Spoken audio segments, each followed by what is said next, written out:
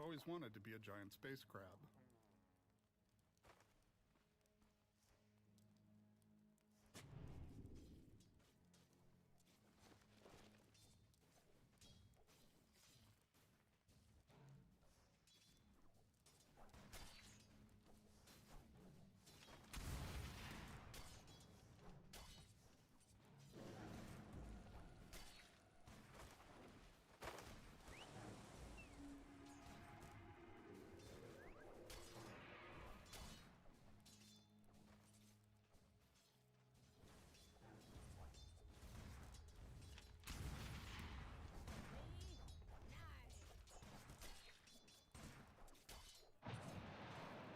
I've always wanted to be a giant space crab.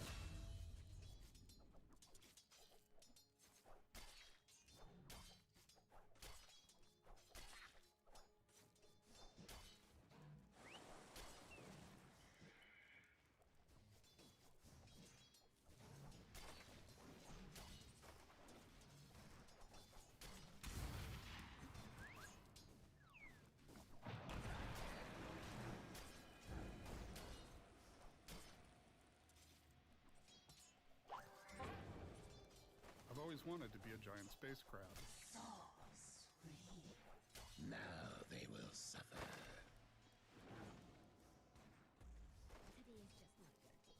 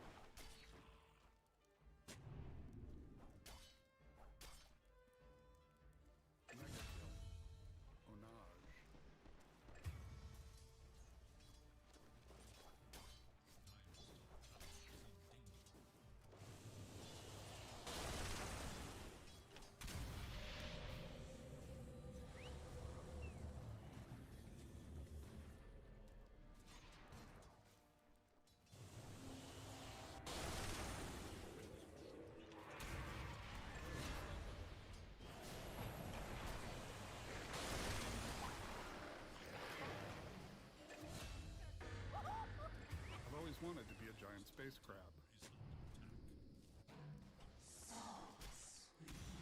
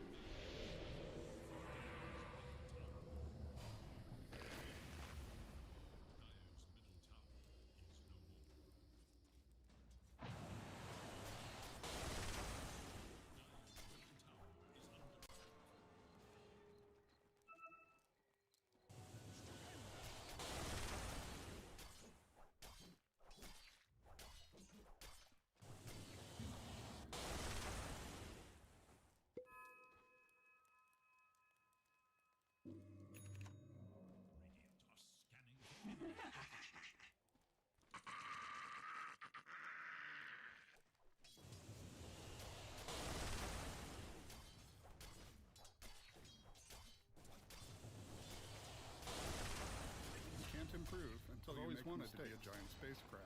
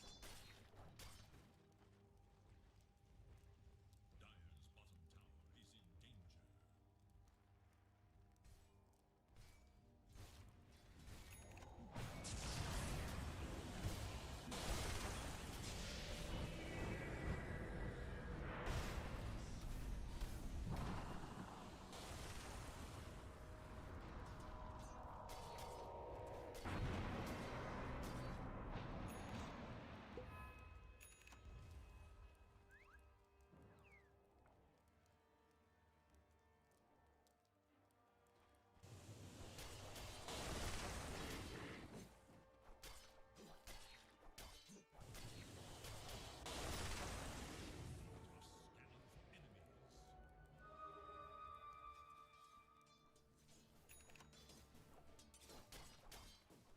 Scanning for enemies. I guess. Dyer's bottom tower is in danger.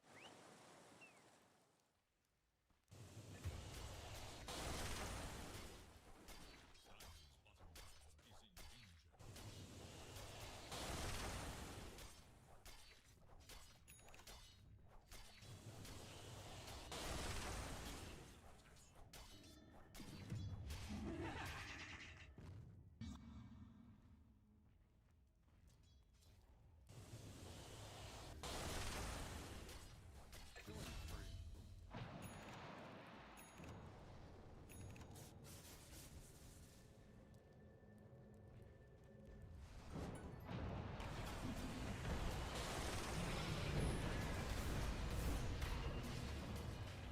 Dominating performance. Dire should look to their middle tower.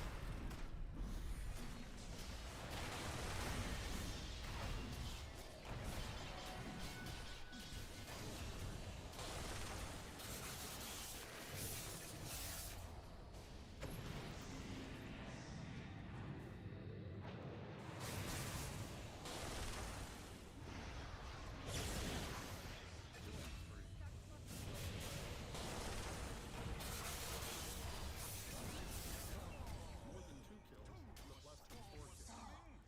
So sweet. Thank you, you precious weak thing. Tower is under attack.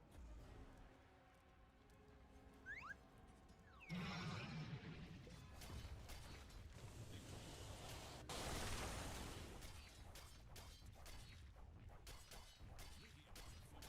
Dyer's middle tower.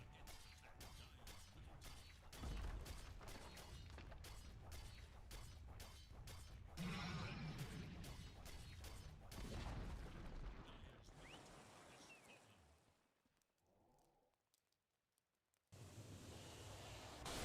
There is little hope for Dyer's middle tower. Dyer's top tower is under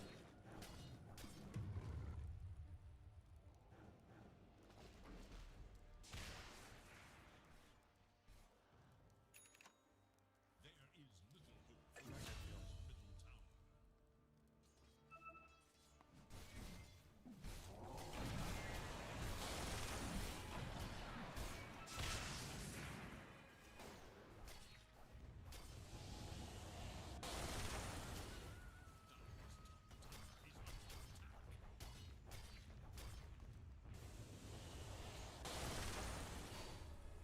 I've always wanted to be a giant space crab. Dyer's top tower is under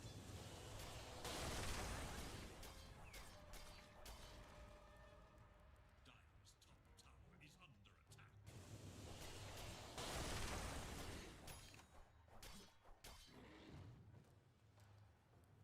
Dyer's top tower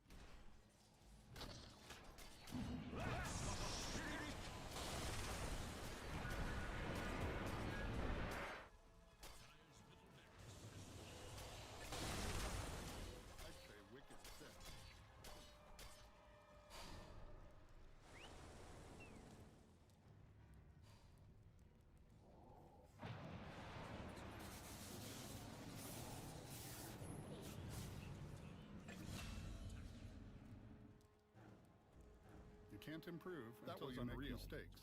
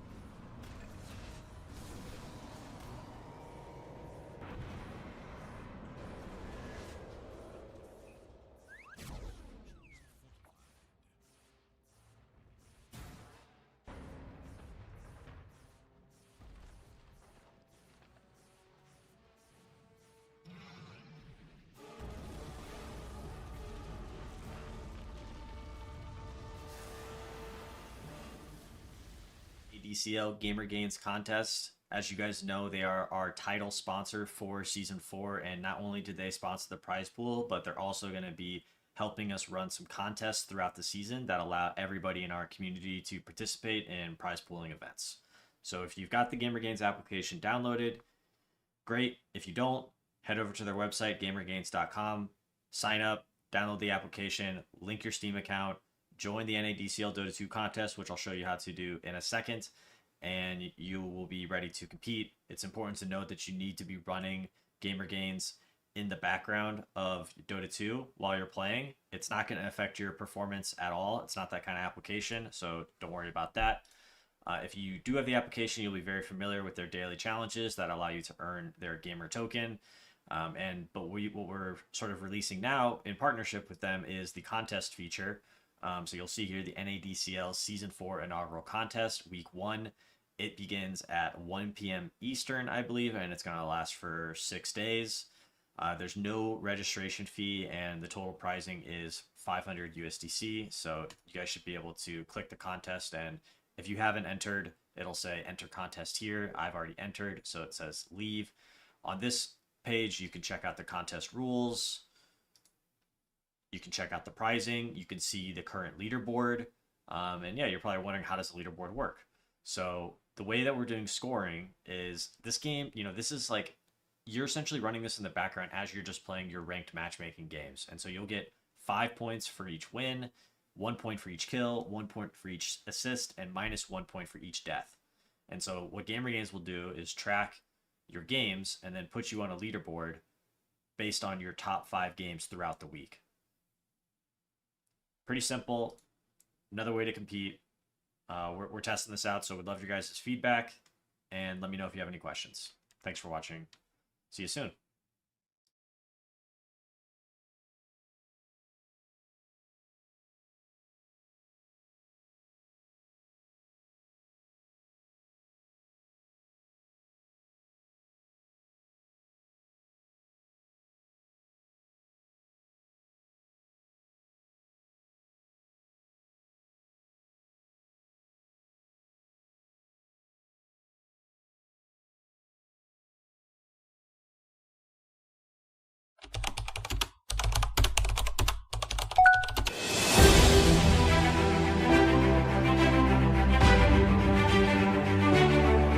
Welcome, gamer. We have summoned you to our realm to help us in the fight against evil. Team up. Choose your class. And get ready for battle.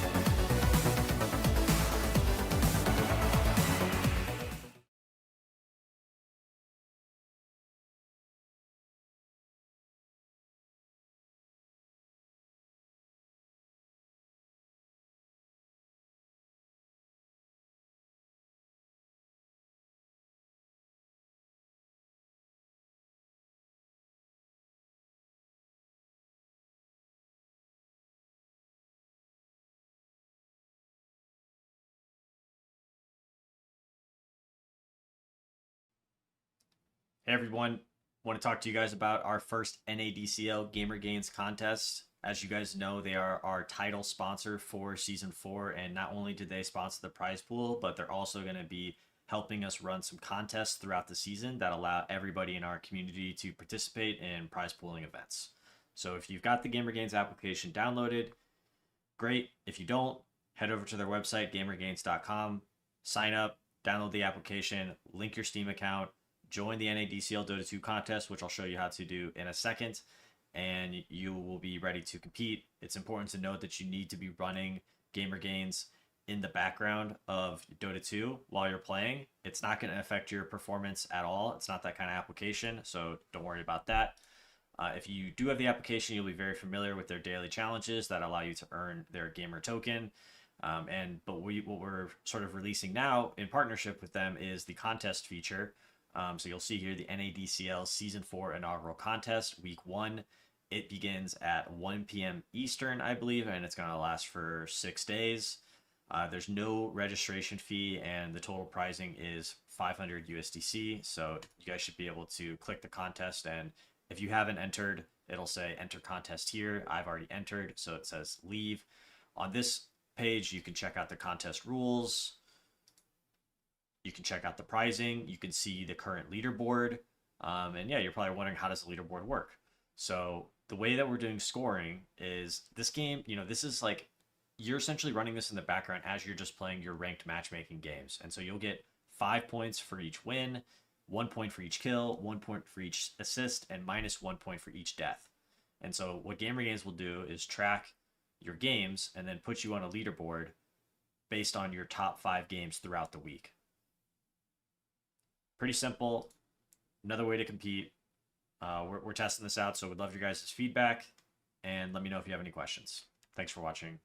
See you soon.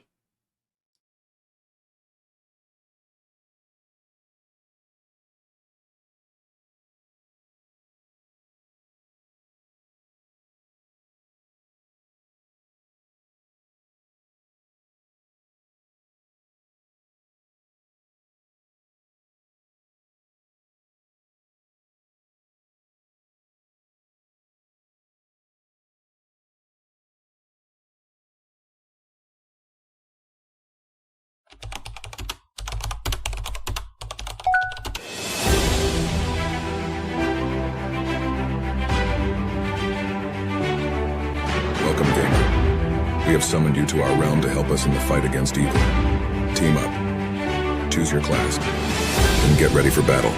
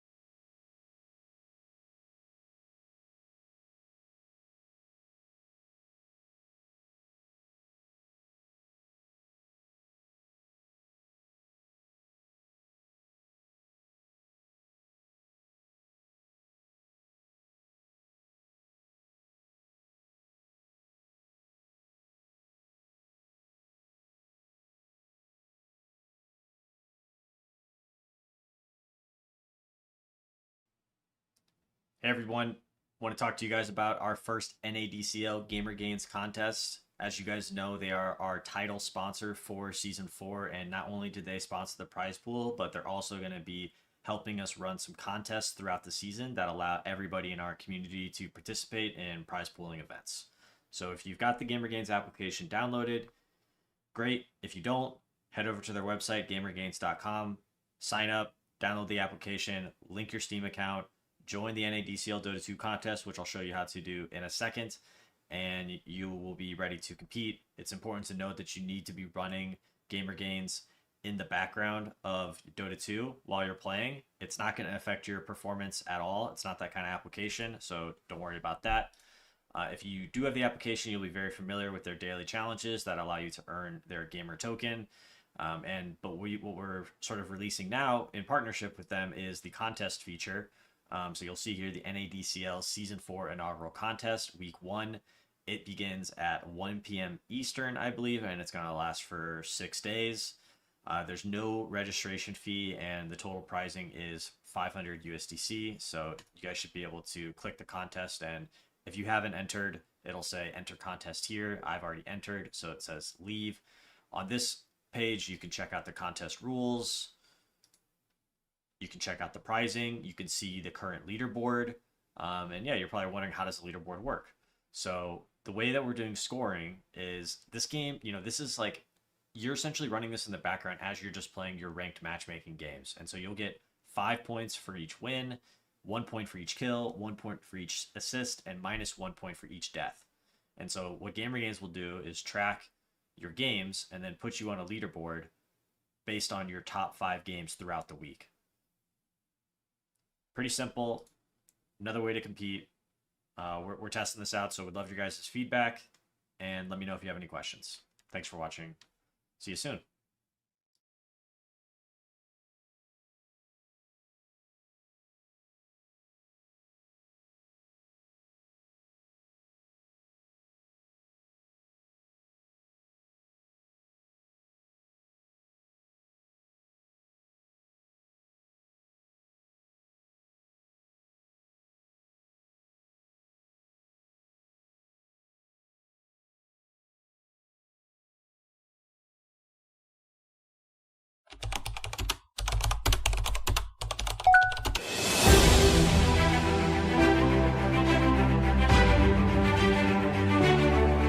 Welcome, gamer. We have summoned you to our realm to help us in the fight against evil.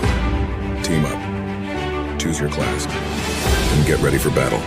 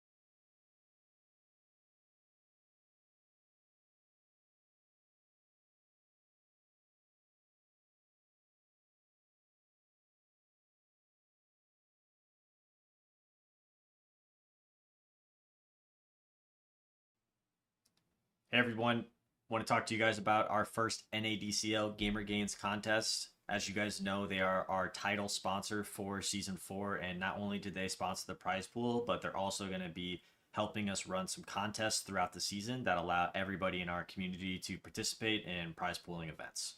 So if you've got the Gamer Gains application downloaded, great. If you don't, head over to their website, gamergains.com, sign up, download the application, link your Steam account, join the NADCL Dota 2 contest, which I'll show you how to do in a second, and you will be ready to compete. It's important to note that you need to be running Gamer Gains in the background of Dota 2 while you're playing. It's not going to affect your performance at all. It's not that kind of application, so don't worry about that.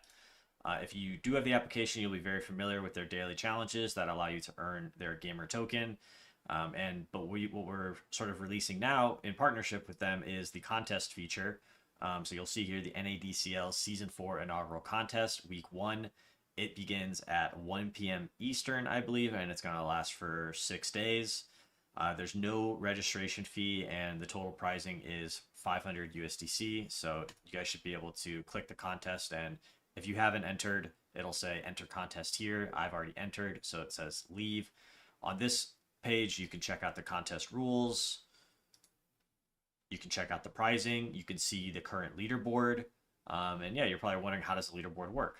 So the way that we're doing scoring is this game, this is like, you're essentially running this in the background as you're just playing your ranked matchmaking games. And so you'll get 5 points for each win, 1 point for each kill, 1 point for each assist, and -1 point for each death.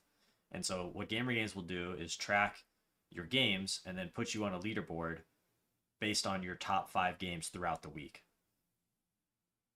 Pretty simple. Another way to compete. We're testing this out, so we'd love your guys' feedback, and let me know if you have any questions. Thanks for watching. See you soon.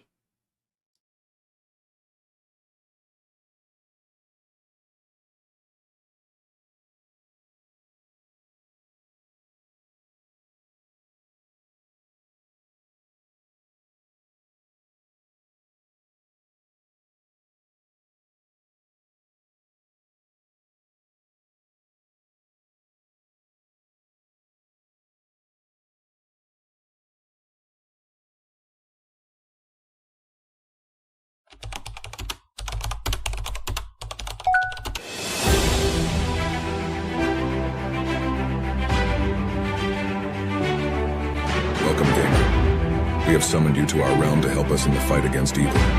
Team up, choose your class, and get ready for battle.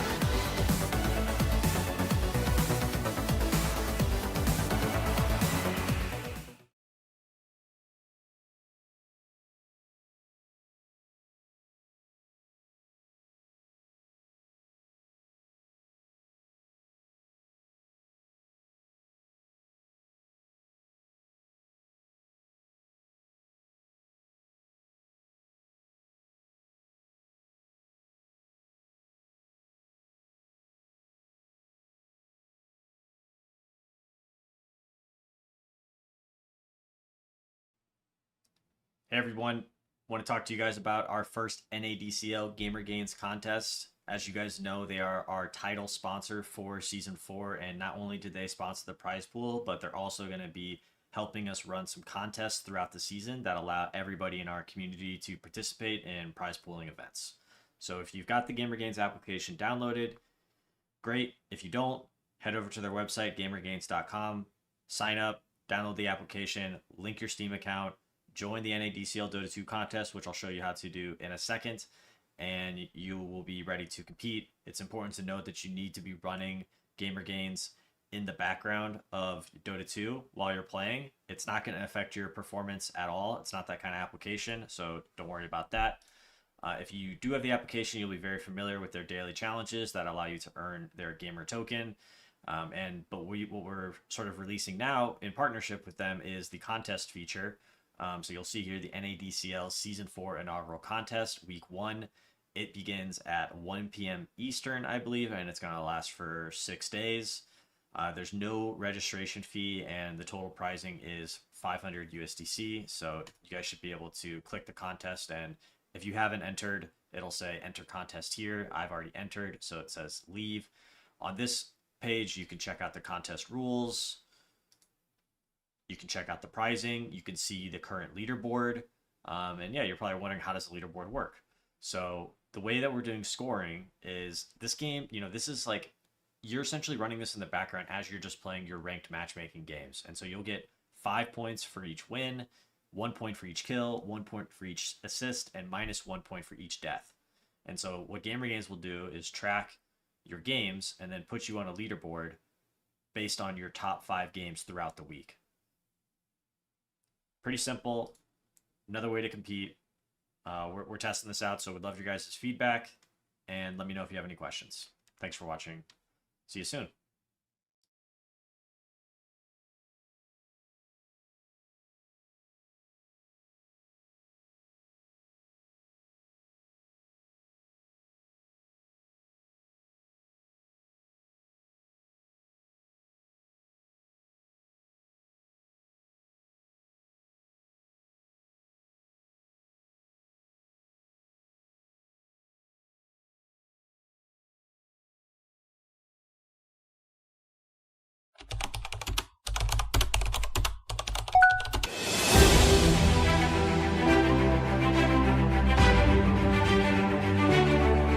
Welcome, gamer. We have summoned you to our realm to help us in the fight against evil. Team up, choose your class, and get ready for battle.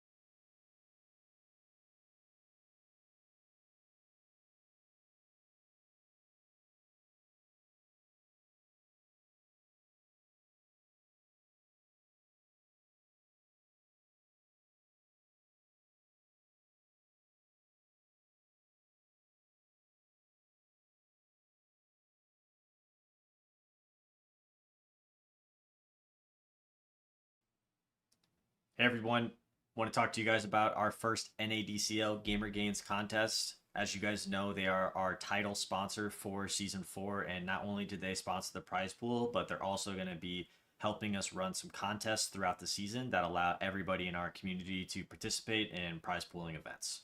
So if you've got the Gamer Gains application downloaded, great. If you don't, head over to their website, gamergains.com, sign up, download the application, link your Steam account, join the NADCL Dota 2 contest, which I'll show you how to do in a second, and you will be ready to compete. It's important to note that you need to be running Gamer Gains in the background of Dota 2 while you're playing. It's not going to affect your performance at all. It's not that kind of application, so don't worry about that. If you do have the application, you'll be very familiar with their daily challenges that allow you to earn their gamer token. But what we're sort of releasing now in partnership with them is the contest feature.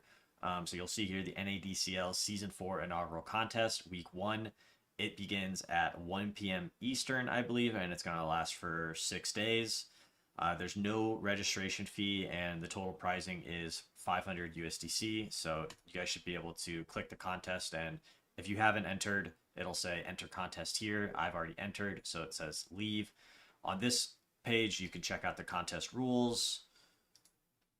You can check out the pricing. You can see the current leaderboard. And yeah, you're probably wondering, how does the leaderboard work? So the way that we're doing scoring is this game, this is like, you're essentially running this in the background as you're just playing your ranked matchmaking games. And so you'll get 5 points for each win, 1 point for each kill, 1 point for each assist, and -1 point for each death.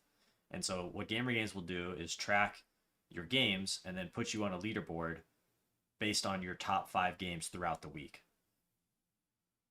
Pretty simple. Another way to compete.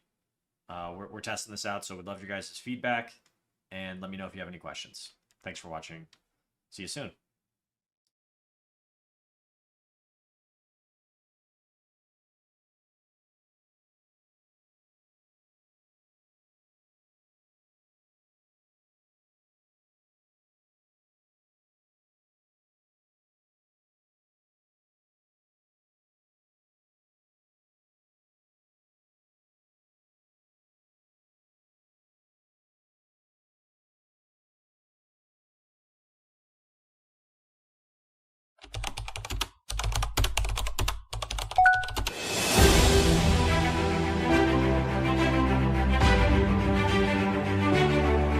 Welcome, gamer. We have summoned you to our realm to help us in the fight against evil. Team up. Choose your class. And get ready for battle.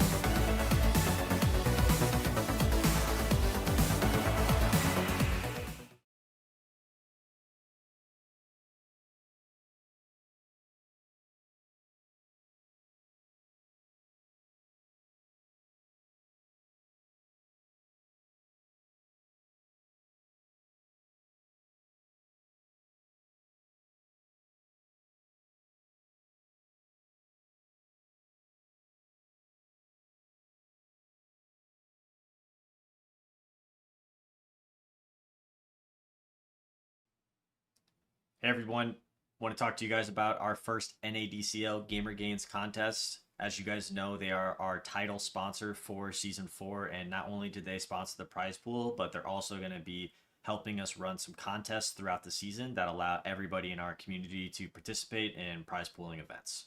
So if you've got the Gamer Gains application downloaded, great. If you don't, head over to their website, gamergains.com, sign up, download the application, link your Steam account, join the NADCL Dota 2 contest, which I'll show you how to do in a second, and you will be ready to compete. It's important to note that you need to be running Gamer Gains in the background of Dota 2 while you're playing. It's not going to affect your performance at all. It's not that kind of application, so don't worry about that. If you do have the application, you'll be very familiar with their daily challenges that allow you to earn their gamer token. But what we're sort of releasing now in partnership with them is the contest feature. So you'll see here the NADCL Season 4 inaugural contest, Week 1. It begins at 1 p.m. Eastern, I believe, and it's going to last for 6 days. There's no registration fee, and the total pricing is 500 USDC. So you guys should be able to click the contest, and if you haven't entered, it'll say enter contest here. I've already entered, so it says leave. On this page, you can check out the contest rules. You can check out the pricing. You can see the current leaderboard. And yeah, you're probably wondering, how does the leaderboard work? So the way that we're doing scoring is this game, this is like, you're essentially running this in the background as you're just playing your ranked matchmaking games. And so you'll get 5 points for each win, 1 point for each kill, 1 point for each assist, and -1 point for each death. And so what Gamer Games will do is track your games and then put you on a leaderboard based on your top 5 games throughout the week. Pretty simple. Another way to compete.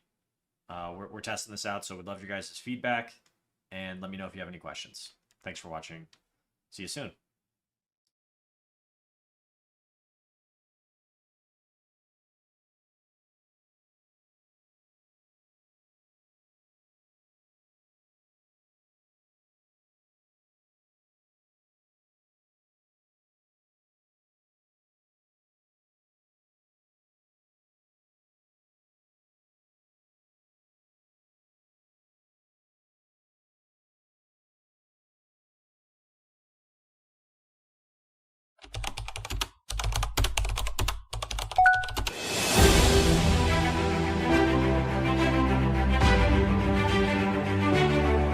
Welcome, gamer. We have summoned you to our realm to help us in the fight against evil.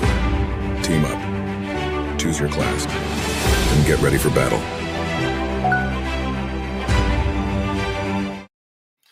Hello, everybody, and welcome to the NADCL Season 4. We've got ourselves our upper bracket here today for our playoffs, and it is going to be the Sporkface.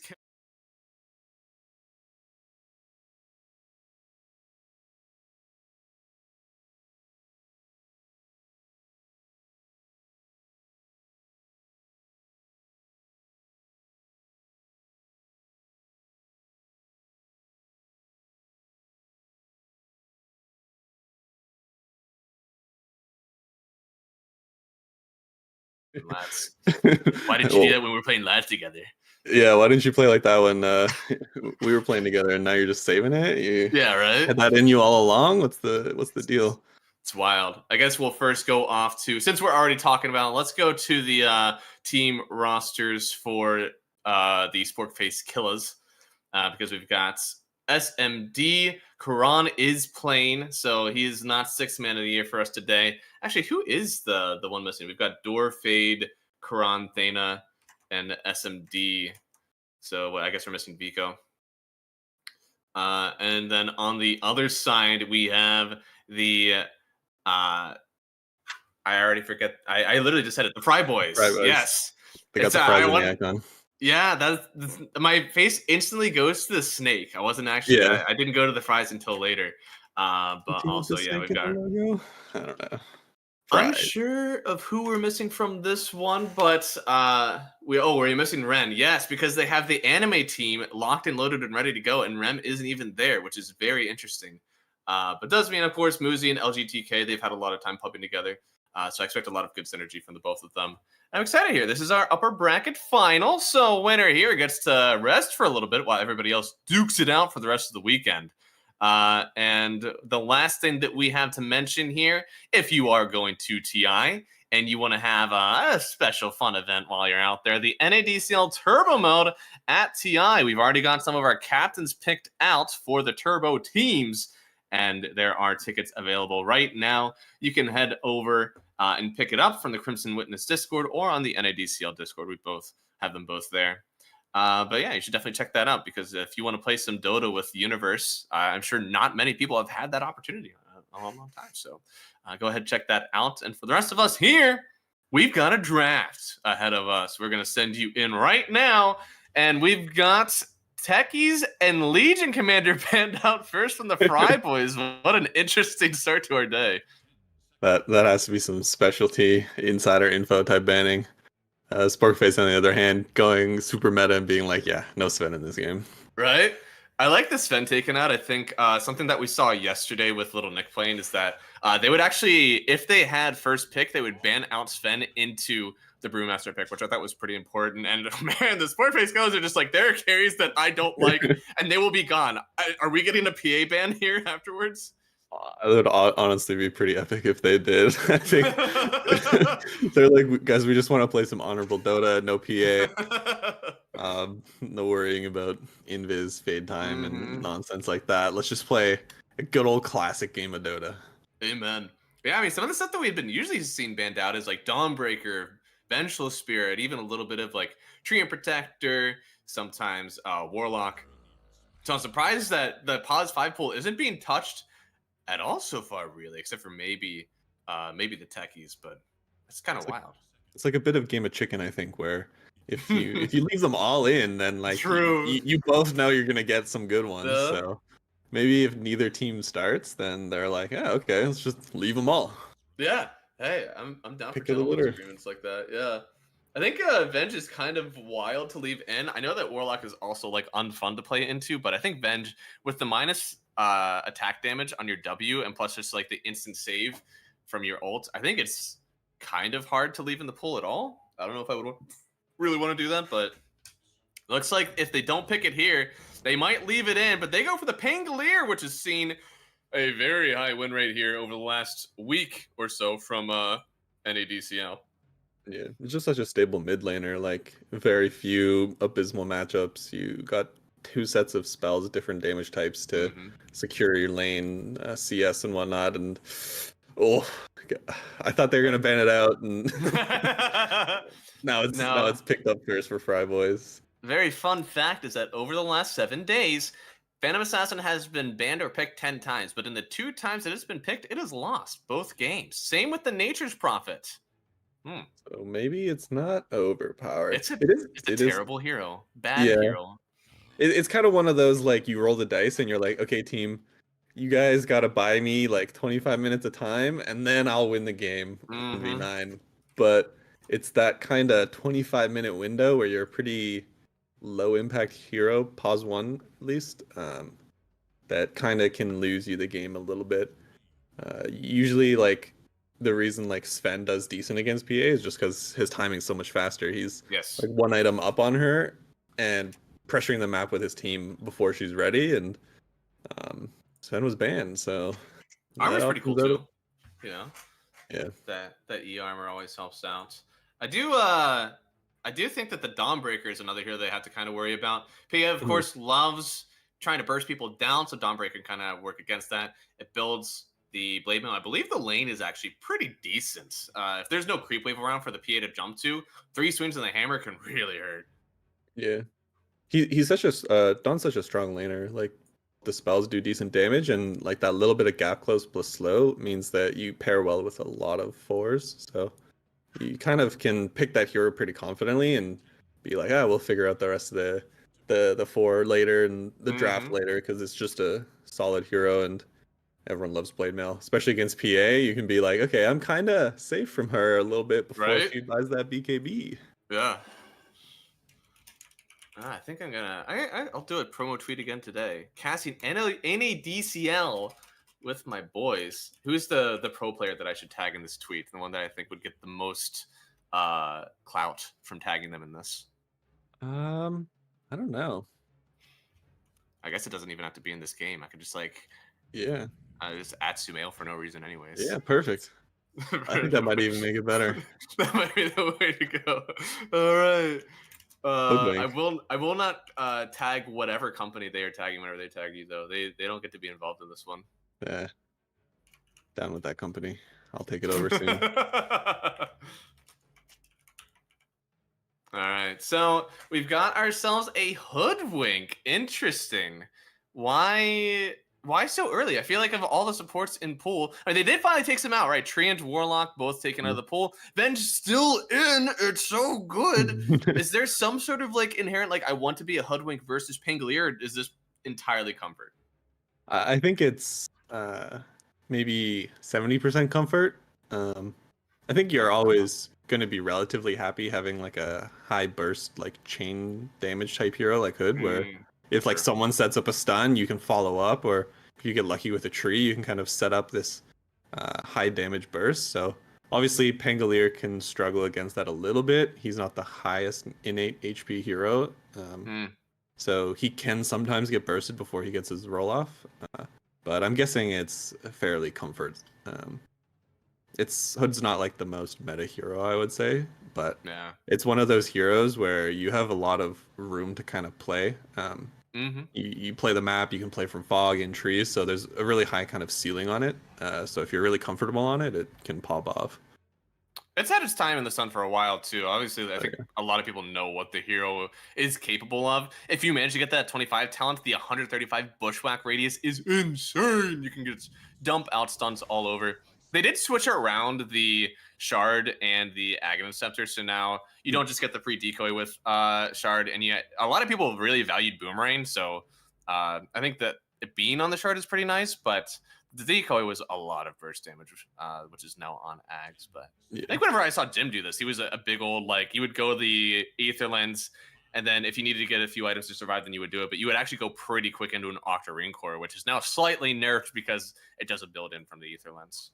Yeah, no extra range on it. No easy pickup for some of the supports who like to build Aether. And some new heroes coming into the pool now. Omni Knight, Prophet, Tide. New in the fact that they are new into this draft, not necessarily into the league. Interested to see where this Omni Knight is going. I'm guessing it's kind of, at least I always think of it recently as a core more than a support. Yeah, I'd agree. So maybe a pause 3 Omni Knight. Maybe if we're feeling really spicy, a pause 1 Omni Knight. That would be cool. I've seen some Omni Knight offlane gaming. Your Shard is pretty nice for the pure damage, of course. You already have the Hammered Earth Purity anyways if you're going to wreck people. It feels like it fits the archetype. It has this ulti, which is a mechanic for anti-burst now, right? You know, PA doesn't just jump on you. She'll still do damage with her Shard, but the rest of her kit is entirely useless then as you pop that. You have this heal. You also have a way, again, of doing damage through her evasion, and you're definitely going to build Blade Mail in this game. It feels like it's the quintessential anti-PA hero. Yeah, it seems like a solid pickup. Your only worry might be that like heroes start getting bursted before or after your ult goes down, but True, yeah. I could definitely see why it has a lot of merit and helps with that chain stun potentially we talked about with like Hoodwink, Tide, even Bane, honestly. Yeah, it's really good versus Bane. I'm actually kind of surprised that they wanted to put the Bane into the Omni. I feel like the Bane's already a very situational hero, and as soon as I see some sort of hard dispel, I'm like, nope, I don't want to do it anymore. But I guess maybe we're thinking the old school way of Omni Knight is a support, but if he's a core, you can grip him and then no hard dispel. Yeah, no, that's the one that I want. Interesting. It's gonna be a great nullifier game though, for everybody here on the Fry Boys. Obviously, Omni Knight. That ulti is actually dispellable, so which is quite nice to be able to play against. And I think so is the shield from Pangolier that you get. So could be good for that. PA coming in next. Solid hero against PA. Just timing wise, it comes online a little bit quicker, and you kind of have this buffer of 6 to however many she gets with the 25 talent. Hits against PA, which is kind of nice. And it's kind of trying to push that like timing where PA is a non-participant bit hard. Yeah. and probably will have a decent lane against Tide, I would imagine. Semi-ranged, high burst. The refraction can kind of help with any random damage you're going to take. Yeah, I mean, that's what you're talking about kind of with the Sven, right? Sven is going to out-timing you on the PA and going to be dominant for a lot longer. So TA definitely feels like it fits that. Also, winning the lane versus the Tide is always a great thing to do. I feel like one of the only better heroes would have been Slark in my mind. But I guess maybe they didn't want to do that with the AoE burst from Hoodwink. Technically does have a Bushwhack and that sharpshooter that you can do while you're still in your ulti, so it doesn't always feel that great. But no, I still like the pick. It feels like you should be able to just dump through the supports also, I think you mentioned. So, a good game all around. But is this enough to have, roll as your stun? I mean, surely you need one more. Yeah, I think they might be looking for a CC. They possibly are looking for a support here. Omni Knight's still a little bit of a question mark. Yeah, I guess so. The biggest flex in the world. I've never seen this hero. Where is it going? I've seen it in pubs / played it in pubs because it's just fun to hit people with the shard, but I haven't really seen it too much. Besides, I think 3-3 or someone played it in one of the recent big games, and he had this cool blink build going on, blink shard, which looked really fun to play. Yeah, I think it looks like they're leaning into this. Let's try and bang out a win before PA comes online. At least that's the way their draft has seemed to progress. There's not too many heroes that you feel comfortable going ultra late against PA. Abba? Oh, Ben there it is. that broken it. hero. Yeah, that's still in the pool. I was kind of leaning towards an Abaddon actually in this one because it's very good. Versus the Tidehunter, if you get ultied, you can just press your ulti and then shield someone else and get everybody out of it. Also very good versus Bane, your literal ungrippable target. It seems like they have tons of damage in the Pangolier TA, and I think Omni Knight is going to surprise people with the damage that it puts out. This one is very good too. It still fulfills that save mechanic.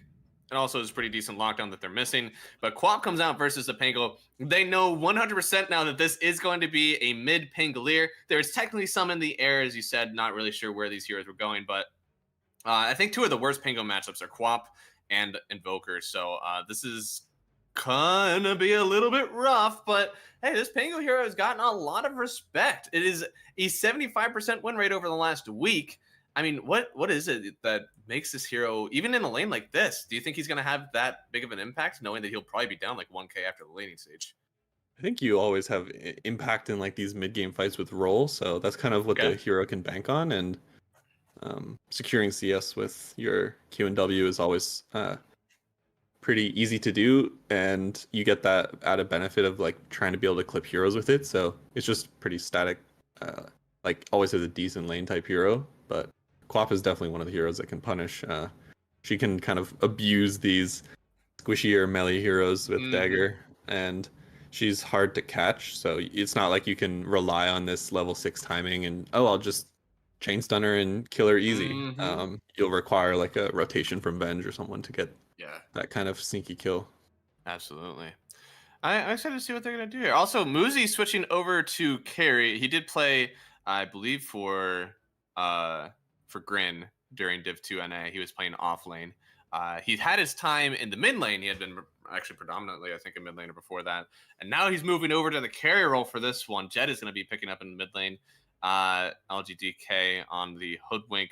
I think this is...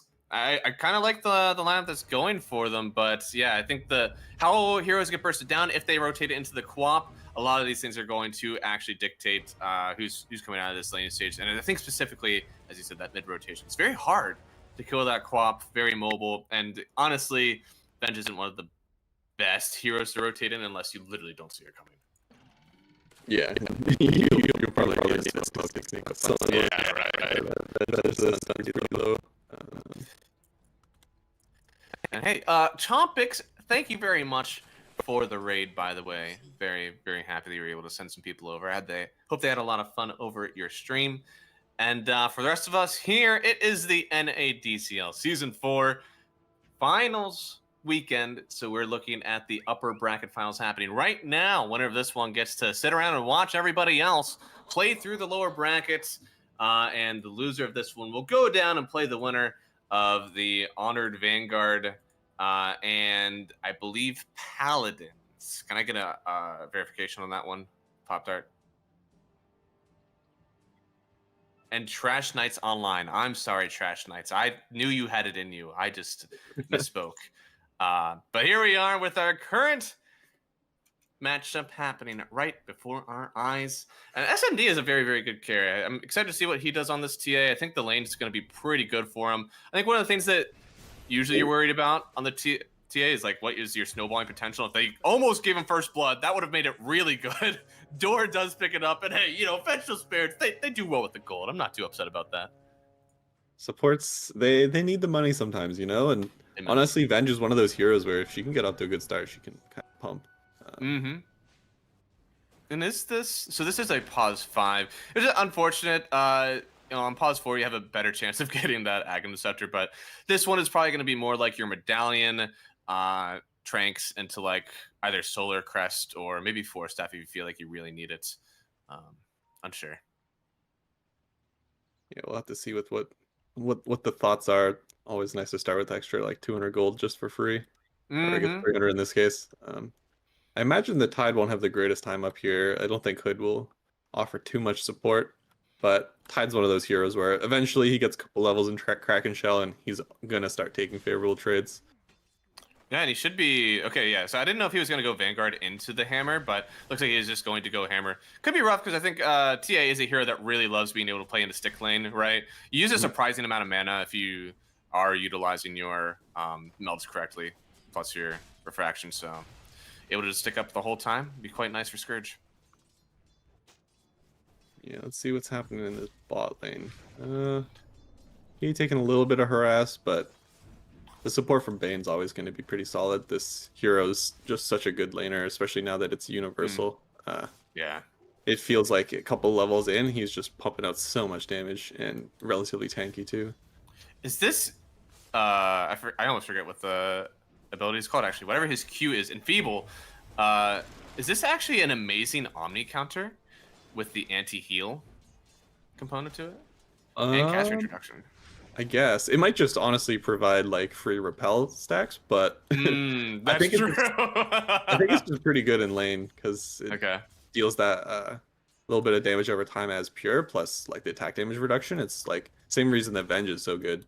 Makes your early level trades so efficient. And Bane's always been this kind of lane monster. Previously with Brain Sap, but now he's got a different build to go for. Oh, they're trying to go on Thana here. Wants to TP away and actually going to get healed up. Stops the TP. They want to get the kill, but it looks like Muzi will end up getting it on PA. And just jump away to the wave. All right, very nicely done from the both of them. Think this is a corrosion lane for Muzi, or would you rather just see him go right in for the Battle Fury after treads? I think you're going to struggle against the pure damage from Omni Knight at some point. Okay. I imagine you might not be able to just go for the lane win. With I would agree with that, yeah. Looks like they will get the kill on the Bane. Unfortunate. He used all the enfeeble that he could. It wasn't enough. You can only enfeeble them by so much. Yeah. Oh, there is no... Oh, man. I could have swore there was heal reduction on enfeeble. What can you do? Top side. Looks like they're trading around. They will get the kill on the Tide Hunter. And, you know, LGDK, he wants to keep up the trading. He sees two very low heroes and wants to get something done, but it's hard. There's a big wave right on top of SMD. He just wants to get this cleared out, and he'll be very happy if he can just get all the CS. Ooh.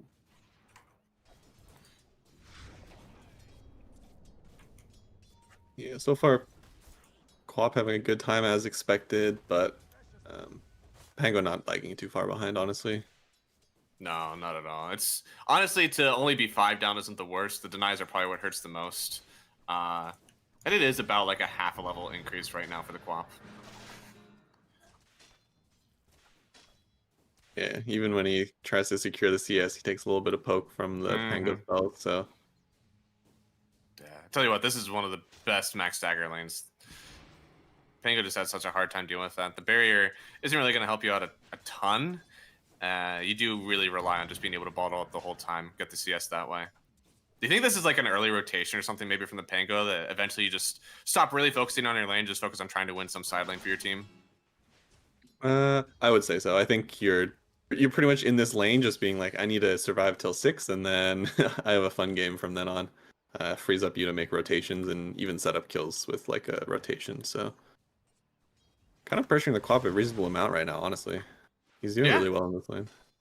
No, for sure. I mean, we'll see. I think Omni is, again, definitely a hero that if you get the right items in this game, Blade Mail specifically, I think is on my wish list. I think it's definitely really hard for PA to even play against you for a while. Is if you take a lead, it might be that PA doesn't feel comfortable playing against you until Nullifier is out. And that's obviously going to be a ways away if she's not able to get her farm. I think she'll feel comfortable when she gets eggs. Oh, top lane actually. Oh, yeah. LGDK in a bit of danger. Doesn't have a Bushwhack to use. Just trying to use the Acorn shot to slow everybody down. And it looks like the... Yeah. Centaur playing for Radiant, it seems. Does get the stun to stop everything for a while. But oh no! Shows his face on LGDK. Maybe didn't have to do that.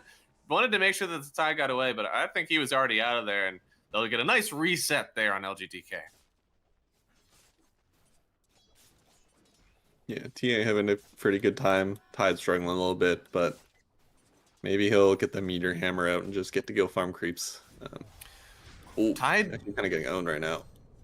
Oh, yeah. Oh, a lot of damage there, and they do get the kill, my lord. Yeah, I mean he does need to get this meteor hammer as much as possible. The biggest thing that he can do for his team is be a tower threat, and if he's not able to get that for a while, I mean, man, 13 CS, his Hoodwink is about to get this with the wave under tower. So yeah, SMD, as we said, very good carry. Very good at Dota 2, so if he's allowed to have a start like this, he could definitely just take over this game and run away with it. Yeah, that's kind of the game TA wants. Like, she needs to snowball and keep snowballing into a win, and anytime the kind of gas comes off, she's probably going to be at risk of losing the game to PA. Mm-hmm.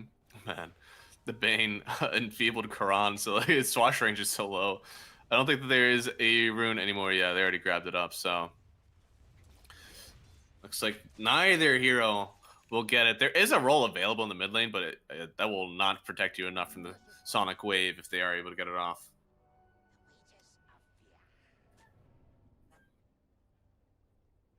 Yeah, game, honestly, even though the kills in CS are pretty favoring Dire, it's not looking too bad for them, honestly. Only a 1k lead. It could be much, much worse, that's for sure. Yeah. I think Pingu, man, really just wanting to trade big. Door actually TP's in for this one. Is like free? For free? And Karan's able to get the swash to pick it up, so that's very good for his net worth. I mean, as you said, he's got a few denies. He was a little bit low on the levels. But now he's only 500 down off the Quap. So thankfully not too bad for them. Looks like LGDK did try to... actually did steal. No, I guess it was his run. So got the run, yeah. And Thana, does he get this? Yes, he does. Never stack Ancients. This is the lesson today, okay? They will always work against you. Yeah, never stack Ancients, guys. Your pause ones don't need them. Nope. Never. Muzi. I mean, I guess his CS isn't actually that terrible for himself. I think the worst part is that he has had to ferry a little bit of region out to make this happen. Thankfully, he's still more farmed than Tidehunter. So there's some happiness. Yeah. Tide's still struggling a little bit here. A couple levels down on TA at this point, which makes the lane really hard once he's 6. Tranche through 3, not able to collect the kill. And this is kind of what we said, you know, Karan wants to make these moves. Doesn't really want to play the lane that much anymore. But because he did this and didn't get any gold, I mean, this is just blessings for the Quap. Able to get the rune for free, likely. Yeah, gonna blink the whole way around. But, all right, picked up by Door. They're in on top of the Quap, actually. Already used a blink to try to get towards the rune, so... Door is going to get the pickup again. First blood and the last one, too. Yeah, that was a really clean jump. And they're going on TA right now? Oh, yeah. A lot of tick damage, actually, with this Bushwhack. He'll finally get the refraction off now. Muzi in a bit of danger. Went a bit too far, it seems. Fade is going to throw one Hammer of Purity and get really close, but a nice jump away just in the nick of time. Muzi could have gone down there, but he's actually still stuck under the trap. And the tick damage, SMD actually from downtown will pick up the kill. And he wants a little bit more. He's going to slow up LGDK. They killed Bungus under the tower, and one more Meld Strike might be enough for them to get LGT, and it will. And they even get the Quap. Jen tried to show up and save them, and what? You read it. It was already a very close game. The CS didn't look that out of sorts, but now, after this massive rotation failure from Fryboys, it's a 5k net worth lead pre-10. Yeah, it's honestly it kind of started bad once they went on TA, and she barely lives with enough to refraction, and then you're just in this lane where there's like 5 traps down, and it's just so hard to fight there. They bring everyone, and honestly, really good rotations from everyone that like whole last like 2 minutes. Oh boy, and it looks like they may get a kill on Pingu as well, but a nice bushwhack. Looks like they'll turn this one on Thana. One more hit, and they get it with the blood grenade last tick, and then Fade holding his ground here. That hammer is putting in some mad DPS. You said it, like, eventually you will be threatened. The good old 403 build, he doesn't even need the physical protection. He just knows that he will out-heal and out-damage the PA if she continues to stay in this lane. Yeah, the pure component is just crazy against some of these, like, Agi heroes who intrinsically rely on armor to kind of take favorable trades. Doesn't help so much against magic, it helps nothing against pure. Just walked up to the lane, took a purification to the face, and that hammer, very, very pure. They get a kill on Thana as well, likely. They lose Bungus on the top side, but they're still healing up Thana. The swap actually to take some of the damage instead on Door. They still end up getting the kill on Natures, but Jed has a blink away now, and Karan hit by an invisible wall, it looks like. I don't know what on earth was there to stop the roll, but he'll get right up where he wants to. A perfect spot for the Pangolier, and now a 6,000 net worth lead. It just continues to pile up here, it seems, against the Fry Boys. But hey, there's a kill, and, well, there's another one. You could definitely make the argument that when you're behind, trading kills is very good, so... That's I'd true. say as a Hood, perfect. That's exactly what you need. Just gotta get something. All the other things that happen bottom, not so perfect. But you got a couple kills, so you can't be too sad about it.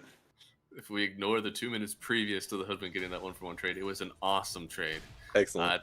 At this point, though, I think the Tide is a bit of an issue. Still trying to get that Meteor Hammer. I mean, literally doing everything he can, other than, like, I mean, I guess foregoing points in Anchor Smash.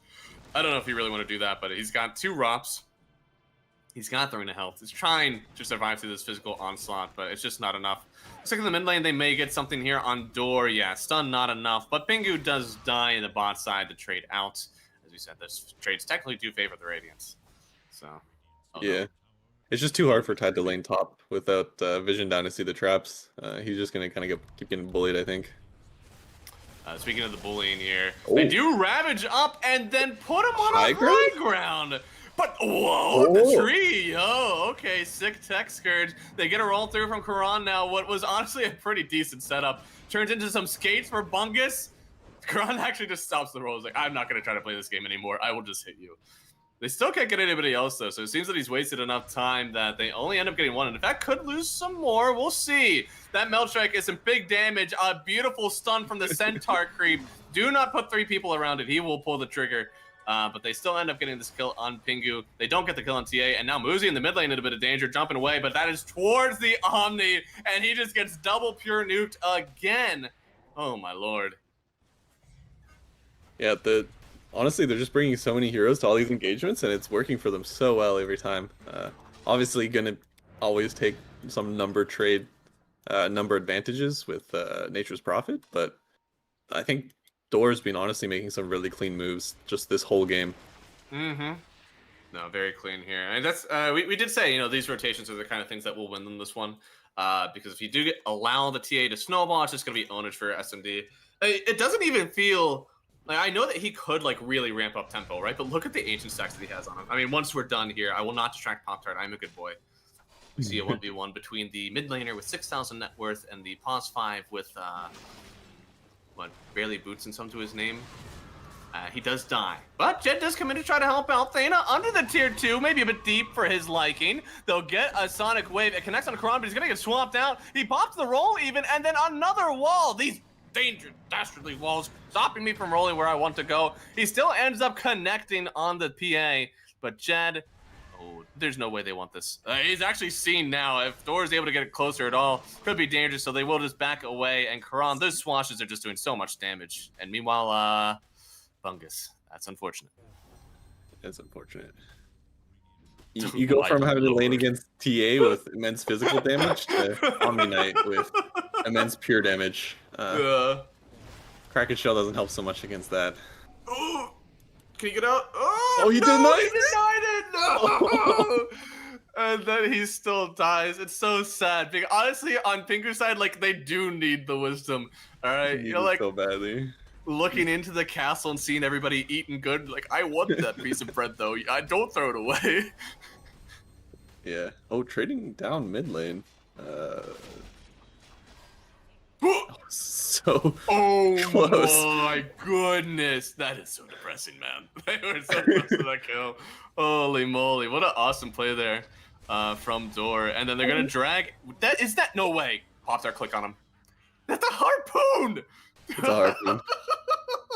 That's not even shard yet. That's just know. hammer purification. It can get way worse than this in about my 10 lord. seconds.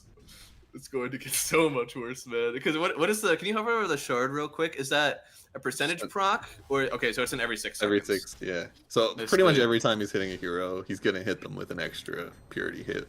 Yeah, Jesus Christ. Yeah, it's gonna be really hard. I mean, your team. Obviously, there's no protection for pure damage other than literally raw HP. And Tide sometimes can have that, but he just hasn't been able to get a lot of space in this game. His top lane was a massacre because SMD is a god at this hero and also just very good at Dota 2. He wasn't really able to lane against the Omni Knight, so he's still level 7. Door is a much more leveled, unfortunately, than our Tide Hunter. So they have a lot of coming back to do here. 6-27, they are losing a little bit of the map for going for Roche. Obviously, they will start to make up for it greatly with the Aegis and running it down. They don't have a Blink Dagger just yet. It's another, like, what, 600 gold? Oh, Jet's kind of looking for it. Yeah? He jumped in right now. Oh. Oh, no. I mean, he does end up getting the Sonic Wave out. He just doesn't have the damage. He needed a level 2 one, honestly, but him being only level 9, he just doesn't have the damage output that he needs, so they lose another one. Somewhere across the way, they also lost the Tide Hunter. The shard. The shard came out. Oh, no. Not the shard. Oh, God. Dude, just like 2 in a row. Oh, that's so disgusting, man. So much pure damage. Tide really relies on like the reductions. Kraken Shell plus often he'll build some kind of aura. He doesn't have the most like raw strength gain and HP pool, so sitting at 1400, not quite enough when you're taking 1k pure. Not at all. Take notes, everybody, okay? I see these people in Dream League that are scared of the PA. I'm not, okay? I look at the NADCL games, and I know what the counter is, and it is Omni Knight, okay? Watch some good Dota, and then you won't be so scared of PA anymore. Agree. Oh, they're running at PA. They're gonna demonstrate why not to be Oh, scared. no! Dude, we literally get, like, she was at full health when you said it, and Pop-Tart could not tap over it soon enough to see her life. Pinky was like, just kill me! Just end it! I don't want this anymore! Your only hope really this game is that PA comes online, but she has no map to get creeps, so there's really no way to come online. That's one of the hardest things too, right? Like you just need space, and you can't just keep farming Poverty Row. Like those top lanes are not enough for you, especially now that SMD, like he's ready. He wants to play Payday just like me. You know, he's going high ground. Yeah, he's got honestly all his core items to just start being a monster. Blink, Deso. Oh. Fade. They call it. God, It's too much. This is upper bracket, upper grand or upper finals here at NADCL. Did they cancel? Okay, never mind. Yeah, they do end up calling the GG. An amazing Omni Knight game. I think that at no point he was really feeling threatened. This hero looked insane. As you said, 33 has played it before. We know that this hero has been like popped off a bit, but I've never seen it with this amount of success. I mean, this is the fattest Omni Knight I've ever seen. Holy moly. Yeah, like it's just I don't know. It's just so good when you are farmed by this like 15-minute mark and you have one item plus shard. Like you just run around dealing so much damage, and honestly, like the game was going even until it seemed like there was one bad move top, and then from there it just started spiraling. Yeah. I think the key problem there was that the spiral started when both the mid and off lane were struggling, so there's really no one to bring them back into the game. PA innately not going to be able to do much in the first like 25 minutes, and if your mid and offlane are also both having a rough time, then there's really no one to kind of keep you from spiraling farther. Mm-hmm. Now, do you think?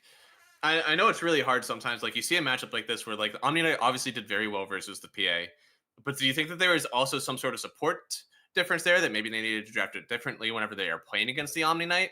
Or do you think straight up, if you are playing PA, you cannot play against Omni ever? Like this hero has to be banned out.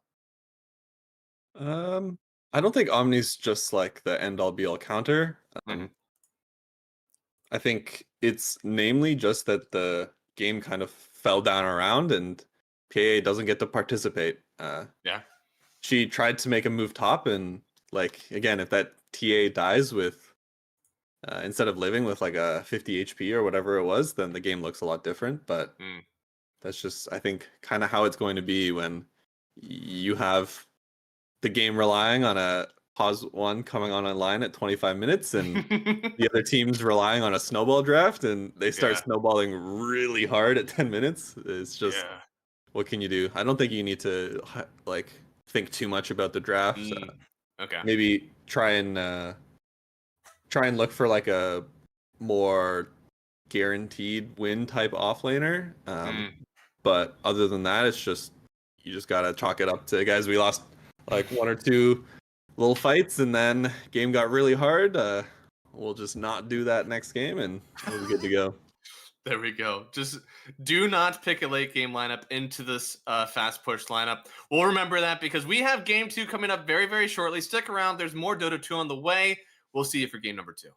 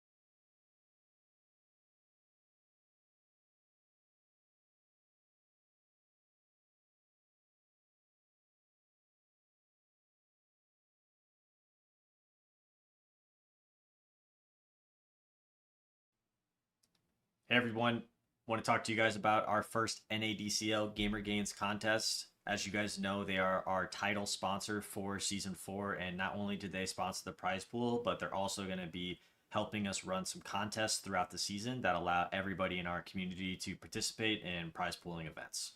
So if you've got the Gamer Gains application downloaded, great. If you don't, head over to their website.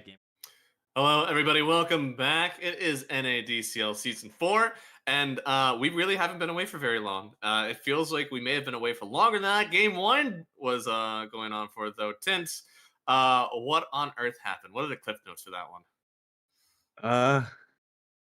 TA strong laner, Okay. Omni Knight strong in lane, and with Shard. Oh, no. And He seems like such a great hero. yeah, maybe he should be picked more often, and we'll get to see more of this cool hero. I would be down for it. And we'll head I'm a over to the fan. draft to see if they will pick it more often. Once again, we see the Sven band out almost instantly as the Brewmaster also goes away. But yeah, I'm interested to see if we do PA quickly. Does the Omni Knight just get shoved out again? Or even better, if you're Fry Boys, do you like, what is it, 7-ban Omni 8-pick PA? That would be elite. Yeah, I think maybe they've kind of demonstrated how you can play against this fast PA pickup. Just pick a couple heroes that are like decent against it and try and snowball a win out. So I imagine if you're Fry Boys, you might take this plan back to the drawing board and be like, okay, let's pick a stronger laner, more impactful or in the early game type pause 1, and don't first pick the pause 1 and just see what happens then. But it's hard because a lot of teams have just in like the recent like pro games have just been first, second picking like Svens and stuff. So it's you kind of have to pave your own way right now. Don't follow the meta. Pick what you want. Be meta defining players. Exactly. Looks like right now there is a PA still left of the pool, but there's also a Vengeful Spirit. Pango's been taken out. Undying. Interesting. There's a good laner. It is a good laner, that's for sure. I know some people will say that Skywrath Mage is actually quite good into the Undying. You're able to silence him, run away. You don't really have to deal with the Tomb. You also have good magical bursts so that he's not able to play these really long fights. Just kind of anti what the hero wants to do. If you want to go ahead and attack the Tombstone, there's like your Mirana's, technically Snapfire. Lena even. What do you think is maybe a good on 8-pick or on 9-pick here? I think you probably just have to take Undying for what it is. It's going to be a strong laner, and I don't think you want to overly commit into countering the hero. Okay. Pick kind of you probably want to keep your focus on your own lane, and if something like a Mirana fits, then pick it up. Okay, they're gonna pick the first. Okay, the early PA on the Sporkface team this time. Please bet on me. I don't want them to bet. I want to see if this is easily replicated by everybody else. That would be pretty nice. I mean, otherwise there is some other stuff that you can do. Obviously, the PA had a really rough time in lane. If you're able to get some sort of lane winner to help you out there, then maybe it's a bit better. Something like your Enchantresses, Undying actually comes to mind. Warlock is pretty okay at it. So they could do something like that. Yeah, I think you'll really want to make sure that your early mid game is strong. You don't want to run into the situation that Fry Boys had where the game starts going bad and you can't look to your PA to join in the first like 15 minutes effectively. So yeah, I imagine they want to pick some strong laners / strong early mid gamers. Dawnbreaker trying to fix that. Yeah, for sure. You want to try and like buy time almost. Yeah. Yeah, I could imagine. Like Kunkka. Yeah. There's still maybe if you really want to go. Oh no, they took out the tree. I mean, it's still Venge, and hey, Door played it really well, so we could go again. Yeah, there was like a rotation where it was like the start of the spiral where he set up a kill on the Quap mid, and I wanted to shout it out, but it kind of it was the beginning of just chaos all over the map, so we didn't get to go back to it. But yeah, he was set up bottom for the rune, and when the Quap blinked away from top lane, hopefully she was expecting to go get the bottom one. He was just waiting there with a stun, and that was kind of the beginning of the end. Yeah, these mid rotations are insane. Help Quran out. Help my boy. I want to see him have a good game again. They ban out the Kunkka here, which very good at team fighting, area control, good against these mid laners such as your like Quamps, Vokers, even like Zeus if you really want to try it. He's been seeing some forays into the pause 3 role as well. That's true. Yeah. Similar, likes to buy that early blade mail, which is kind of trendy on pause 3s right now, and just really strong early game fight. Warlock. That's one of the 20 heroes that we mentioned could be picked here. Yep. Warlock, you knew it right off the bat. Yeah. Strong laner, Warlock. Early game fights, Warlock. It's definitely good. I think because you have the Warlock, it kind of opens up. Like you have this BKB piercing disable, so it kind of feels like control. You also have a lot of damage that you pump out with your Fatal Bonds, with your Upheaval.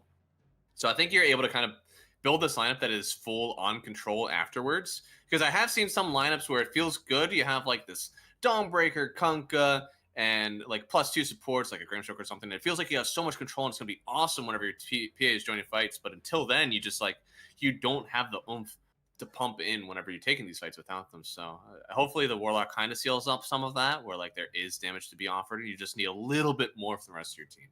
Mm-hmm. He's just such a strong laner now with his reworked spells. They both deal so much damage, and he doesn't even need W anymore. Just if you kill the enemy, you don't need to kill your ally. True. And Dawn Willow coming out. Okay. And the responsive Shaker. I like it. Okay. So, I mean, it's obviously a very good mid laner. I think Quap still being in pool means that Jed is going to play Quap. I think it's still a decent lane. You definitely max out your Q. I don't know. I don't see any reason not to do it again. Yeah. I think it's probably a solid pickup here, and Blink's always going to be nice because you can worry a lot less about the Warlock's slowing AoE that just makes you depressed halfway through the fight. Yes. Oh my goodness. Hey. Are they protecting? Do they actually think they're going to get Huskard or something? They're like super protecting? Oh, never mind. They just are seeing a Dawnbreaker and are like, hey, this spell is cool. Yeah.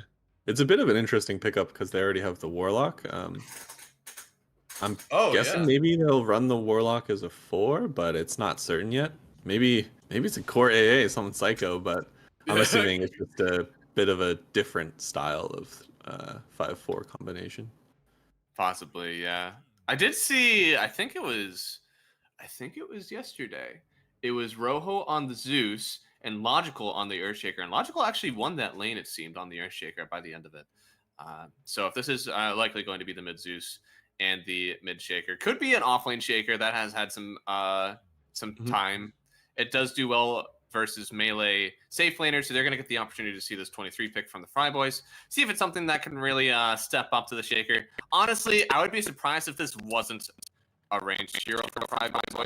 They already have on 9, but they could also get something that's just a little bit better to initiate on as Sporkface Killers. Because the alternative is probably that your Undying is getting gone on first, or your Zeus is, and neither of them feel fantastic because the Dawnbreaker wants to counter initiate him. Yeah, it's the AA pick kind of makes it annoying because some heroes you might be considering, like the Facelesses, are just, it's not hard countered by AA, but it just doesn't feel great. Nope.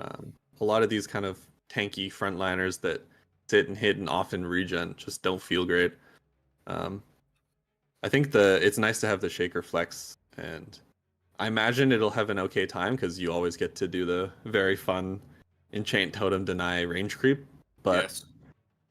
I think you won't have some, like, at least from what I assume are the 2 supports showing, Warlock and AA, you won't have great rotations, so you might not be able to, like, push the Zeus right out of lane. He might just kind of be this presence of queuing the wave out and then going to farm jungle. I wonder if this is a Deucer angle. I feel like the hero kind of fell off the map, but yeah, I could see the Deucer into the AA. You don't really care about not being able to heal up. You're still all mana reliance.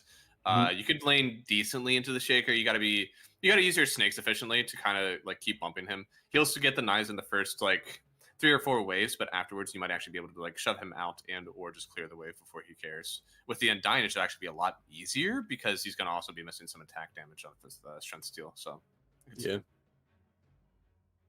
It's kind of fallen out of favor a little bit, but on paper it has some good matchups against some of these heroes, and you can be a bit less wary of PA's burst because you just have such high kind of raw HP in your mana shield that you don't really care so much. Yeah. I don't even know. I mean, the alternative, because you got to be initiated on, right? At this point, you're just like, please Dawnbreaker ulti on top of me and hope. The alternative, what? Like, Wraith King? CK, maybe? I don't know. Yeah. TB, technically just because you're able to sunder out of the TB looks solid, AL. honestly. And then, like, if you're going off that route, then also Weaver. Troll. That's not it. That's not it. Interesting.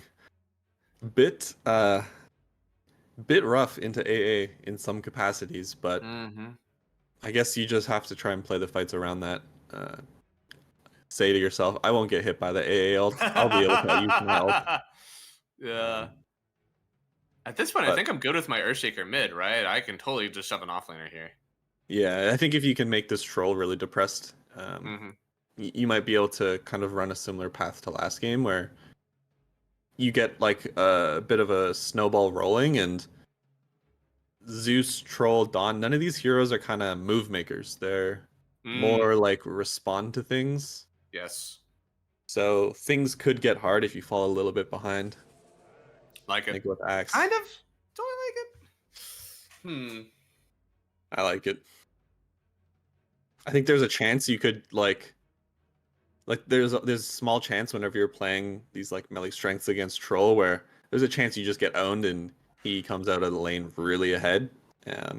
But I think as Axe, you're gonna get a fast Vanguard. You'll probably do all right, and I think it's a pretty good game. They were missing a bit of this like setup for Warlock and AA, and Axe obviously provides that quite well. I feel like I've seen this before. Like, literally, just yesterday, I watched the Logical versus Rojo, Earthshaker versus Zeus matchup. Yesterday, we also got to see the DK Troll versus the Little Nick Axe, and it seemed like that one, because obviously DK is a god among men. He played that Troll Warlord really well, and the lane was good for him, but eventually the game was sometimes hard, obviously, because the Axe is able to call you down. So we have these, like, multi-factor, like, you can't get too low on your HP because the AA will stop your regen, and then you're just going to die. And you can't get really low, even without the AA, because the Axe will Culling Blade you. Yeah. He also does well with the spins, right? Because these Undyne zombies are going to proc his counter helix. And it just feels like a lot of this faces up to be a really good Axe game. We just got to get him out of the lane. Yeah, I think this is honestly a really hard troll game. So I think Sporkface can kind of just look at this as, hey, as long as we go past 20 minutes, then I think we'll be golden. A lot of their heroes on paper have pretty good matchups into it, and none of the other 4 heroes are these like solo threats. Zeus like adds damage, but isn't typically this like initiating move maker. Kind of similar with Dawn. She adds damage, adds save to your heroes, but unless she's like popping off really hard in lane, she's not running around the map owning.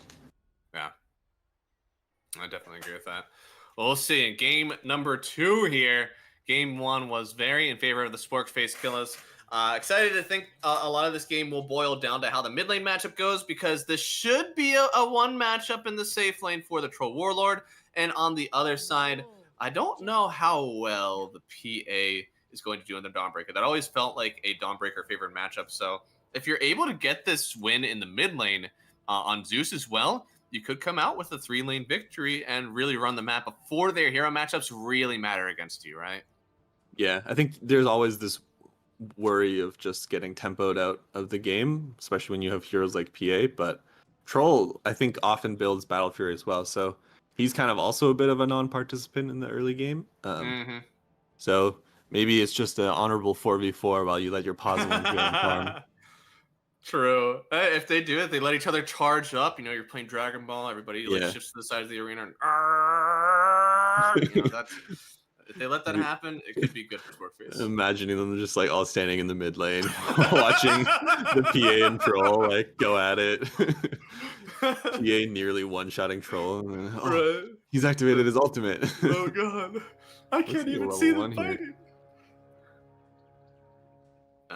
And they run away. I Honestly, don't know. probably good to do against Undying.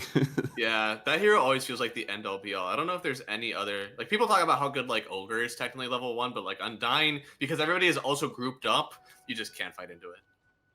Yeah, he's just scary to run into. You Mhm. lose all your HP. He gains HP. You can't ever kill him, and he's just sitting there hitting you with like 62 damage or whatever. Mm-hmm.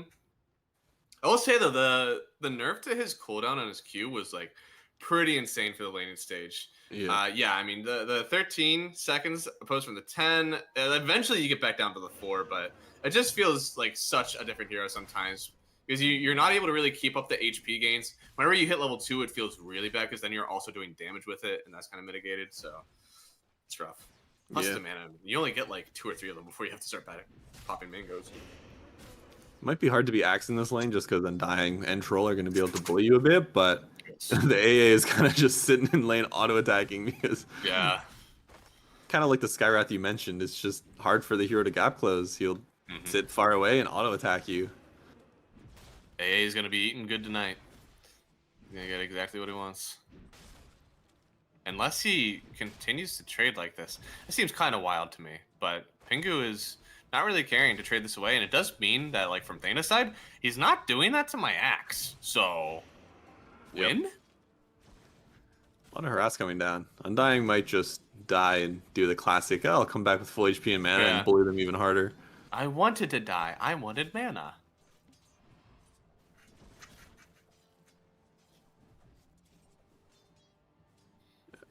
Let's see what's happening in this bot lane. I mean, it does seem like pretty good. It doesn't seem like your normal like PA stimulant. It feels more of like your your Warlock spec lanes, where it's like just get your CS. We'll all be happy here if that happens. Yeah, that might have been the old school Warlock. This new school Warlock, he's a That's huge true. bully in lane. He is, yeah. Fatal Bonds, like his spells just, it feels like they deal so much damage. So you can kind of see in the Dawn's HP, she's not sitting comfy right now. Not at all, yeah. And Fade is getting rained down a little bit. Looks like they may get Thana here with the slow, need a little bit more. And it looks like Pingu gonna make sure he doesn't take that kill away from Muzi. Very good. And then gets the reset that he so greatly desires. So easy 1-for-1 trade. And on the bot side, they actually end up getting the kill on the Warlock there on Door. A level 2 timing of Dawn, just so strong. Gaff close and then Q them. What can they do? Yeah. If you're a Warlock, Exactly what you want. nothing. No stun. Ooh. Ooh. Bit of a bait, it seems, but how did TK? Man, just barely worn off now on the Fatal Bonds. Had they had it? Ooh, Jumps forward for the dagger. Barely not enough. good lord, that's and honestly, like I wouldn't have thought to even try that, but it was a good try from him. Only a little bit of extra HP left, and it does force the Willow back into the base for sure. Yeah, in this mid lane, Zeus having a pretty good time so far. So I think honestly just playing well. I think it's hard sometimes as Zeus against some like high base damage heroes. Yeah. But he's doing very well, I'd say, for himself. And I don't imagine the lane gets harder. I think it probably stays even. Yeah, it shouldn't. I don't think that because it would be higher levels in the enchant totem for the Earthshaker. I don't think that's really going to change the game that much for him. Yeah. So as long as there's no like real rotation in that ruins the game, should be okay.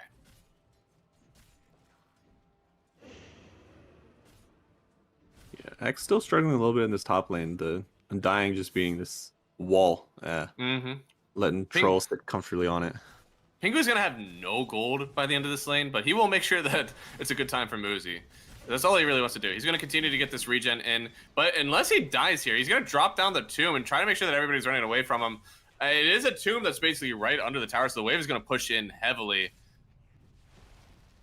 I guess this is okay. This is what he wants to do. Maybe he denies 2 neutrals or runs back, pulls. Yeah. Who knows? Yeah, Oh, he's this got is a a good foul. pull. He's chilling. Yeah.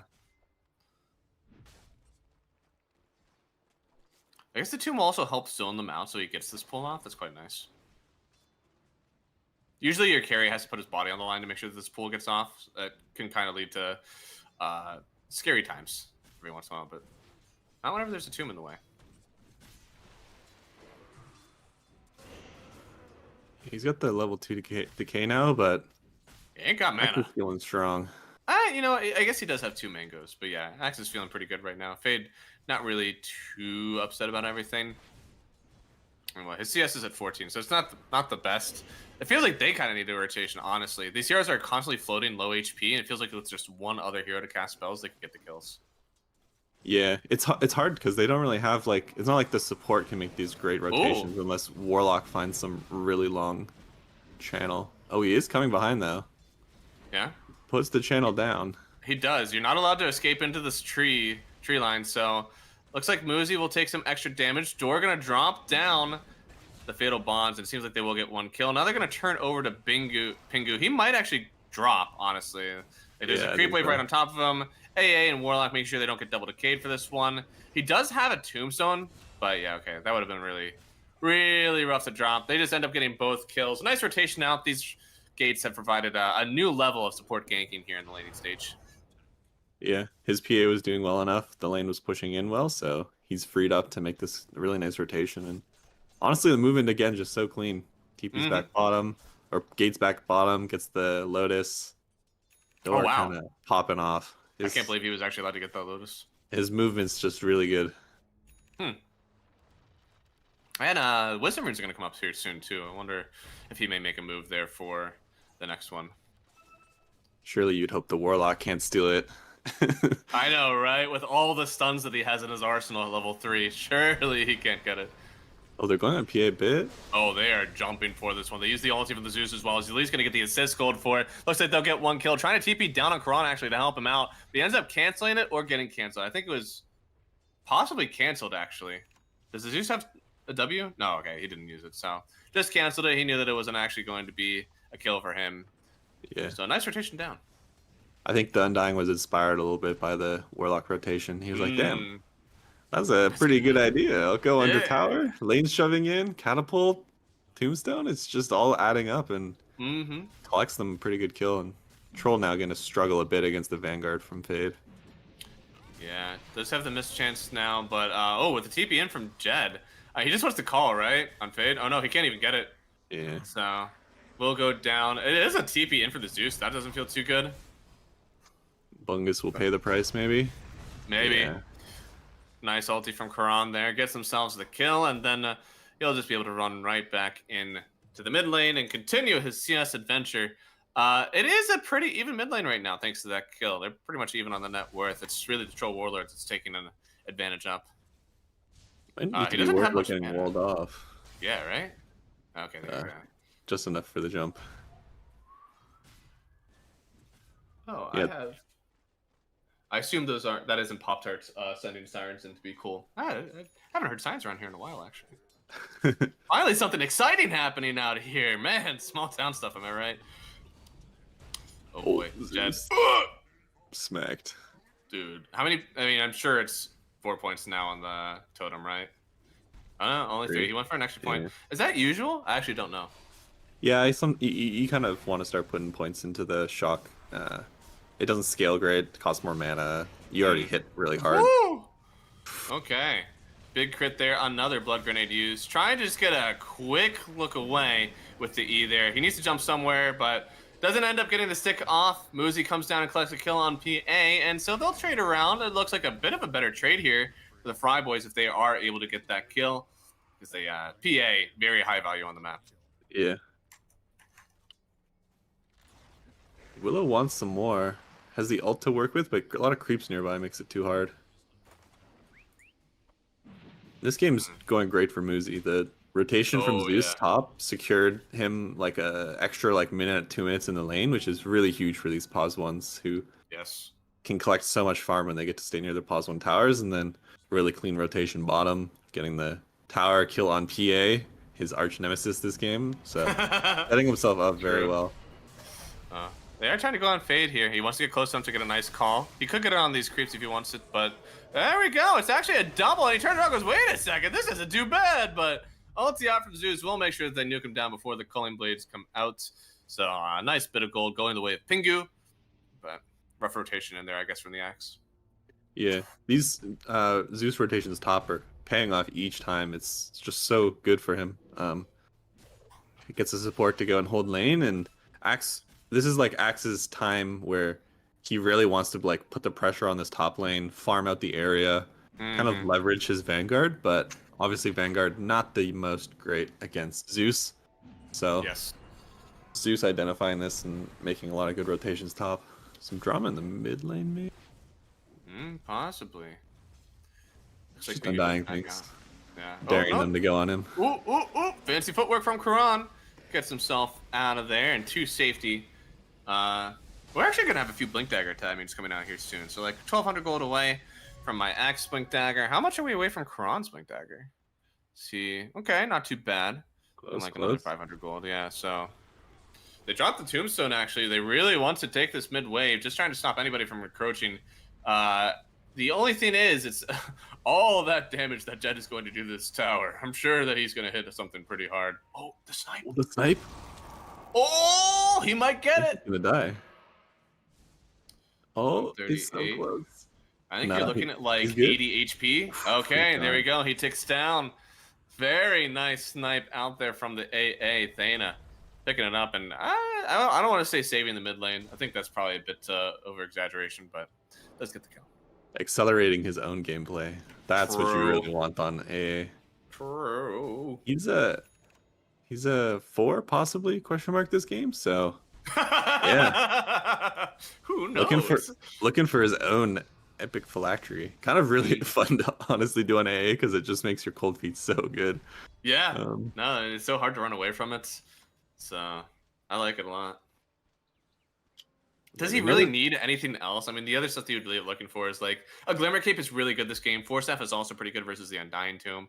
So, he can bank on the fact that his hero is pretty solid against the cores. So True. he as long as he's playing around his ult, I think his hero is going to have impact, and it frees him up to kind of build whatever items he thinks are going to be good.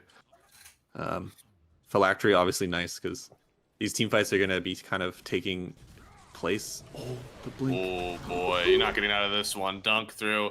It's a 3-kill spree going the way of Fade here, and all of a sudden his game is just propelled right up to second place there. Fumbling around with the Troll Warlord now. Yeah, a really good smoke with the blink reveal. So now Troll will have to be a bit more wary on the map. Oh, another blink. Oh, whoa, whoa! You think you got him, guys? I think he's dead. I think he might die there. With the rock drop, they definitely get the kill on the Dawnbreaker. They defend their top tower, and what they don't know is that there's been a lot of vision placed up here within this smoke. They have one ward in between the tier 1 and tier 2. They have a sentry that's actually blocking out a few camps. A few camps, right? I think at least that one. Did they hit any in the triangle as well? Yeah, they did. Okay, so little do they know. And now that I've distracted Pop-Tart enough, they will use the ulti from Bungus to go in and help save and get the kill on Earthshaker. Yeah, I don't think think they they're really, anymore. yeah, they really just probably want to look to Zeus, play around him, like set him up for some damage, and he's going to be their kind of pillar for the next few minutes. Oh, Axe Ooh. kind of getting. Ooh. Yeah, he's hurting here. Phylactery already on the Zeus as well. He's going to take a lot of damage. And with that extra pumping in from the Zeus here, Jett, I'm going to get the kill here. I don't think this upheaval is going to protect either. Oh, I mean, use the Ice Blast, but where's the extra damage? I don't think they have it. Yeah. Really nice rotation towards this top lane. Again, they're just making it so hard to take control of this top half of the map, and they have so many wards down that it makes it really good for them to play around this area of the map. Mm-hmm. A lot of these wards are like this deep ward behind the T1 is hard to notice this early into the game, and it'll just feel like they're playing around top lane so well, and you'll be like, they're seeing me, but I don't know where. It's really hard. I don't know. That's not something that I would even try to waste a sentry on sometimes. It just doesn't, you won't know until you look at the replay and go, damn it, they got me. Yeah. There was a bit of like 2 ships in the night when the Axe started his smoke gank towards the enemy triangle, where they were also running into, Dire was running into Radiant Triangle, so they kind of passed each other and didn't notice, and they got a lot of good warding down from this top part of the map. Nice. Well, let's see. What's our next? Is there another item that we're going to be looking for before our next fight? It seems like things have really calmed down since the last one. Did end up finishing the corrosion on SMD. I almost want to ask him about that because it feels like that item is for lane winning, right? I didn't feel like that we were doing that versus the Dawnbreaker. So I'm interested in why. I mean, I know why the item is good on PA, but like, why now instead of finishing this Battle Fury earlier? Helps you farm a little bit with the like armor, but Yeah. again, it's a like a rounded item, so good for laning because it gives you a little bit of everything you need. While when you're just jungling like this, all you want is Battle Fury. Bungus. Who is chasing who? It looks like Karan was like running after him, and all of a sudden Bungus turned around and was like, "No, I am the chaser now." But good TP away from Karan. It was a rotation in from Zeus, almost taking him out. So it's rotations forced up. Earthshaker gets away. Very well done from Karan. Bait them into this part of the map, and now you can leave. True. I mean, SMD is getting everything he wants. Even with the corrosion, he's very, very farmed up. He's getting everything that he wants out on the map. And this is a team that, since the Troll hasn't really been putting that much work in the map, we kind of saw DK a little bit more active on the hero later, but he also had a much better start in lane, it felt. So not really able to push that much. SMD is going to go down here, though. A lot of damage in from Zeus. Through the evasion, of course, can't really do anything to help. And now Muzi is going to get a little bit interactive on top of Door here. Echo in from Karan, though, will hit one, and the Ice Blast looks like it misses on everybody. They pop the ulti out from the Troll Warlord, and though he's trying to hit, he's only hitting on the Fade right now. The damage from Jen is enough. They'll take him out, and they're going to chase down after Karan. It's a triple kill for Muzi, and as I said, he wasn't as active. He gets the triple, and he may even get himself the Warlock Rock there. Yeah, so a lot of gold injected into the Muzi pocket. Holy moly. He's gonna go get the stacks right now too. Oh my lord. His GPM over the last like minute and a half has to be insane. Yeah. He heard your words of not being active enough. Like, watch this. Finally, the encouragement that Muzi needs from me. I'm glad that I could help him out. I had 6K, 5K net worth lead is wavering around a bit. It seems this PA just a little bit too early to try to jump into something like that. Now with Battle Fury finished, he's gonna try to finish out likely at Deso, but do you think that she needs to go right into the battle or right into the BKB? I think it would be good if she wants to join in on fights. If she's going to be more of a add damage to kills that are like barely missing damage, then it'll be good. But there's gonna be like a lot of stuff down in fights that's like annoying, brambles. Dawn stuff, a lot of like troll like spins are going to be like flying around, so it's going to be hard for her to kind of join in on fights and just like participate in them, but she will be able to get KS's. Oh, the troll. Oh my lord. They are definitely going to take him. No, he doesn't. He pops the BKB. He's actually good. He doesn't take enough damage. He's actually just okay. Also, fun fact with the Troll Warlord ulti, once you ult, if there is nobody around to hit, you just stand. Which is unfortunate, but Muzi doing a good job there, gets another kill. It seems like they should have had the damage. There was not really a ton of heal coming out from the Dawnbreaker, but they just didn't have anybody else to help out with that. Yeah, the fast BKB really turns that fight around.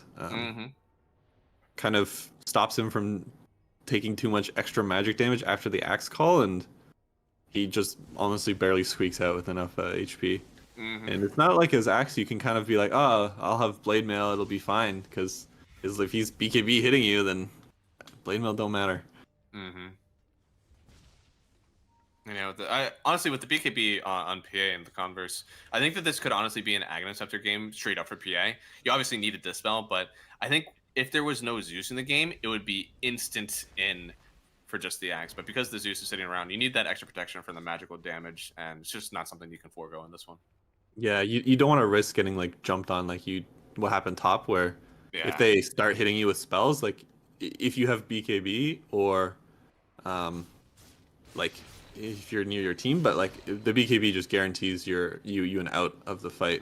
You can BKB and jump to a nearby friend or creep or something. So I think the eggs is what you want. Every PA dreams of getting eggs and just doing whatever she wants to do in the whole fight, but BKB makes a lot of sense here. Troll gonna do the troll thing of soloing Roche. Okay, there it is. Tombstone down. This will definitely help them out. I don't think they know. It doesn't seem like Spork Face Killers are anywhere around noticing this one. Muzi's also been given a lot of time to this one, but it seems with the Tombstone now they will be able to take it out. Oh! Oh, the axe? Or the axe, the ult. Yeah. If there is anybody else around, that could have been pretty threatening, but still a nice scout out from the AA, I suppose. They're just going to keep getting gold around the map for this one. It feels like they're way, way below what they need to be, but it's just because Troll is so farmed. Otherwise, everybody seems to be pretty even, honestly, in net worth. Really, the Dark Willow, the only one that's really popping off here. Yeah, it's really just the Troll kind of providing this net worth buffer. So much. He's so far ahead this game, so. Yeah. So they're like honestly, 5K ahead, right? Of the PA? Yeah. It's wild. Yeah. He's had a really good, like his lane was decent, and then the Zeus secured it. He got this like really good rotation bottom, and now it's just, it keeps coming up Troll. It's hard for them to even jump him. They need like a lot of heroes set up to kind of chain stun him now. A lot of that is even in the Sanj, honestly. Not even the BKB. I think they have the ability to chain stun him. Oh, Kron. They see him. I don't think there's any stuns nearby. I imagine he can just blink and TP. Oh. Man, they TP back a lot. I mean, it's a worthy kill, right? Like, it's definitely feels like it's worth the TP back, but man, yeah, a lot of people off the map. They are going to get that Wisdom Rune for Muzi, which should get him, almost to his 18. Now, the SNY is very difficult to chain stun this Troll Warlord. He's going for the MKB next to make sure that he's always able to hit the PA. But I mean, I think the MKB is just the cherry on top. I think his itemization is perfect right now for what he needs to do in the game. I don't know how you take a fight into him. Yeah, you're hoping that the AA and Axe are good tools against it, but I guess they both kind of rely on him being lower HP. So if he just never gets low HP, then where's the counter? True. I think it's going to be, we're going to have to wait till the Aegis is out to really see how Sporkface want to try and deal with this Troll. I think they're just they kind of got to let him do what he wants right now. He's a monster net worth, and with the Aegis, it's just so much effective gold that they probably won't be able to fight into him. They're just going to wait a bit for their PA to come online, maybe hope that Axe can get another item or two, and then they'll probably be like, okay, let's take the fight to Troll, show him what we got. Yeah, I mean, Troll is just running right up this mid tower. He does have a DD bottled at the moment, so at any point he can pop that one up. He really wants to get this level 18 ulti before he gets into another fight, but I mean, if he just shows up with a DD and Aegis and a BKB, I guess we'll have to settle for that. Yeah. I imagine he's going to go try and clean up some towers right now. They don't want to deal with him, so he'll take advantage of that by taking objectives. I think they really want to run at this Dawnbreaker, to be honest. Kind of occupy this top half of the map. You know exactly how they want to play with the Dawnbreaker in their game. Right? They want to set her in a lane that she can just farm by herself, let everybody else play on a tower, and then the Dawnbreaker ults in whenever there's a little bit of danger happening. But looks like Veda actually is just getting ran at right now. They know he's around. He doesn't have a Blink Dagger for 2 seconds. They do not cancel the Axe Blink. And it looks like he's out of here. Yep. It was the right idea, but just no guaranteed stopping of the TV from a distance. Nope. I think they're stalling this a good bit. I like the item decisions on the Dawn as well. Just going for this kind of team-oriented build with the pipe, so I really like that. I think it would have been a bit of a struggle if she decided to go something like Echo. Then you're kind of playing for your own game, but this game is really all about Troll, so enabling him by whatever means is what you're looking to do, and I think the items definitely support that idea. I think the only thing is with, especially on the Dawnbreaker, like when you buy these aura items, the idea is that you're not really playing with the team, so you don't get to pop those auras until you've landed after healing them with your ulti. And in the ideal world, those auras are already popped before you're jumping in, and they're already taking that damage mitigation, and then you're healing them up through what little damage they've already taken. But it's a very I think in the grand scheme of things, a very minimal thing. It's still very good to have these auras. Nobody else is playing them on your team. Maybe Pingu, but Pingu is, I've never known him to be a very greedy support, so I don't think that he's going to be starting today. It's nice that he has a shard too. I think this provides a really like direct counterplay for the axe initiation. So Yeah. I think it's gonna make it even a bit harder to like rely on this axe jump. The tomb save is just gonna make it really difficult because if axe jumps in and you bank a lot of damage behind it with like AA ult and stuff, and then he's just sitting in the tomb, then it's like all this wasted damage. Mm-hmm. That's a pretty nice save. Oh, they did change that you're if you do end up killing the tomb with someone in it, I believe they exit stunned for a few seconds. I'm sure that'll be what happens. I'm sure that he won't leave it. We'll see it happen. It'll have to be PA, I think, clicking down the tombstone, which is probably not what she wants to do in fights. Probably not. No. But maybe the AA will get some auto-attacking items. True. You know, they did end up finishing the BKB on PA. I didn't know if it was actually going to happen. Usually you see people finish out the Deso just because they kind of want that extra damage to farm into the BKB and then be that immovable force. Oh, Fade. Oh, no, he's going to get Nimbused up. And, yeah, he gets the call just to prolong it for a little bit longer. But Jed does pick it up. And we do have Aegis possibly available here in about 2 minutes. Everybody's just They're TPing looking, out. but they're TPing out. Looks like they're TPing to this where? mid. Oh, yeah, Door did drop the ulti. They get the kill on LGTK, and it is a Glimmer Cape up on Door. Now Bungus a little bit alone here with the Blade Mail popped. A lot of damage done from PA to herself. Waiting for the dagger kill, and Karan doesn't let him have it. All right, that's mine. Really good find. Anytime you can start the fight on Dawn is going to be really good. Or I guess in this case, start the fight where Dawn wants to join to save.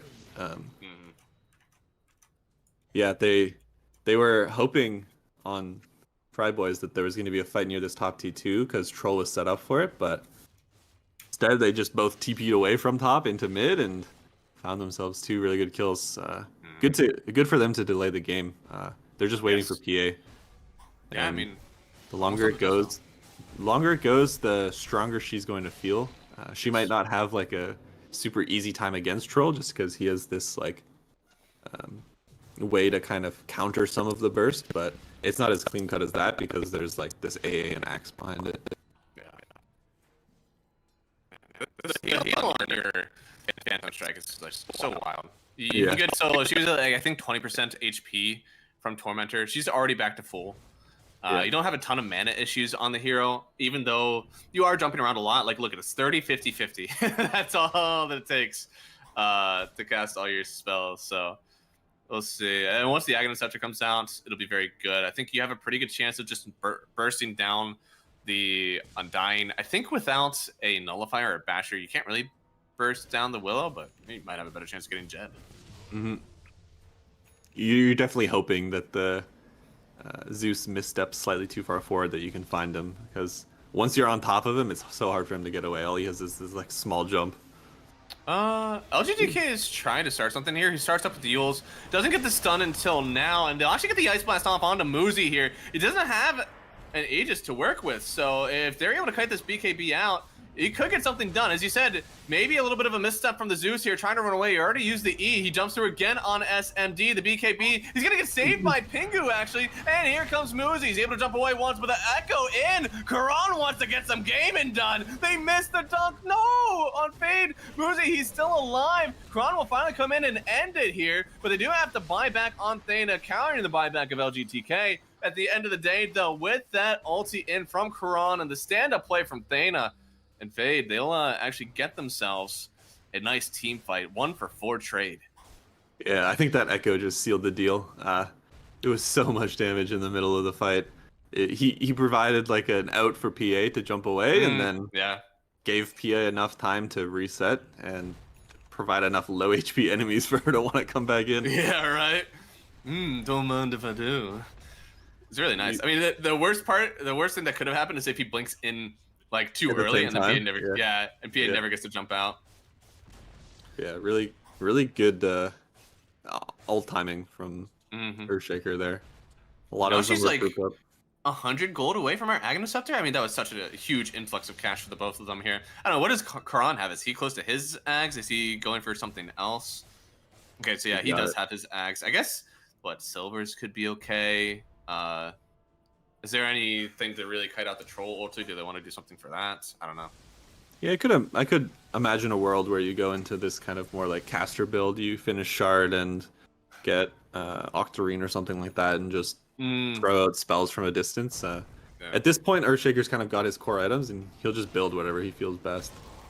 Oh, I just pressed down. Muzi, this is kind of an opening for him to play the game now without that, but doesn't look like they want to go too far in. I think this might be one of those situations where you're playing against PA, you lose one fight, and then suddenly the game's just hard. It feels really hard. She catches back up in net worth, pretty close to the troll now, arguably within the same like tier of items, and now you're dealing with the Ags PA, and it's just hard to fight around her. Muzi, they're in. They get an ulti out to see everybody. Karan tried to jump away, but it was stopped by the Nimbus. He is going to get one nice fissure out, trying to block everybody out of this one. Stunned through. He does actually get the A caught in the sun, but they've already caught Zed. SMD, he's just on the back line. He's able to jump on top of this Willow as well. They drop Rock right on top of Muzi. Call out. Do they get the dunk? No, he misses it again.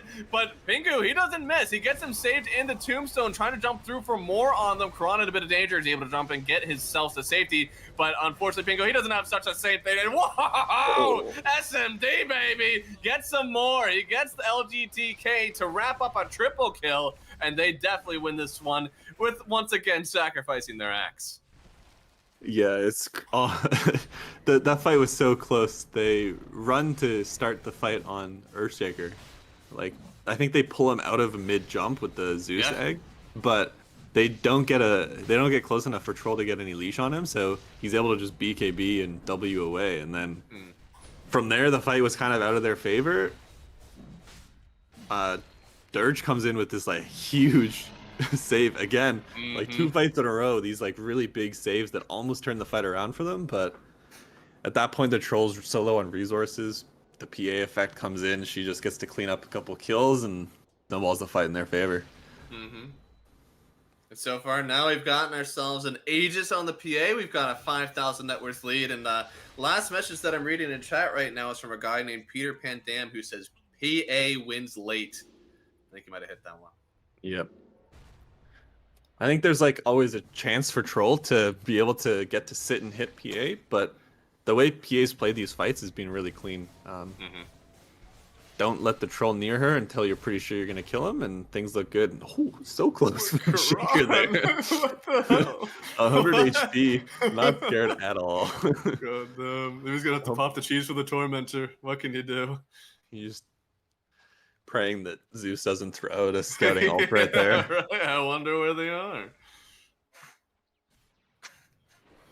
He denied a regen endure. You're missing some mana. Why? Man, we only have one Culling Blade on Axe, huh? It feels like so many of these just like random heals have saved the Culling Blades from him. It's very sad. Yeah. SMD. Ooh. Okay. Okay, he's out. He's out. He's safe. Well, okay. There's a chance. And surely there's not one now. She's still hunting. Don't do it. There's blood in the water. She's the shark. We should have gone to base. Oh This no. Possibly too greedy. Does get broken up, which means she can't heal. I'm sure that's what they needed. And a dunk finally secured. We're playing basketball now. And on the other side of BKB already popped from Karan here. Once they're trying to lock up Muzi, they know that's one they really need to control. Without him playing that much in the fight, they have a pretty good opportunity to win these ones. But they don't really have a ward that they're able to play under. They finally get a sentry down, but they just don't see Troll yet. Echo. And on top of Jen, actually, he pops this Ghost Scepter. He's onto the high ground, but a jump through from Karan, giving the vision for the PA. They'll try to go for more. SMD not quite on top of him yet, but this fight is really split. They don't have the PA with them right here if they try to do this one, but Muzi, I don't know if he knows or if he just doesn't care. He wants out. They'll settle for the Undying instead, it seems. Yeah. Take what you can get. No, he didn't get the dunk, did he? Unfortunate, they took that one away from him. They will end up getting themselves a tier 2 tower here. March that right up to 10k net worth lead. And yeah, I mean, Jed did get off his abilities, but just wasn't alive enough to throw out a few more W's, maybe hit an Arc Lightning with that current HP as damage. It's just too scary right now to try and play close to these fights when there's this PA menace out here. You know she'll dive deep for you because she has Aegis, and she has enough capability to burst you down, so it's hard to play as Zeus, and if the fight starts with Dawn dead, there's really no one left to play around, and they kind of just clean the map up. I mean, they're trying to run it here. They've got an Undying up. Are they able to fight to save this mid tower, or do they have to drop another one and just hope they don't end? I think they're hoping for a high ground fight once the Aegis is out.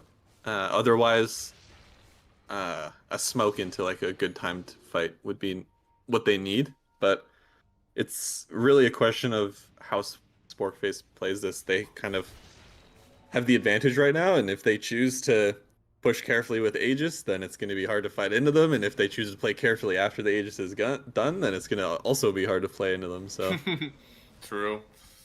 Why risk it now? yeah, they really need like they need to somehow find an initiation onto the PA, but it's just so hard to obviously find the blurred PA, and Yeah. right now she's not scared of it because she has the Aegis, so maybe there'll be a window in this like next 30 seconds. Do we have an MKB finished on the Troll Warlord now? Nope. Oh, he's got silvers actually. He went for that. Oh, I do remember. Okay, yeah. Boy, it feels like you need silvers and Basher then if you want to do it this way, but Yeah. 15 seconds. It's so close. So SMD's probably very aware of his timing right now. Oh, what? Yeah, I think he's aware. He gets the instant kill on Pingu. He's got to buy back for this one. They want to leave because they feel a little bit fragile right now. Aegis is collected by Roshan once again. It'll be up in about 3 minutes, give or take. And well, they may not be done yet. They've locked up Pingu. They know he already used the Ghost after. He's locked up SMD. Gonna collect another kill. That is dieback for him. They crit on the Zeus. He jumps in for more. Broken up, using the Ghost after to try to pull on this for just a few more seconds. But now he'll turn just back after the racks. No, never mind. Right in onto the Dawnbreaker. They jump in on Muzi. He's ice blasted. That ult, it ain't gonna do much for you. They get the kill through it. He finally dunks him through, and Bungus will try to run away with the Blade Mail. They're gonna buy back on another one, but it doesn't matter. SMD, no. Ooh, wait, it matters. It matters a lot. He just kept hitting the Blade Mail. The Blade Mail's too good against PA. Very good item. They have used it. Now it's a call through from Fade. They're gonna try to end what their PA has started. Jed does get one jump away. On the other side, Karan does manage to help get the kill on the Willow, and on the other side, it looks like the rock drop and the dunk in from Fade. They will get the team wipe with or without the PA. And now they got to somehow just take the rest of the racks. They'll buy back on 2. Fade is going to hold the line. They just want to end it. I have to imagine the GG comes up pretty soon here. I don't know if any of them are going to come up fast enough. It seems like they're just going to go for the end. So. I mean, Door's going for a very meta build right now. Can you click on him real quick? Yep. Axe has a Desolator. Our Warlock has a Desolator. And they are ending. GG. Game number 2. Going to the Sporkface Killers as well. This PA was good, but I think the AA is the one that really changed the way that we're seeing the game here against Fryboys. Yeah, I think the Troll is it has too difficult of a matchup, I'd say. Like, you're playing into like 2 heroes that are just solid against you, so I don't know how you're gonna feel comfortable going into these mid-game fights. I don't know. I think with the AA already being picked up and the Troll kind of being like sent into it, I don't know if you really want to do that to yourself. We did see the last pick for the Axe, and it was like, like this hero already has a fine game. The lane didn't feel that great for it, and it did seem like they had some issues early on. Obviously, this wasn't like a totally one game for the Sporkface Killers. They were down definitely into like the 30-minute mark. It's just after 30 minutes hit, and the Axe was pretty comfortable getting the calls off. They had these AA blasts hitting the Troll all the time. It just felt much easier for them to play the game. Yeah. They kind of persevered through this like Troll timing where he was just an absolute monster, and yeah, eventually it's just too hard of a game for Troll to solo carry, and it's not really easy for Zeus or Dawn to kind of lead the charge towards a win. Mm-hmm. And it looks like we do have Pop Tart investigating to see if we can get an interview here for anybody on the Spork Face Killers. But yeah, I mean, 2 games in a row. They looked very dominant here, getting into the upper finals. And oh, is this Dora is live with us? Hello, Dora. How are you? Yeah, hello. Oh my goodness. Yeah, you sound like you've been through hell. So let me know. Game 1 and 2, definitely a bit of a stomp in game 1, but game 2, what were the comms like in the beginning of this one? Because it seemed like you guys having some troubles early on in this one. I just kept saying that we needed to hit creeps because like we kept trying to fight into like Dark Willow, Zeus, and like I don't know, they're like 5 heroes on top of each other. If we just like push out the side lanes, we win. And like eventually we just hit our timing where we farmed more and we won the game.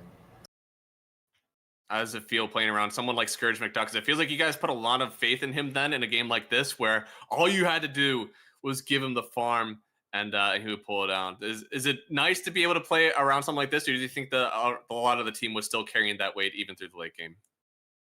I mean, I think everyone did a good job. Like when I said hit creeps, it wasn't just like SMD. Literally everyone on our team was just like farming waves or like jungle creeps.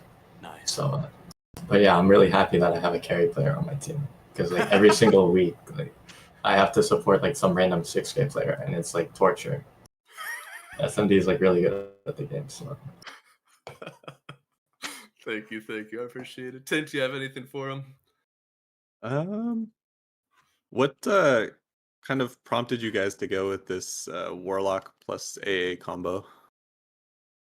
I think Fade just said that Warlock's a good hero, and I also think Warlock's a good hero.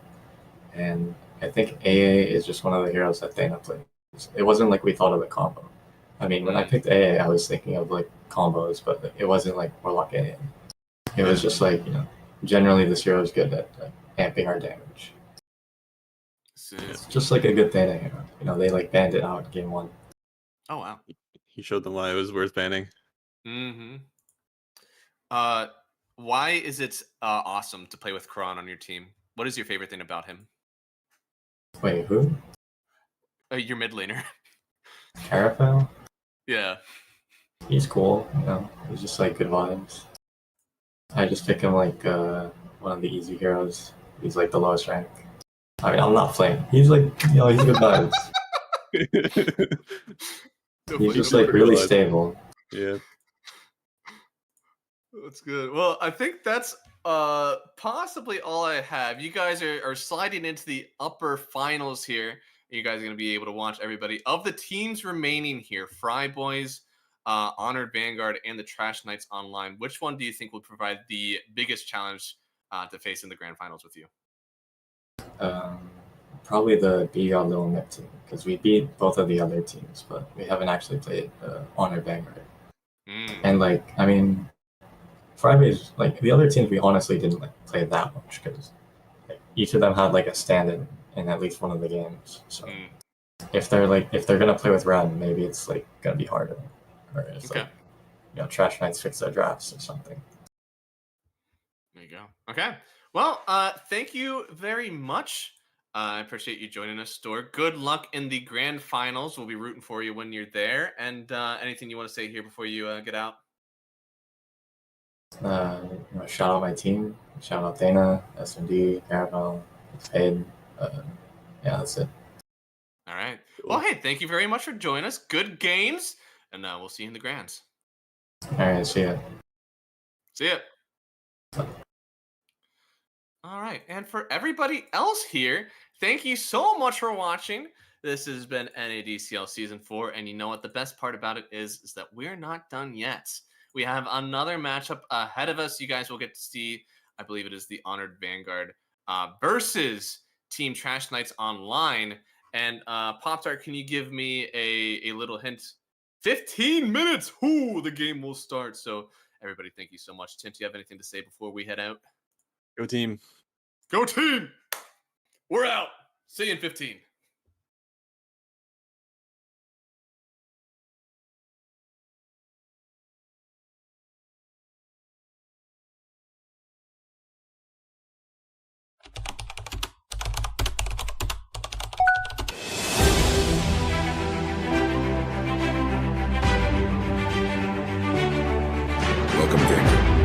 We have summoned you to our realm to help us in the fight against evil. Team up. Choose your class. And get ready for battle.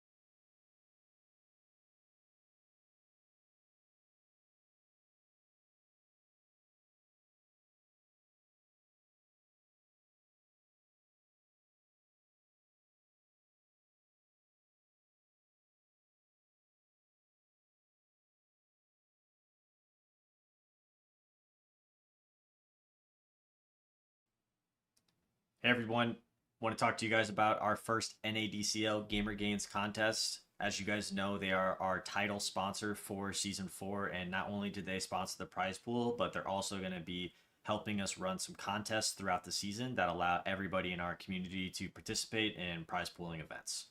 So if you've got the Gamer Gains application downloaded, great. If you don't, head over to their website, gamergains.com, sign up, download the application, link your Steam account, join the NADCL Dota 2 contest, which I'll show you how to do in a second, and you will be ready to compete. It's important to note that you need to be running Gamer Gains in the background of Dota 2 while you're playing. It's not going to affect your performance at all. It's not that kind of application, so don't worry about that.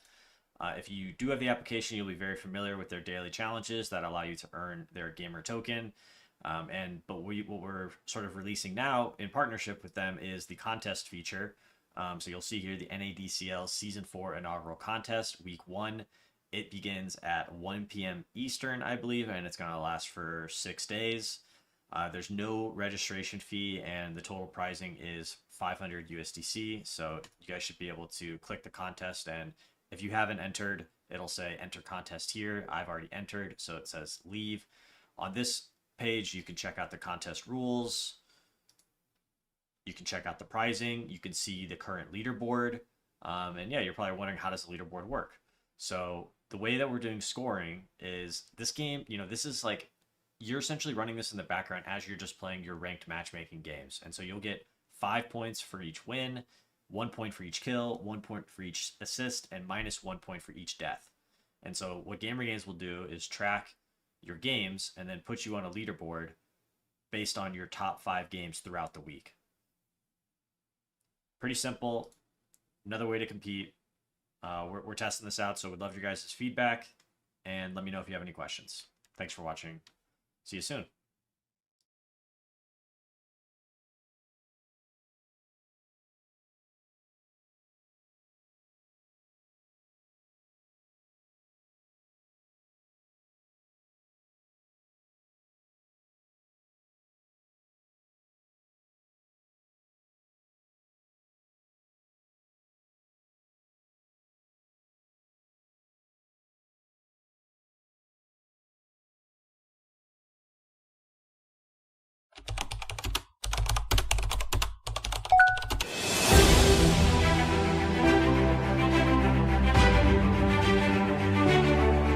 Welcome, gamer. We have summoned you to our realm to help us in the fight against evil.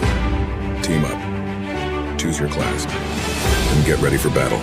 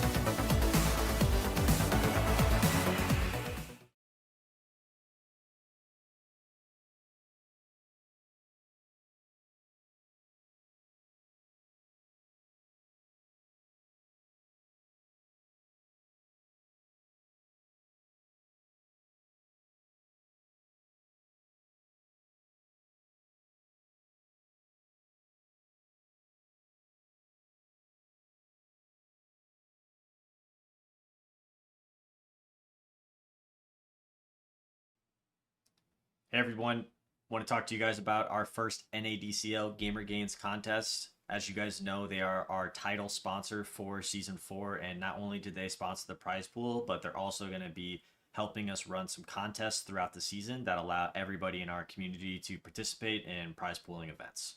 So if you've got the GamerGains application downloaded, great. If you don't, head over to their website, gamergains.com, sign up, download the application, link your Steam account, join the NADCL Dota 2 contest, which I'll show you how to do in a second, and you will be ready to compete. It's important to note that you need to be running GamerGains in the background of Dota 2 while you're playing. It's not going to affect your performance at all. It's not that kind of application, so don't worry about that. If you do have the application, you'll be very familiar with their daily challenges that allow you to earn their gamer token. But what we're sort of releasing now in partnership with them is the contest feature. So you'll see here the NADCL Season 4 inaugural contest, Week 1. It begins at 1 p.m. Eastern, I believe, and it's going to last for 6 days. There's no registration fee, and the total pricing is 500 USDC. So you guys should be able to click the contest, and if you haven't entered, it'll say enter contest here. I've already entered, so it says leave. On this page, you can check out the contest rules. You can check out the pricing. You can see the current leaderboard. And yeah, you're probably wondering, how does the leaderboard work? So the way that we're doing scoring is this game, this is like, you're essentially running this in the background as you're just playing your ranked matchmaking games. And so you'll get 5 points for each win, 1 point for each kill, 1 point for each assist, and -1 point for each death. And so what GamerGains will do is track your games and then put you on a leaderboard based on your top 5 games throughout the week. Pretty simple. Another way to compete. We're testing this out, so we'd love your guys' feedback, and let me know if you have any questions. Thanks for watching. See you soon.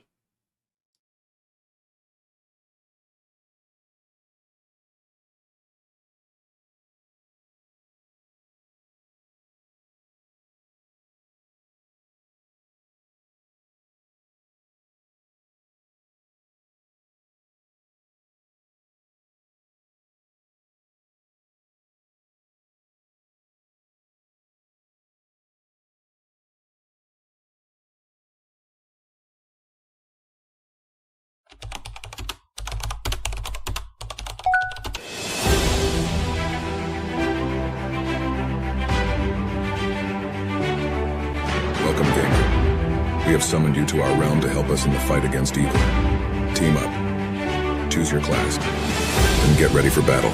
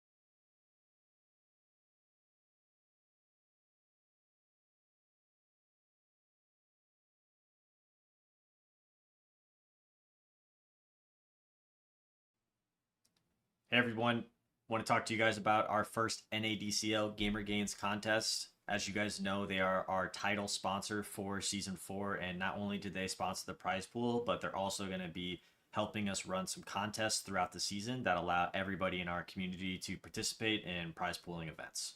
So if you've got the Gamer Gains application downloaded, great. If you don't, head over to their website, gamergains.com, sign up, download the application, link your Steam account, join the NADCL Dota 2 contest, which I'll show you how to do in a second, and you will be ready to compete. It's important to note that you need to be running Gamer Gains in the background of Dota 2 while you're playing. It's not going to affect your performance at all. It's not that kind of application, so don't worry about that. If you do have the application, you'll be very familiar with their daily challenges that allow you to earn their gamer token. But what we're sort of releasing now in partnership with them is the contest feature. So you'll see here the NADCL Season 4 inaugural contest, Week 1. It begins at 1 p.m. Eastern, I believe, and it's going to last for 6 days. There's no registration fee, and the total pricing is 500 USDC. So you guys should be able to click the contest, and if you haven't entered, it'll say enter contest here. I've already entered, so it says leave. On this page, you can check out the contest rules. You can check out the pricing. You can see the current leaderboard. And yeah, you're probably wondering, how does the leaderboard work? So the way that we're doing scoring is this game, this is like, you're essentially running this in the background as you're just playing your ranked matchmaking games. And so you'll get 5 points for each win, 1 point for each kill, 1 point for each assist, and -1 point for each death. And so what Gamer Games will do is track your games and then put you on a leaderboard based on your top 5 games throughout the week. Pretty simple. Another way to compete. We're testing this out, so we'd love your guys' feedback, and let me know if you have any questions. Thanks for watching. See you soon.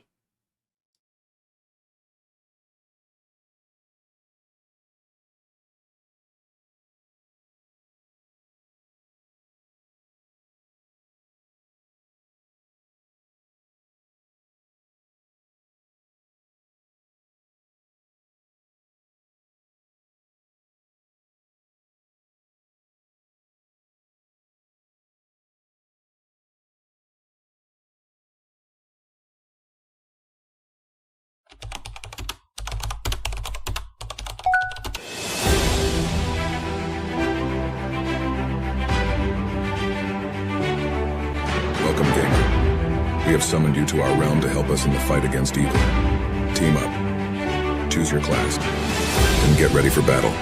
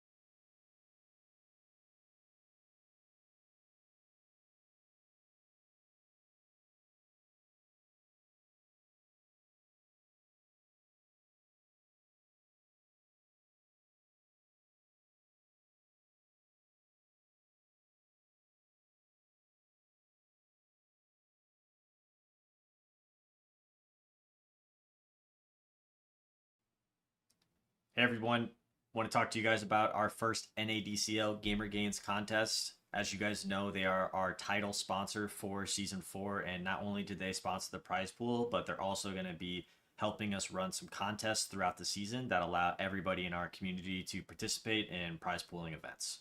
So if you've got the Gamer Gains application downloaded, great. If you don't, head over to their website, gamergains.com, sign up, download the application, link your Steam account, join the NADCL Dota 2 contest, which I'll show you how to do in a second, and you will be ready to compete. It's important to note that you need to be running Gamer Gains in the background of Dota 2 while you're playing. It's not going to affect your performance at all. It's not that kind of application, so don't worry about that.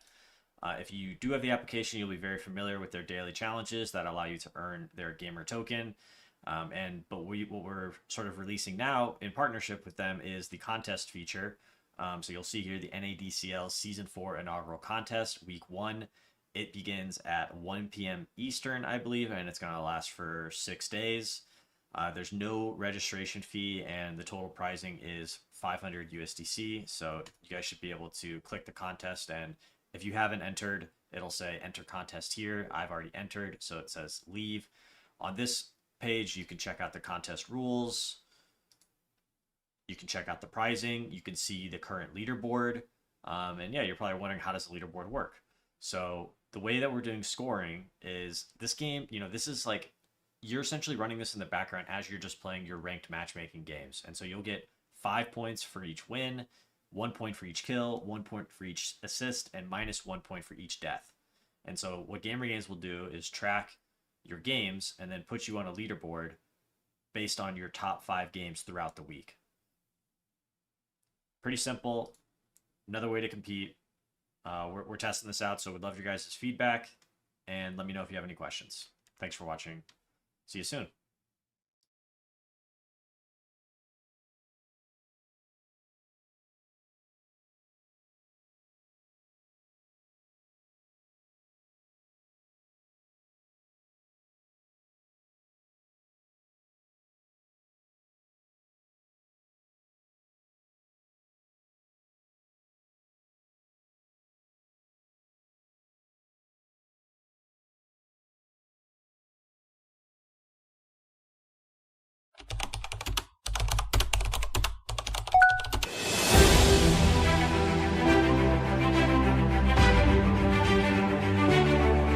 Welcome, gamer. We have summoned you to our realm to help us in the fight against evil.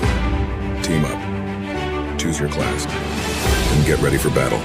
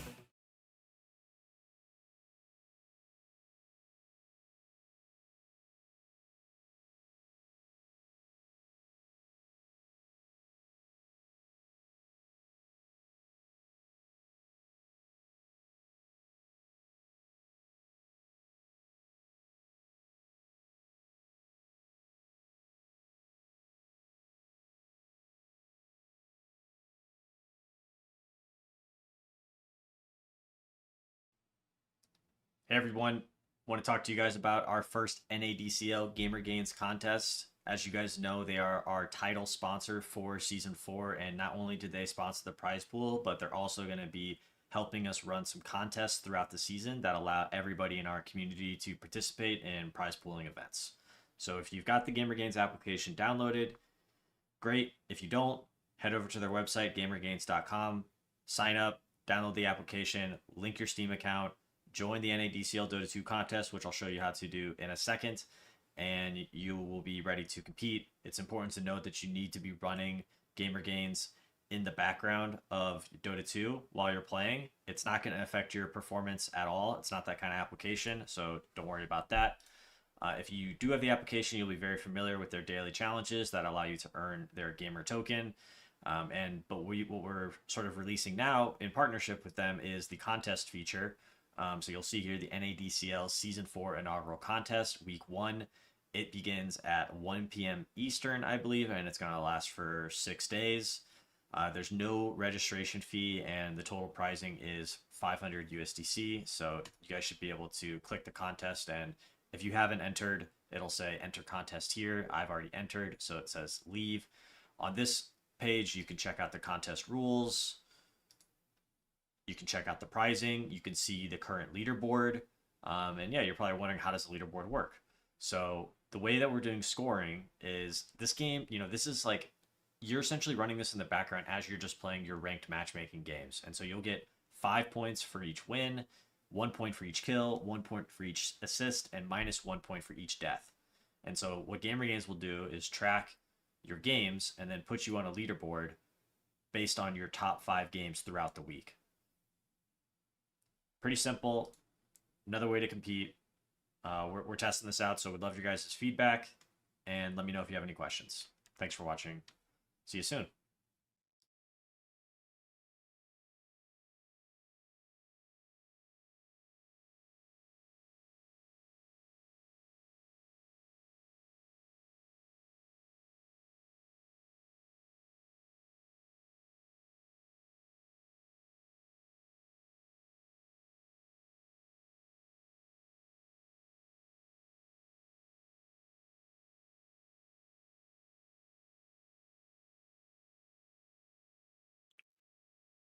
And ladies and gentlemen, welcome to NADCL Season 4. We are at the lower bracket semifinal, is that right? As my name is Dodai, I'm joined by my lovely friend Kojda Benza. And yeah, shout out to Pop-Tart on production and Malibu for admin. As Kojda, you there? Of course. I'm just relaxing. How about you? Relaxing? I don't know. This is tense. I can't really be chill right now. As actually, we're gonna start off here in the lobby right now. The boys are in. They're rolling with the rolling schedule, if you know what I mean. Oh my. And yeah. Let's get into this draft number 1. But by the way, we did not see the Honored Vanguard today yet, as of course Paladins gave up their second game and we got the Trash Knights to advance. But introduce the players to us, my friend, and you can, I guess, start with whichever team you would like to. We got Trash Knights previously winning the series. We have some notable players on the list. Some of them you may know for a while now. It's none other than Hi Shaggy, Wake Me Up, Fergus, Liam, Alien Mana Banana. And yeah, that's the 5 heroes. I can call them heroes, of course I can. Heroes for Trash Knights Online. On the other side though, the Honored Vanguard. They got Logical, Holdrat, a really strong player on position 3, Lil Nick, B-God himself, and the Silly Snail. Wrapping up the rosters, what do you think about banning the Furion? What I don't understand is, where the hell is my PA ban, Korsha? No, it's not. trust me, it's never gonna be getting first phase. I swear. That's the only one I care about, to be fair. As we Necrofoot? get a first phase, Pangolier. Whoa. Yeah, you want to elaborate on that Necroban? That seems a bit fishy, to say the least. I have no idea. I literally have no idea what that means. I mean, I'm serious. I'm always, Utterly you know, confusing. I'm always honest. Oh, we just got word from production. We have Shaggy as the Necro Spammer right there. And of course, they had a decent run in the North American TI qualifiers. I do believe B-God also took part in that as well, as his Pudge was something we were watching with shock and awe. Honestly, jaw dropped. But yeah, so I mean, there's research done behind these drafts, and they've been at it for a while, and a very thought out pick right here with a Treant Protector. Of course, Pangolier can't continue the Rolling Thunder when you have this Treant Protector with its wines and everything, you know, just grabbing you while you're just trying to roll into the rolling schedule, by the way. But yeah. Yeah, nice answer. Treant Protector makes an appearance here. It's gonna be most likely Frogos's hero. I would be surprised if they take it to position 4 instead.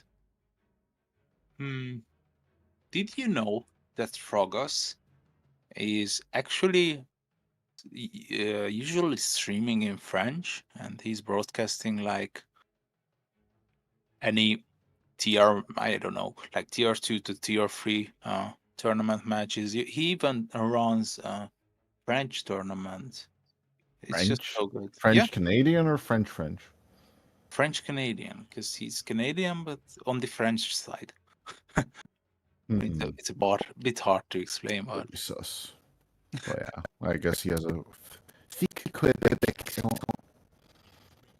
The way he speaks, but I can't actually do not even a casual Canadian accent like Crash's is just so weird to me. I'll just stick with my semi-artificial Midwestern American accent for now. But if plays get hype, I'll just switch over to the British one. Well, yeah, Brewmaster getting rid of as long as the Bloodseeker and the PA are banned. I'm a happy cowboy right there. As that's not actually a bad one, with the Legion Commander also getting the same kind of hateful treatment right there. Come on. Oh, what's wrong? This is what I sound like. I don't know what you have a problem with there now. I'm actually very curious what the second pick for the Trash Nant's gonna be.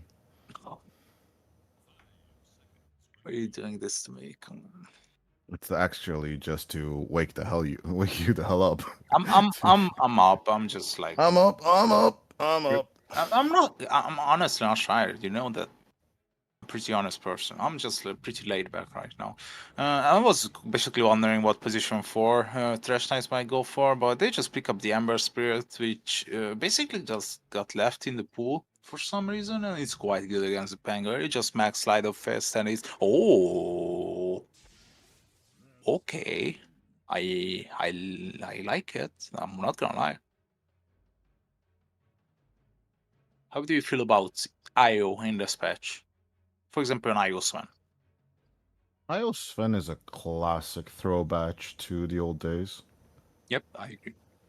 But yeah, I don't know if it's in this patch it's still as relevant as it used to be back in the day. I'll leave that analysis to your idea.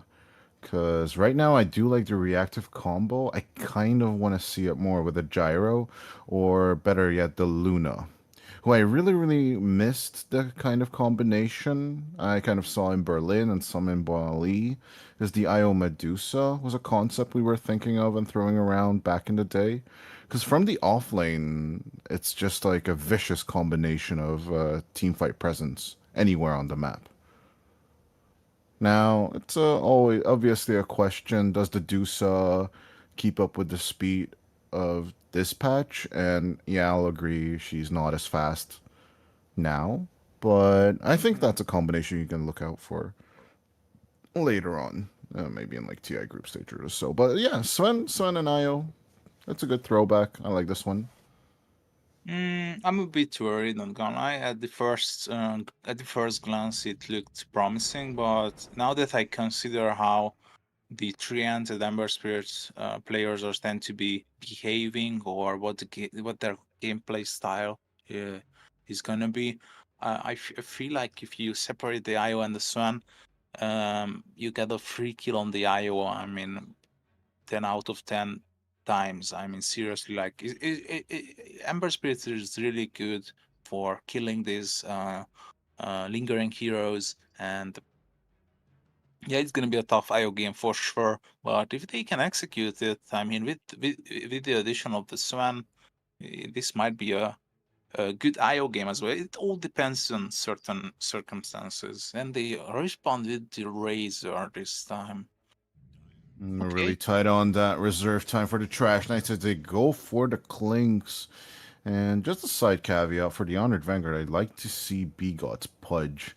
It is available here. Not the most ideal Pudge game, but I just like the idea, the long, cool, how should I say, lockdown for the Ember Spirit.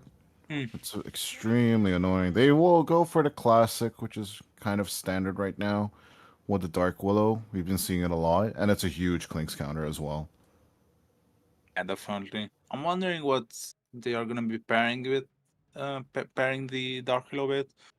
I mean, Tide's still in the pool. I know you really love your Tide, and it's quite decent this game, to be honest. Can I have an interesting question? Can they run Bigot with the Pangolier and look for something else for the mid lane? Oh, I'm sorry. Can they run Leonic with the Leonic with the Pangolier and look for something else for all threats on middle? Nah, I highly disagree. I think you just keep the Pangolier and take the L on the mid lane, as they actually buy the Queen. What? What is that Queen of Pain ban? I mean, I'm not really sure, to be honest. I'm a bit confused as well. That is interesting, to say the least. Because, you know, Pangolier is getting like harsh countered by the Ember Spirit. It's gonna be a tough time. It's not as bad as the Ember Spirit Buck, but it's definitely not gonna be a fun time for the Pangolier.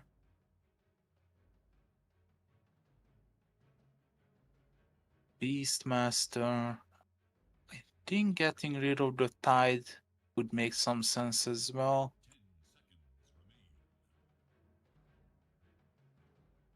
Or what are you feeling here? What the Honored Vanguard might be thinking for the last pick? Honestly, I have no thoughts on this one. No. I'm looking for the draft. I'm looking for the play. Well, I can't. I just can't find it. Axe, okay. I mean, we did see Collapse have a good performance with it on Dream League, but really, like, no. I mean, Dawnbreaker is still available, but this is not a good Dawnbreaker game in my eyes, to be honest. Not a good Centaur game neither. I think Tide is mediocre. Tide is always something you can rely on in your toughest times. I have to like cheat a bit. You're just taking a page out of my book right now. As Storm Spirit ban. Doom maybe. Dazzle made, and they run the Pangolier. Giving the Pango to Little Nick. I mean, yeah, I've seen Little Nick owned with this Pangolier, but the mid Dazzle, it's just color me. How should I say? Judgmental. I'm just still not a fan. Like we saw it played against the Rubik yesterday. Am I correct? Yep. And that was pretty hype, but there's this question of, is it enough? Yeah, I mean, Rubik had a horrible, not a horrible, but a tough laning stage against the Dazzle, but this game is not about laning stages anymore, so Yeah, it's gonna be tough for Alien Banana for sure. But it's all up to the Dazzle. How he can perform here. All up to Logical. Yes, No all one knows what it's like Oh to my! be the sad man. I mean, the production we were just To talking be the about. sad I man. mean, on production we were just talking about how they got flagged for PR spots. Now that you have to sing, That's why I'm using my parody voice. Like I can't sing like the lead singer of Limp Bizkit. Eludes my name right now. So predictions. It's a tradition that we. Why do I have to go you first? You first, as always. I'm gonna go Honored Vanguard. Let's go. I trust the little Nick Pangolier. Kind of afraid of Doggy with the Dazzle, but we'll see how that works out. I have to be honest. It's not a complete outdraft, but I'm trying. The Thrash Knights Online just got a better, more easily understandable concept of how they want to approach this game. So obviously, I have to go for them. Well, enough of these theoretics. So let's get into this game number one. As I guess correct me still if I'm wrong with the names, but we have Old Rat on Sven, Doggy on the Dazzle, Lil Nick on the Pangolier, Beak on the Dark Willow, and the Silly Snail on the IO. As you get to read out the Radiant. Limon the Razor, Alien Mana Banana, takes the Ember Spirit. It's gonna be High Shaggy on the Night Stalker, Wake Me Up with the Clinks, and Frogos with the 5 GN Protector. Yes. Pop Turn on production is showing us there isn't really much special, anything like mention worthy in the starting items, as both teams are clumping up. Right now we have the Trash Knights on the mid lane and the Honored Vanguard a bit on the... Whoa, sad man, language. Oh my god. Language. Whoa. I think we have a nice admin here who's gonna be throwing punishments at people. I do believe we will have some draft penalties thrown out for linguistics on both sides before that one, but getting into it, the Dire will invade some of the rune space, and it should be 2 for 2. I do see a possibility of Doggy just picking up one more. Is the jungle available? That could be a double for later on, just a little bit of a snack.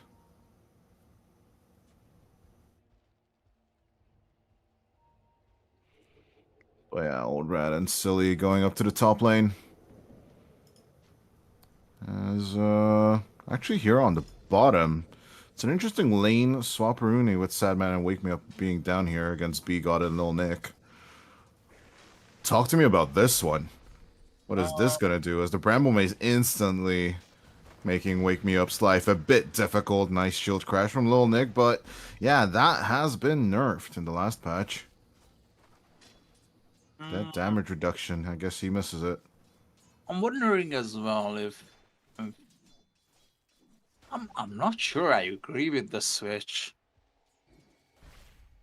But yeah, I have to trust them for a reason, I guess. I mean, they are semi professional players. These are professional players. They're playing any DCL for Christ's sake. Okay, never mind. Then they are professional players for a reason here. They are bearing with high MMR numbers. So I'm gonna trust them because I settled down for the Trash Knights. Well, yeah, I still disagree with that choice, but going back up to top lane, both teams are playing kind of passive, and just as I say that, out customs Stormhammer onto Frogos and a static link from Liam just to push back Old Rat just a bit. Nice ward warfare from Silly Snail and Frogos as the courier of Old Rat goes through. That was a bracer though. That's gonna hurt for a minute. Yeah, I mean, not the end of the world, let's be honest. It's just a bracer, I mean. At the same time, Alien Mana Banana suffering due to this poison touch. We did mention it yesterday that it was a pretty strong spell for the Dazzle, as he's going for the Shadow Wave as well. And you can just spam it out again. Like, Alien Mana Banana, he's going to keep on suffering like this for a while. Yeah, I mean, As all now eyes comes on the Shadow Wave. He's still poison touched. And Doggy just doesn't want to break. He's just giving him like a back massage right there from the damage. So Wake Me Up loses his career also. And it's Lotus time. Oh, action on top though. Actually on the bottom as well, but let's stick with Old Rat and the boys as Frogos. Nice tether jump from Silly. But yeah, on the bottom, Nick's suffering. They need to bring out a lot of regen against all this tar damage that Wake Me Up is doing. And of course, Sadman with his blue eyes trying to survive this lane. Oh, Non-Stop Grief reminded me it was Fred Durst. As out comes the Plasma Field, Liam. There it is. On to Silly Snail they go. Can that be First Blood? No. Give the people what they want. We want circus and bread. And we just came here for the circus. But no murder just yet as the Leech Seed comes out to help out Frogos and Liam to survive. Down bottom. Constant push out from the Radiant safe lane, but nice reactions coming out from Wake Me Up. As Alien Mana Banana finds the stash, picks up the 2 boundary runes for minute 0. And could he move over for gank? I think it's kind of early, so no choice there. As nice poison touch and a sleight of fist. Keeps it going, keeps it rolling. As Sadman falls to half HP as well on the bottom lane. Turning on to B-God they do. And Wake Me Up trying to put in the damage and the blood grenade. But can Little Nick find the angle for the swashbuckle? No, he cannot. And he won't jump forward for the Sadman. He's not risking the biscuit. I love this itemization from Little Nick. He just picked up a Ring of Health. I would love to see an unorthodox Vanguard pick up on the Pangolier. It would be just so much fun for him. But yeah, I guess you're not gonna be seeing that anytime soon. Where's the aggression? Where's the blood? I want dead people right now. 0-0 at 5 minutes in. They're just unwilling to commit to these deaths. No risk, no reward. But it does just amp the tension on all 3 lanes. As night falls, Sadman should have a good time, but half HP on the mid lane for Alien Mana Banana. I think he's going to start getting used to it by now. I guess so, but yeah. But maybe he's just thinking like, okay, now I'm going to play a Huskar from now on. But he just doesn't have the passive for that. I think he is still like producing good, I mean not good, but decent numbers. And he has the build, which is the casual ganking build. So he's going to be eventually, as soon as he hits 6, he's going to be rotating all around. Oh, here comes, that 6-minute rotation we love to see here at this patch as Wake Me Up. Getting really low. Finally, First Blood from Doggy. He's going to pick it up with the help of B-God. And yeah, that's a good advantage for the Dazzle. Yeah, I mean, interestingly enough, he actually brings out a cell for himself instead of just relying on the shadow wave. It might have been a mispurchase or misbuy, but yeah, he wraps it up and takes it with wall power treads. Yeah, logical. Definitely enjoying this mid lane.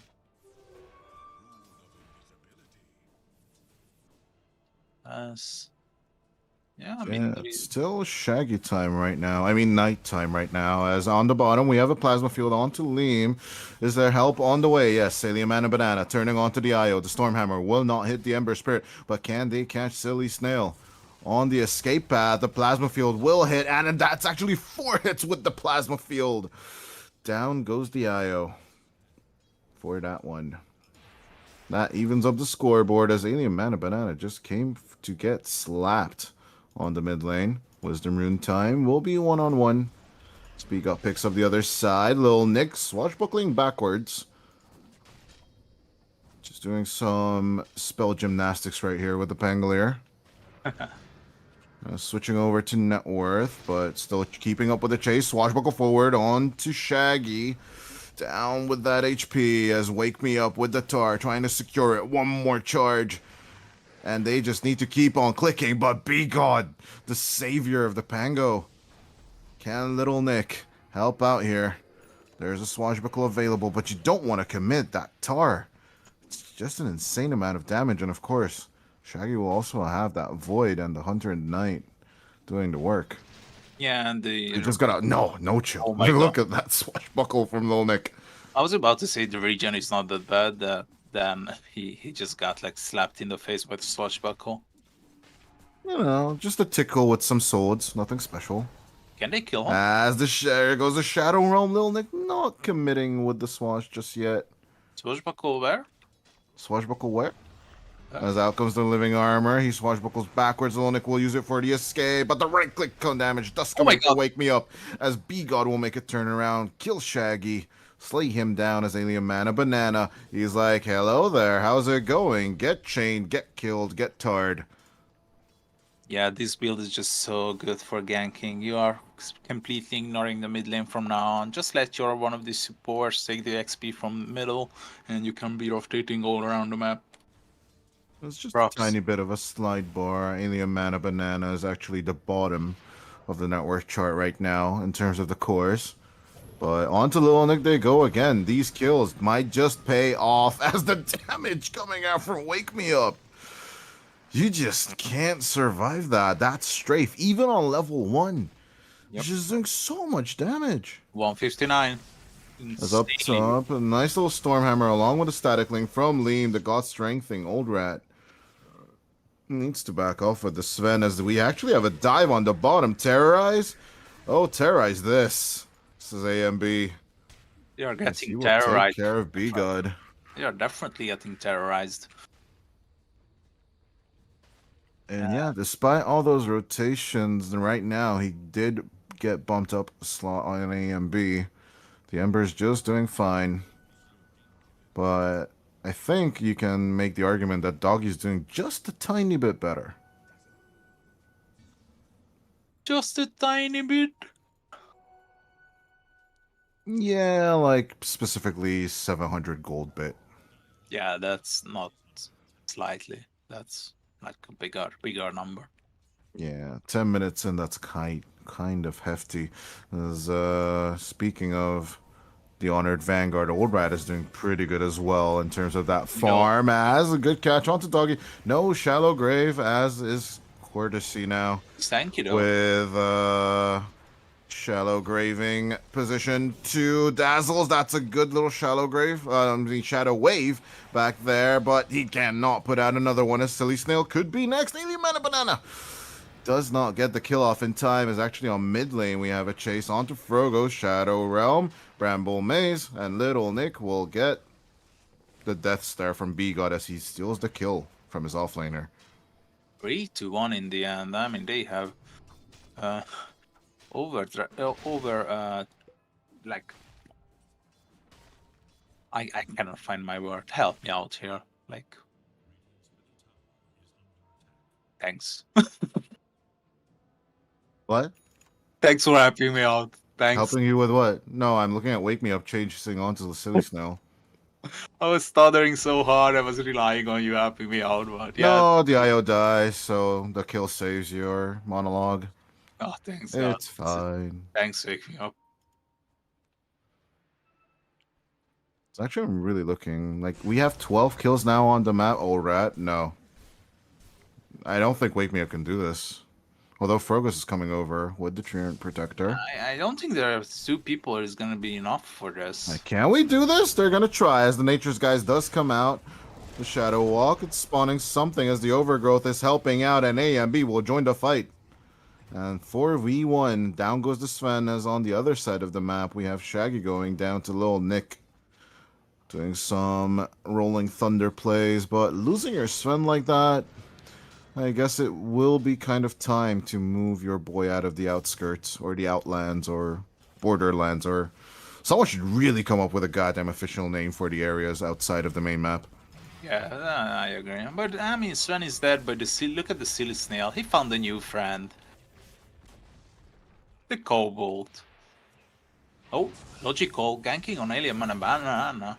Up top, there goes the Stormhammer, but AMB is just out as Wake Me Up gets caught out in the Bramble Maze. They get out the pesky clinks. They want kind of vengeance right now. Relocate. Here's Shaggy onto Frogos. They go. Stun. Nope. No, not this time. That was on cooldown anyway, so. Yep. Who wants to kill a Treant anyway with a sword, you know? Like, Old Rat doesn't even have the right tool to cut out a Treant. It should be an axe. Although he does have a Quelling Axe, so... Quelling Blade, which is kind of an axe. I mean, it's definitely an axe. I mean, why is it called Quelling Blade? I mean, the absolutely lore... no idea. The lore is literally the axe of a fallen gnome. Okay. Oh no. I think the Fallen's actually going to be Little Nick as the beautiful silence comes out as Shaggy is going to sit onto Doggy now.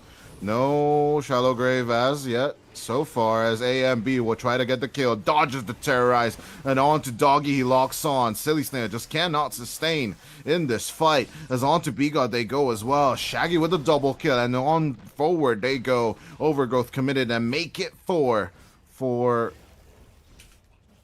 Yeah, they did kill the Klings, but losing 4 at the same time. Trash Knights. They are looking online. good right there. They are online, as their name states. They are really doing it. Taking the tier 1 tower, bottom and top as well. Only the mid remaining, but it's quite low already. Yeah, nice rotation. Not just for bait so far. As Old Rat is looking for some farm on the mid lane. We'll eat that Searing Chains, but we'll try and be unfazed from this. Oh, top. They are smoking up. Logical and B-God. Can they... Oh, Good no. catch on to Wake Me Up. The Clinks is just gone to Bedlam damage. But yeah, Doggy will take it with the Shadow Wave. As Shaggy's like, yeah, I'm fine here. I mean, 4 seconds until the night. And then I can just fly all over. Oh, hey, B-God, how's it going?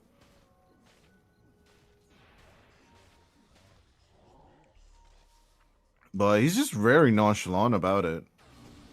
Well, yeah, there goes the Cursed Crown in with the Shadow Realm. Okay, you see it ongoing. The Cursed Crown does hit. Shaggy, your silence is going to run out. There goes the Shadow Wave. A Silly Snail will try and join it. Onto the overcharge, Doggy. Oh my god, in trouble. The damage is coming through, but the Living Armor might just save him as AMB and Liam will join the fight. The Shallow Grave does not help out here as Doggy will go down. Wake Me Up, keep in contact. Onto the 2 supports, onto B-God he goes, and now beautiful play with the strafe. Down goes 1. Can they get 2? There's the Searing Chains combo. And make that 3. A double kill for Wake Me Up. Along with some redeeming kill for Liam. As he's second place now on the network chart. He just needs that BKB. And the Trash Knights will just start running on the lanes. I mean, it's a bit early to say, not gonna lie, but I feel like the Honored Vanguard, they're a bit disorganized. These gangs are not really well thought through. Yeah, I mean, they are not falling apart just yet, but they are showing symptoms of it, definitely. As this is gonna be a weird rush take. I mean, they have a Solar Crest, but these are the worst heroes for taking rush, and they're gonna be punished.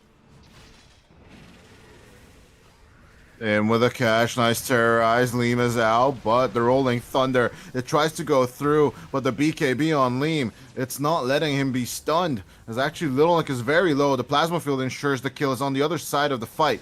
Old Rat trying to come in, gets the Razor. Can he move on to other targets? It's Frogos trying to survive with some armor, but to relocate back. They will be happy with the carry kill. As the rest of the Trash Knights will finish Roshan. nice calls coming out from the captain of Trash Knights. I mean, the call to disengage because the Terrorize is coming was significant to win this fight as well. As I think this has been like the fourth fight in a row where Trash Knights come out as victorious. They are definitely doing the job right this time, and they are here for a reason. And they And want. here we are. Oh, They sorry, want to what? they want to like keep progressing. That's what I was about to wrap up my statement. And yeah, it's a good question if they can keep the ball rolling. Hmm. And yeah, right now Gaben's telling them 64% of a win rate. And leading with 6 kills on the board at 18 minutes in. It's looking promising, but it's not the end of the world, as we can still see Old Rat is leading on that net worth chart right now. 9.6k of gold. And he's about to get that Shadow Blade. What is the significance of the Silver Edge, though, if he gets it for Liam?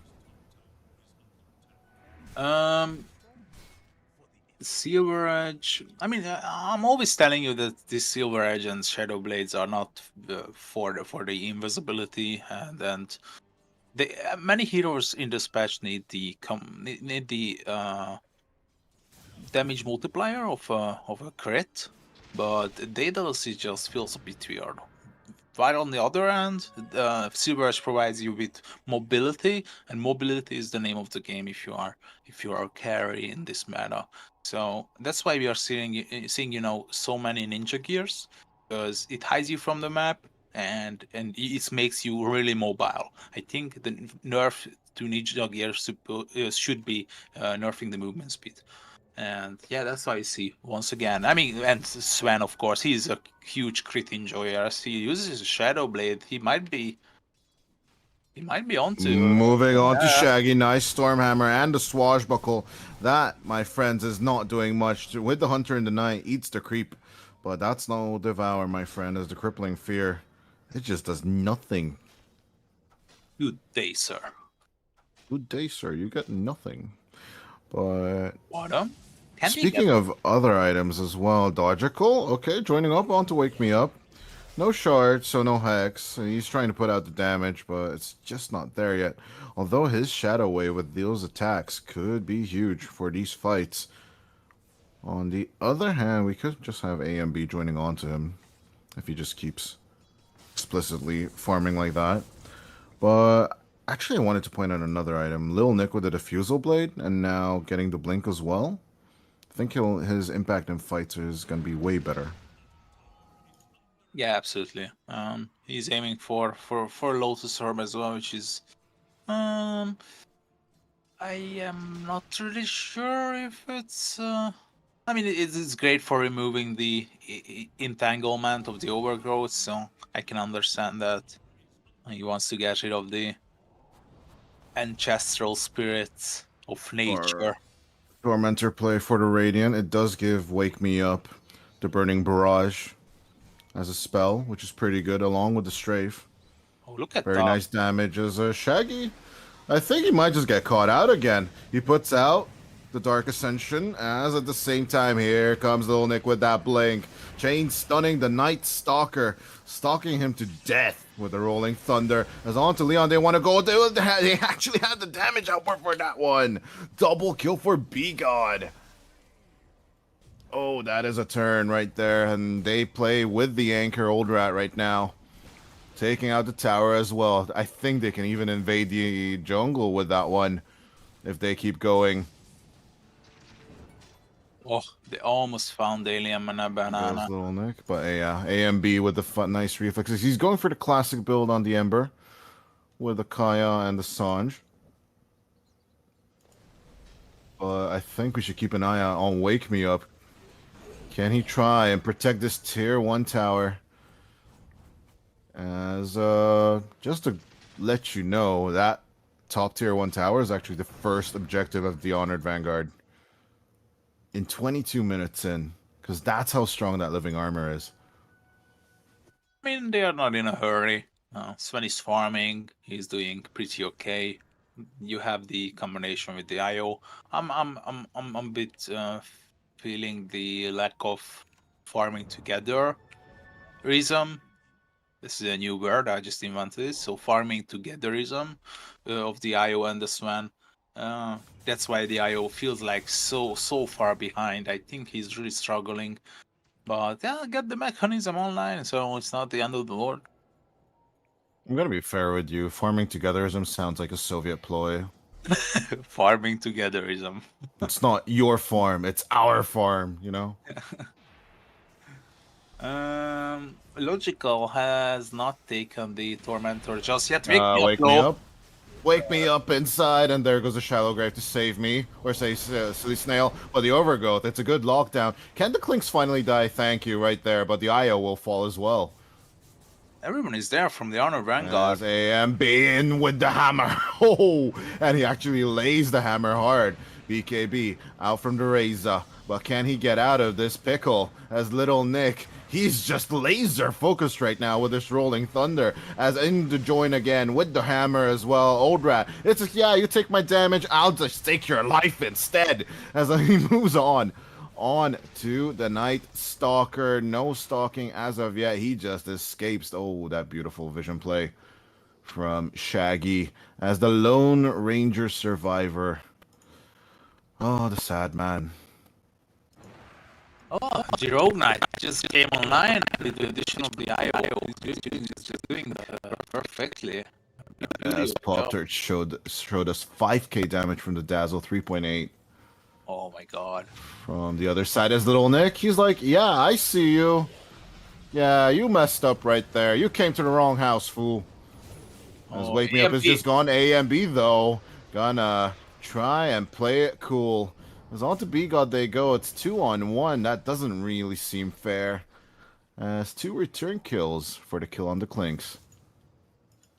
Okay, I mean, we just praised our Honored Vanguard and they make a mistake immediately. I mean, they get the Wake Me Up Clinks, but they are losing two people for it. The Oldrat is using the God Strength and Silver edging up once again. Can he fight someone here? Of course. At the same time, nice catch. On to Frogos, rooted down, but doesn't really matter. As on to A and B they go. That wasn't the longest remnant we've ever seen.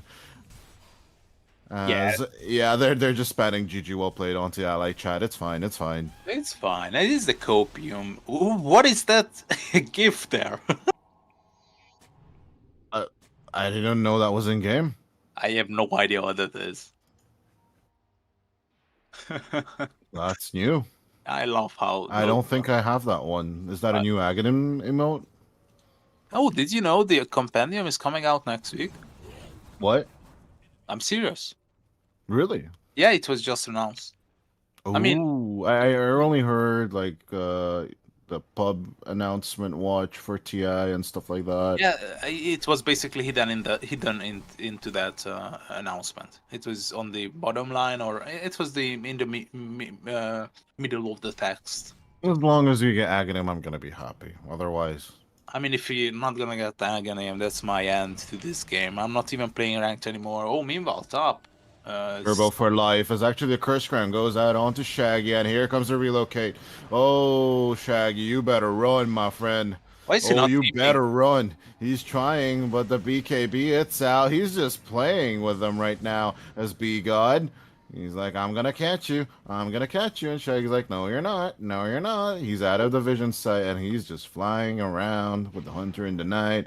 At the same time, on the other side of the map, by the way, Doggy is kind of lonely as there comes the Shackle. They will turn around on him. He just BKB Shadow Waves onto all of them, but it's not really effective. His damage output is not there, but here comes the damage from the Sven as they surround onto Lean. Can they kill him? The Razor makes it out with the BKB TP. Rogo's though lurking around. If they just place a sentry ward, yeah, I think he might be able to get out safely. Old Rat. Oh my God. Old Rat, you can't hunt. You can't keep hunting like that. Just on the edge of the dust. Yeah, Old Rat is on the hunt, but not gonna find anyone in the end. How are we standing with Roche? 30 seconds is gonna be respawning. I would definitely favor the Honored Vanguard in the Roche taking procedure. I mean, To be fair, I think this Shaggy play from on top was kind of like a sleight of hand play. Like they were just all focused on the Night Stalker. Meanwhile, they could just push a little bit on the bottom lane. Old Rat though, they're still mad at the Night Stalker for that trickery play as the Shadow Bladed Sven is still on the hunt and the surge, but Frogos and everyone joining onto the IO, but a nice clean off with the mechanism and for the heal. Beautiful terrorize play. As at the same time, they turn on to Shaggy, another BKB from the Night Stalker, as everyone's focusing on the IO, but it will be saved just a bit with the Grave, although they turn on to Wake Me Up. Down is the Klings. That is 2 for the side of the Honored Vanguard, and only giving away the IO. They should be happy with that spare change. Yeah, they move on to Roche. I feel like it's been ages since we have seen Liam in a fight. I mean, this guy is just farming. No, it's been ages. I see what you did there. No, okay, it was not intentional. I'm sorry. I swear it was not intentional. But Liam is basically, I think this is the second time I'm seeing him on my screen. Right. So no ages for Liam. I got you. 25-21 with a 6K net worth lead. By the way, let's see. At least little Nick is happy about my jokes. I mean, it's one of the most disappointing laughs in the game, not gonna lie. Don't be mean to French laughing people. I'm sorry, French laughing people. As actually Doggy with that Aegis is pretty pogs. He's going for the Octarine core, which I absolutely agree with on this Dazzle. But yeah, I agree. Yeah, now with the shard and everything online, I don't see how TKO could actually take fights into this, as though they will try. Shaggy joining on to Old Rat, knowing fully well that the Aegis is not on the Sven, as Little Nick and Dogical will go onto the backline. They want to catch AMB, as at the same time that Hex should be on the work, but Old Rat is in trouble. Will it come out? A beautiful triple Hex coming out from the Poison Touch, as Liam will die as well. I just thank you. And Shaggy should be next. Triple kill for the Dazzle, and Wake Me Up and AMB have nothing else to do than to just watch as that mid tier 2 tower shall fall. Yes, they sacrificed B-God for all of this, but how the hell did Old Rat survive all that? Oh, I'm such a huge fan. The damage output from the Dazzle in that previous fight. I'm such a huge fan of this Dazzle. Okay, additional. That's a level 2. That's a level 2 punishment penalty. Hey, I don't know. Yeah, Malibu, get on that. That's not my job. I think he's sleeping it through this. Hopefully not. The Seal Snail spamming the top lane. He's not gonna write it in all chat. If they do get penalties, it should be in the player lobby. Of course. Information list as Wake Me Up. Not gonna be punished for the wave cut. They'll let him live. Die another day. Wake me up inside. Save my... Wait, what? Oh, wrong stream. Yeah, they're on to Tier 2 is gonna be getting it more than likely. Let's take a look at the Roche timer. I mean, it's not even necessary because there's the just still there. 2.5 minutes, so... They're just chiseling away at these objectives now. 2 tier 2 towers in the span of basically 2 minutes. But can they go for the big play? I think bottom and just a straight out push into the enemy jungle is what I would do. But I do believe Old Rat just went through some vision. Yeah, Little Nick should be seen as well. But TKO getting ready for a play right here on the bottom lane. Yeah, it feels like that they are setting up or something like that. It feels like, yeah, that they're setting up for Roche, but they know fully well that Aegis is out. Yeah. As their mid lane is getting pushed. Yeah, it's a bit suspicious that this mid lane is not being addressed. So. What's wrong with Buckler? There's nothing wrong with Buckler. I don't know why B-God is hating on my laning item. But at the same time, Old Rat is just... I can't even finish that sentence. He's just gone. He just chokes on his own TP. And his own blood, as Liam should be next. The Razor, Hex down, rooted up, and absolutely deleted back into the fountain. 50 seconds of a death time. They both have buybacks. Actually, you should pull back You want to buybacks end it. onto the screen. But They're yeah, super fast. they're gonna put out Leams first. Can they keep it going as this first tier for tower is just gone? Aegis still online onto Doggy. But with the BKB, he will turn into them. He just doesn't care. The Dazzle, it's a big boy one. As actually Frogos with a beautiful route onto 3. B-God. Into the Shadow Realm he goes. Long range Stormhammer coming out from Moldrag. In with the kill. Leem is dead. That's a dieback onto the 2 cores. As Doggy just surviving through it all. Aegis, it will help with everything as Frogos is gone. Wake Me Up is absolutely left out in the dirt. And Shaggy, he's like, yay, boys, welcome to the base. And he will die, finishing off that team wipe. GG is called. And with 35 to 22, the Honored Vanguard will take game number 1. I want someone to please someone clip it out how one shadow wave basically demolished, made the Klings disappear completely.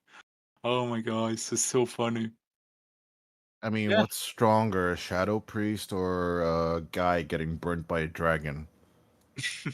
So I actually don't think there's a question on that one. But on the other hand, I told you so. It's a classics. Classics always work this patch. And even though, yeah, the Pangolier was kind of nerfed and blah, blah, blah, I still think like the Honored Vanguard just hit a perfect timing around 25, 26 minutes-ish. And then they just rolled with the punches, right? Yeah, I absolutely agree. I remember I was telling you that, yeah, I feel like the Honored Vanguard is falling apart. But yeah, the composure coming out from this team was pretty high, and yeah, the Logic Bolt is just unstoppable. Let's see if the Trash Knights, after. I mean, we do have to say that Trash Knights, for them, this is the second series of the day. But at the same time, we'll see. Maybe they will go back to the drawing board and get something going after this short break, as the Honored Vanguard will take game number 1. Contest, and if you haven't entered, it'll say enter contest here. I've already entered, so it says leave. On this page, you can check out the contest rules. You can check out the pricing. You can see the current leaderboard. And yeah, you're probably wondering, how does the leaderboard work? So the way that we're doing scoring is this game, this is like, you're essentially running this in the background as you're just playing your ranked matchmaking games. And so you'll get 5 points for each win, 1 point for each kill, 1 point for each assist, and minus 1 point for each death.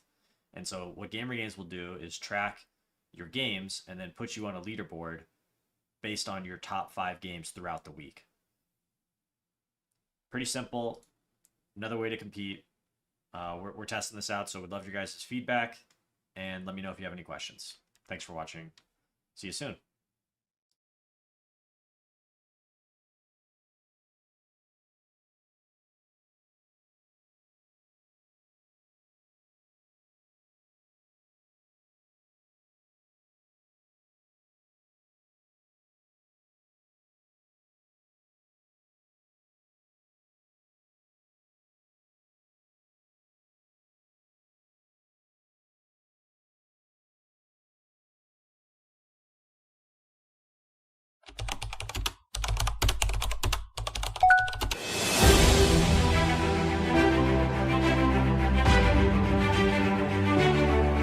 Welcome, gamer. We have summoned you to our realm to help us in the fight against evil. Team up. Choose your class. And get ready for battle.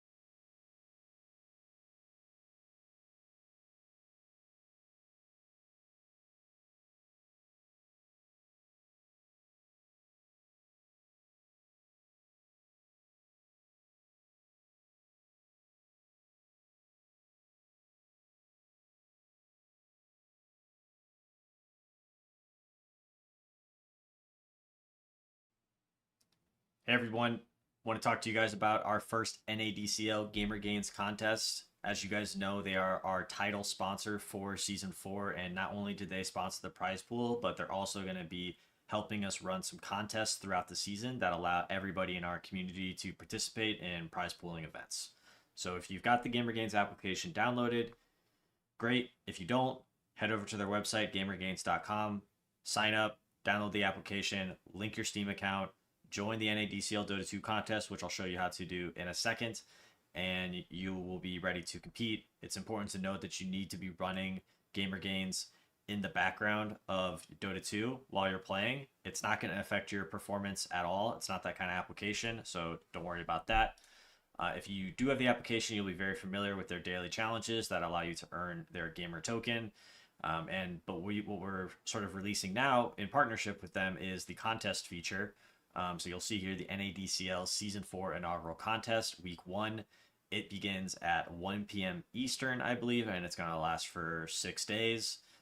There's no registration fee, and the total pricing is 500 USDC. So you guys should be able to click the contest, and if you haven't entered, it'll say enter contest here. I've already entered, so it says leave. On this page, you can check out the contest rules. You can check out the pricing. You can see the current leaderboard. And yeah, you're probably wondering, how does the leaderboard work?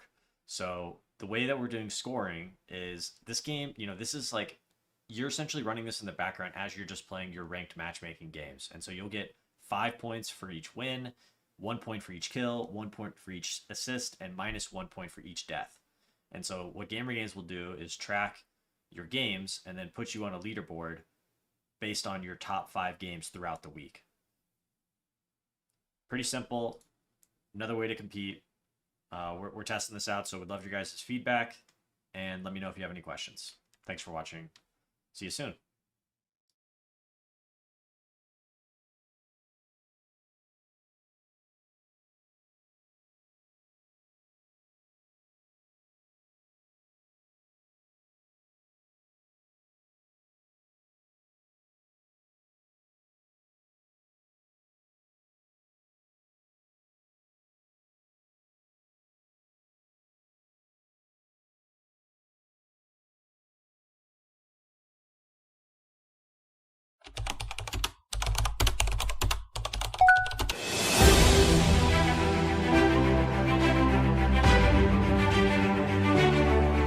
Welcome, gamer. We have summoned you to our realm to help us in the fight against evil. Team up. Choose your class. And get ready for battle.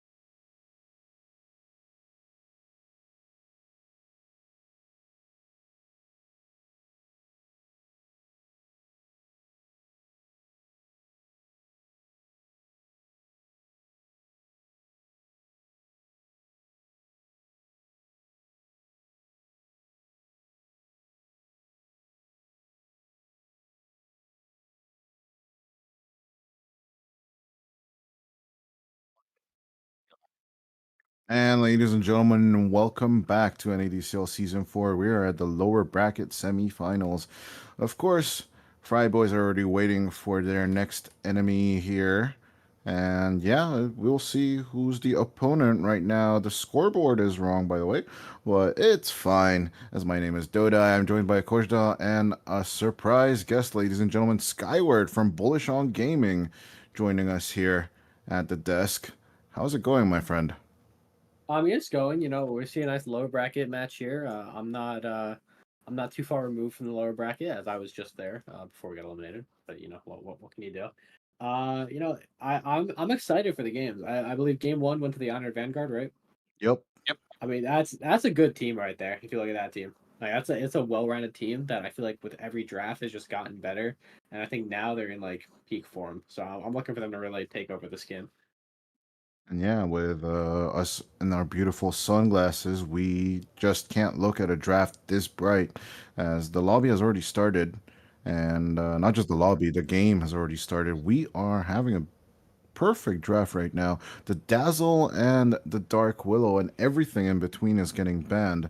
Uh, Actually, what I wanted to ask you, Skyward, why the hell don't we get settle an argument between me and Kushta? Why don't we get first phase bans on the PA? Why is that not a thing? That's a good question. I think PA is good, but I think her early game is really weak. I think the hero wins eventually, but there's ways to shut it down, and there's timings to be hit. So like a lot of the favor of Gyro comes to the fact that you can hit this really strong timing with Aegis and you know your satanic and shit where you're unkillable. And if PA isn't ready by the time for this Aegis timing, you kind of just lose most games, right? She needs the B Fury, the Deso, the BKB, the Ags, right? So it's all about ending the game on the timer, and Gyro is kind of like the timing hero. I see, but it still brings a smile to my face when she gets banned, as she gets that hate treatment right now, along with the Sven. And the TA on the other side, the IO stolen by the Honored Vanguard, as they reveal a Shaker, actually, in their first phase. I believe the Gyro still has the Marcy option. Yeah, that's a hero that we kind of saw fall out of favor recently too, right? We haven't really seen too much Gyro Marcy, and I'm kind of wondering why. You know, there's not really been too much of the like before the classic used to be, right? You just pick Gyro in the first phase, pick Marcy in the second, and call it a day. But the hero's kind of fallen out of favor. Or is there any thoughts on that? Yeah, I feel like it's just bit worse version of IO. I just feel like it's having a half a thought. For example, if you look at IO, it's so easy to stack like multiple camps with it, and this speeds up your farming process. While on the other hand, Marcy is basically like you can rely on her in the laning stage, but other than that, I mean, it might be good against some of these niche picks like the Phoenix or the Undying, but that's all. So, understandably, I mean, Marcy is either, yeah, as Kyber just said, is like falling out of favor. I think we're also in like a position where a lot of the high value fives are just so broken that like there's not really room for Marcy. In most drafts, like you're gonna get the Warlock, you're gonna get the Undying, you're gonna get the Treant, you're gonna get the Venge. You know, there's so many like high priority heroes that like do stuff that Marcy doesn't do. Oh, so it's all about the team fight then on the Well, mid more game. or less, yeah. She kind of falls off.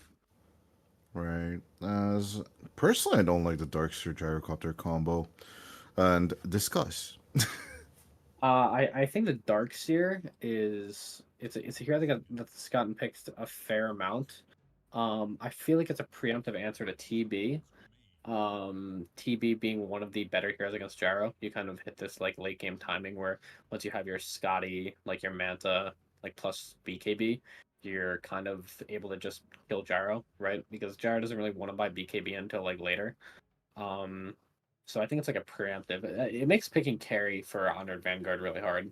I don't really see too many outs that are like clear answers to Gyro here.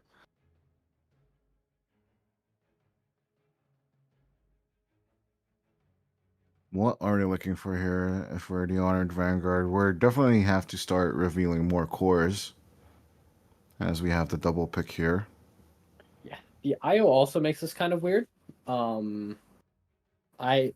There's not too many good IO pairings in the pool left, right? Like there's no Sven.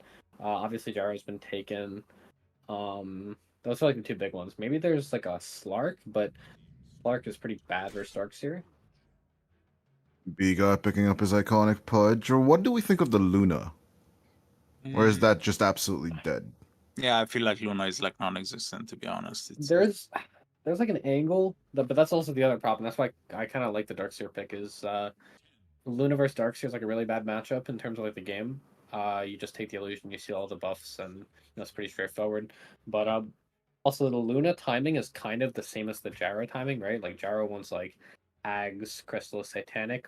Yeah, exactly what I was thinking of. Like Mom, Manta, BKB, right? And Gyro farms just as fast, if not faster. So it's just they're kind of hitting the same timing, and Gyro's just a stronger hero. Gotcha. I think What for them, I would. looking for? I mean, a hero that's being. I mean, we know how I feel about it already. And it's been hotly contested in Dream League is the Muerta. It's like it's a really good gyro counter. The lane is strong. Pairing it with an Eye was really nice because Eye gives the spell amp for the ult. But I don't really know if they play it. It's kind of a niche hero. I mean, I'm a fan of it. I really love the Muerta. I was thinking about like 3 different heroes, but yeah, it just brought up the Muerta. It makes a lot of sense to me. But it's Trash Knight's turn to pick something. Still reveal those 3. I'm more than curious to see if we get to see them on the Banhammer. I was thinking about like DB, Troll, and Ursa. But yeah, I mean, none of this are as good as the Muerta, and TA is banned, so. What is that? Oh, it's one of my favorite heroes. What is this doing here? Probably beats the Shaker in lane, I'd assume.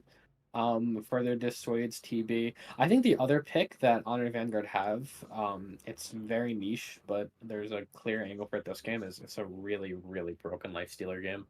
The hero doesn't get picked too often, but it's been seen a little bit. People are doing like this Ags build where you go like Armlet, like Deso Ags or Armlet Radiance Ags, and you're I mean, Lifestealer's always been a gyro counter. Darkseer can't really touch you at all. I think Lifestealer is kind of unkillable this game.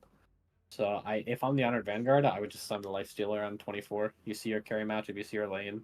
Like they're just picking a 4 on Trash Knights, and I don't think there's any 4 that really dissuade the Lifestealer. I'd personally rather go for the Juggernaut if we're looking for built-in BKBs, but the problem with the Jug is his ability to sustain in fights is like not as good, right? Like I could see a world where Jug dies to like a Darkseer punch plus like an OD hex or something, right? And Lifestealer he kind of goes untouched, right? Because like I understand Jug has like the built-in BKB, but Lifestealer has the fact that he can actually attack during his BKB.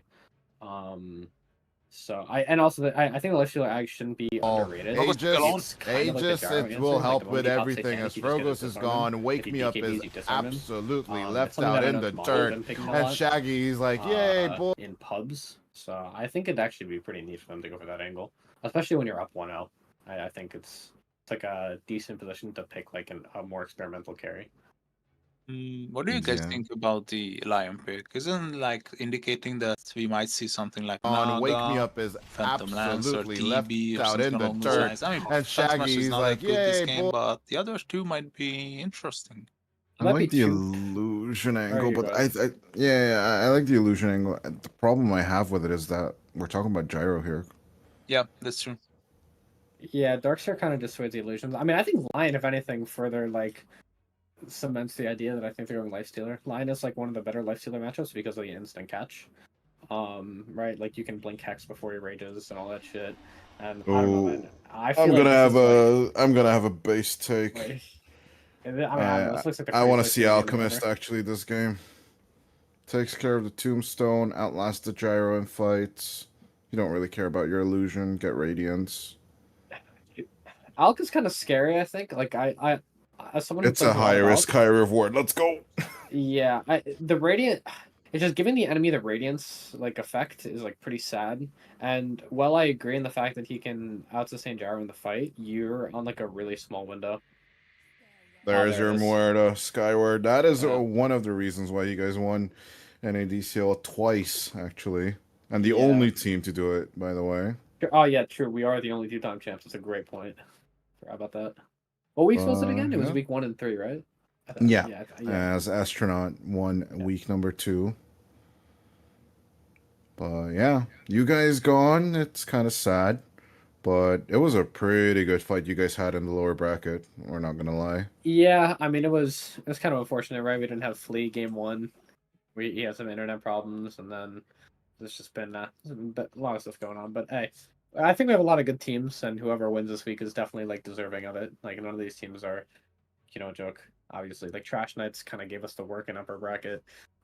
This team is like significantly improved. I'm glad that they're finally like kind of taking it seriously.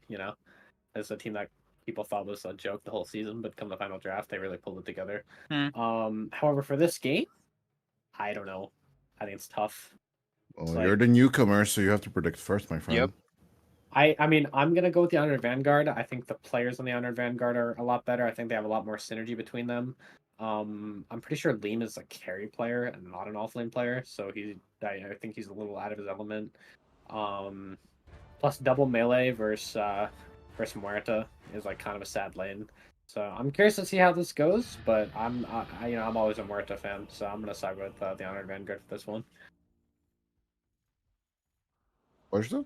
I'm a huge fan of the OD. I think this is until the Muerta pick, this has been a mediocre OD game, but a good OD game. Then after the Muerta pick, it's been a mediocre, reduced to mediocre OD game. I mean, if A and B can like put the 4 other teammates into his backpack and carry them over to the other side of this map onto victory, I'm not really sure. I love the draft-wise. I love the Honored Vanguard better, but I have to go for OD. I mean, it's so rare I see this hero. Well, I guess two Hungarians think alike. I'm also going Trash Knight to this game, as both teams do start out with the 5-man smoke on each side and clumped up together as a huge unit. As all 5 players will just do the hangout thing right now, like kind of west side, east side. I'm kind of surprised the Honored Vanguard doesn't want to fight more here. I think Muerta is like one of the best like level 1 fighters in the game. You just put down the calling. I'm curious to see what build he goes on Muerta. The items that I'm seeing queued up, I'm already not a fan of. The Wraith Band, I don't think really gives you anything. You don't care armor. The attack speed is nice, I guess, but it doesn't really give you the health either. I think I want to see Muerta not do what Nightfall did and max his W and just farm really fast. Go into Mjolnir and like BKB this game. It's a really good Muerta game, especially with the Wisp. But I actually think much of this game is going to fall into Lil Nick on the Visage. I think he can really take over this game. B-God and Wake Me Up not meeting this time around. Although B-God is still on the lookout right now. We'll find the Spirit Breaker as, level 1 Greater Bash from Wake Me Up. Just doing some damage. I'm more than curious to see, actually, this laning stage. How is Little Nick and B-God going to work together in this one? Especially with the Tombstone coming out, Frogos can basically disrupt the Pudge's impact. Yeah, it's going to be a lot of lane dragging, but I think that... I think Frugos is kind of making a mistake here already. He didn't grab the second wave and meet them. So now you're going to be in a weird scenario where the wave is going to have to like be dragged behind the tower or under the tower. Like he's going to take the wave under the tower here, and now the Honored Vanguard can basically just control the wave as much as they want. Like B-God's going to bring him behind the tower, then I have the wave, and then they're kind of just chilling. Yeah, it's actually Wake Me Up to pull off the creep skip on the bottom wave. We actually have it get done. Zolrat and Silly Snail need to dive in. The calling doing some work on the Spirit Breaker. But eventually they can mount up a turn. That Ion Shell doing some work. Yeah, I mean, that's the advantage of the IO lineup. You can always like dive these towers pretty comfortably. But if Wake Me Up is dealing with a ton of damage, just level Greater Bash. He is on to bashing people left and right. Yeah, I think also one of the things that's kind of surprised me this far is Earthshaker is doing pretty well mid on the first 2 waves. I think this is a lane where OD should kind of take over it, but at the same time, I think it might get harder with levels. Like Logical will probably start to just get his CS taken away from him. We have a kind of a chase going on the top lane actually, as Frugos and Shaggy will take B-God for a ride. And yeah, that will be first blood. They do even commit the Tombstone right here as Little Nick needs to get back just a bit. Nice play with the DK. As the hook will miss this time around. But yeah, Frugos just taunting the hell out of B-God. Yeah, that's looking for the deny. It's kind of something that happens Yeah, pretty often with these Undying lanes. Is you force that double wave, you have to level 2 and die with the tombstone, so definitely good on them. Lil Nick luckily didn't miss too much, and he's getting a decent amount out of the lane now. But Jaro is having a pretty free game, so this is definitely On not the what bottom, you by wanna the see. way, we have a bit of a calling action. Liam and Wake Me Up. They need to back out just a bit. The vacuum doing some work, but it's still not enough. This is the Trash Knights. They're trying to figure out this bottom wave or bottom lane.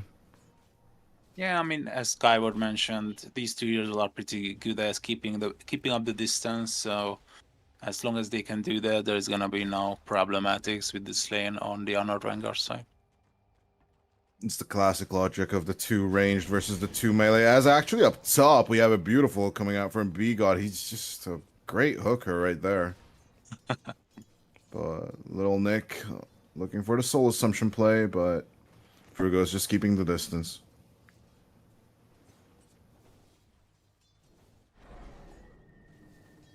And yeah, A and B just not dominating that mid lane either. And As I don't smart think as that's what want you to can see. afford. If you're picking OD against Shaker, you like pick this matchup because you're supposed to, whenever Shaker goes for a last hit, you want to Astral him, you want to pressure him out of the lane. But I'm just like not seeing the pressure from ANB in this lane. He just seems to kind of be going even, which is not what you want out of an OD pick. It's a hero that like thrives on being ahead. But yeah, right now he's just not pulling as much as he wants to. I'll be curious to see. I mean, he just leveled up Arcane Bolt. Should be good. He puts another point into Astral, though. Yeah, like the lane will get harder for Logical, but if I'm him, I'm pretty happy with how the first couple waves have gone. Like he has 11 denies on the OD, which is really nice.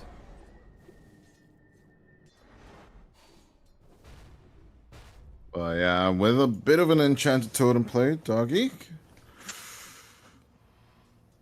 He's just popping this off. He's all good. But yeah, I mean, mana issues are pretty much striking him with the max mana being reduced by a significant amount of, now additional huge number that is. And Logical should be fine on the mid lane, but let's just drag back onto the top lane where Shaggy is doing pretty well. 30-12. Actually, both cores head to head. The hook will miss from B-God as a decay turn, along with the flak. Out comes the homing missile. They catch onto the Visage, but the damage is just not there. Oh, a bit of a tickle going on to Shaggy. Actually, back onto the mid lane. Astral Imprisonment. Can A and B do it here? He needs one more right click. He just throws it out there. And yeah, that Arcane Bolt will catch the kill. Dodgical. Dang. Yeah. With the tip. Beautiful hook up top. Sorry to cut you off right there. Sad man. Oh, Shaggy turns it around with a big of a play. Yes, the soul assumption hurts, but the zombies keep up the chase and the vision and the damage on top of everything. Frugos just taking another kill. 5-0 right now from the Trash Knights. Yeah, a lot of this game looks like it's going to be coming down to Old Rat. I think he's going to have to carry quite a bit on this Back Muerta. into mid game where Wake Me Up and AMB will just join their forces right there. But Dodgical still losing that Observer Award. That will hurt. So here comes the backup. Minute 6. The word is on AMB as B-God looking for the angle. And he doesn't find it. I was just on the cusp of saying that he will find it right there. But it's just not gonna work as down falls the hammer. But AMB, the damage is just not enough. It wasn't actually a save from Silly Snail. It didn't infuse any kind of heal, but it's just at the cusp of getting that kill. The 7-minute runes do spawn. Little Nick will get one. And Wake Me Up just walks by the other. I feel like AMB was a bit like impatient. I mean, That thought calling out onto Liam. Vacuum back into the calling. Do you want to stay here? I don't think it's a good idea, Liam. As down falls the Dark Seer. Wake Me Up. Left all alone to his vices.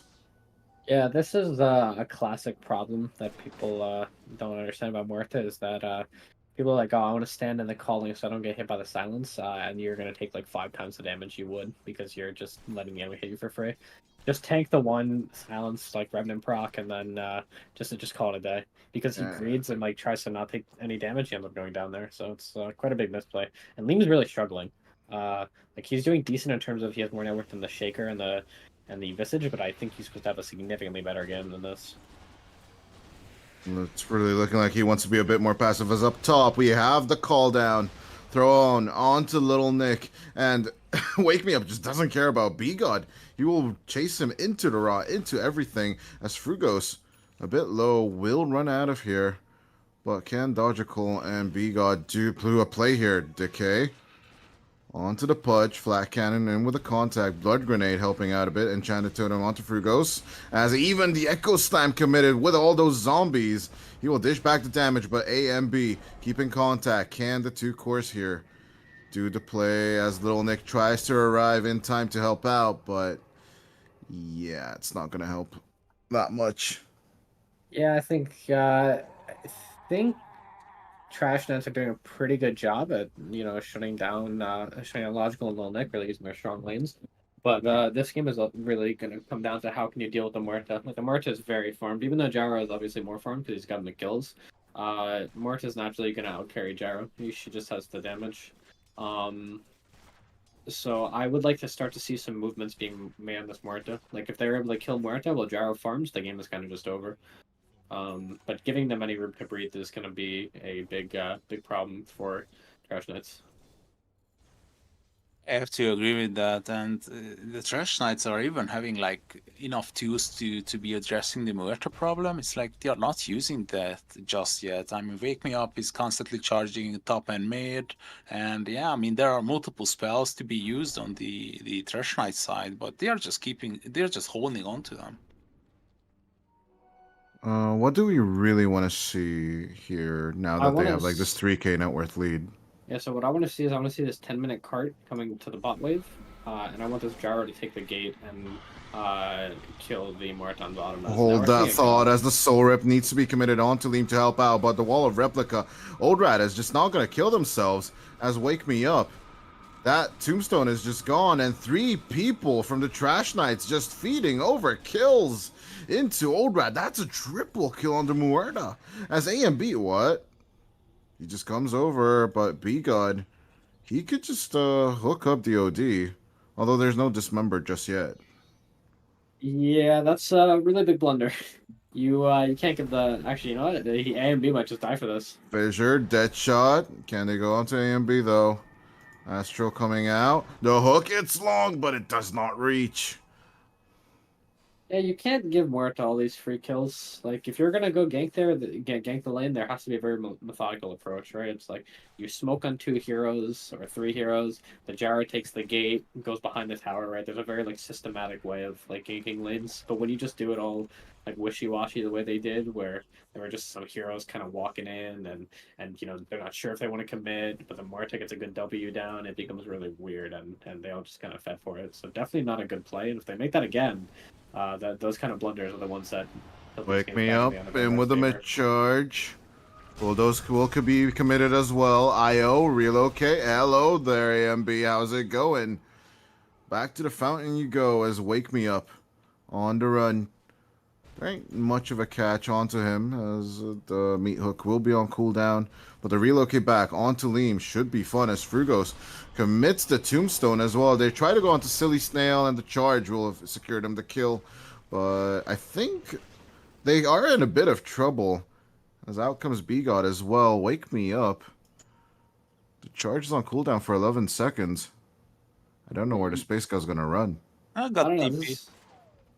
It's kind of like a masterclass in throwing a game right now. Like, you're up 3k and you're just getting picked off one by one. Wake Me Up. Running through the map into the tier 3s. Oh, he stops right there. And yeah, B-God doesn't make it there in time.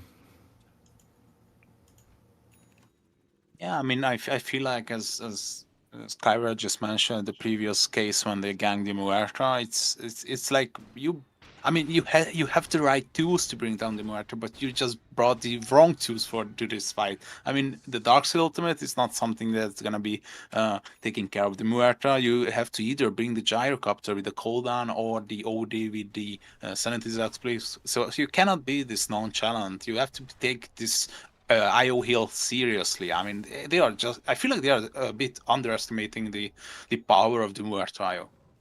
Yeah, it's looked really strong. Now we're gonna see a smoke up, and I think with the Solar Crest timing, if they're able to kill the Gyro here, it's really gonna put them back. How is it going, Shaggy? Saying hi with the Echo as he turns it around with the call down, but the relocate on the back of him, the familiars and everything else, securing the kill. And that could give them tier 1 tower up top, as B-God might just suffer the same fate that Shaggy did as Wake Me Up. Running behind the tier 1 tower, in with another strike, the decay as well. They'll take that kill for free, as Old Rat will commit with the Pierce the Whale, throwing him straight to jail inside the Astral Imprisonment. But Dogical just keeping contact right now with the OD. A few more right clicks.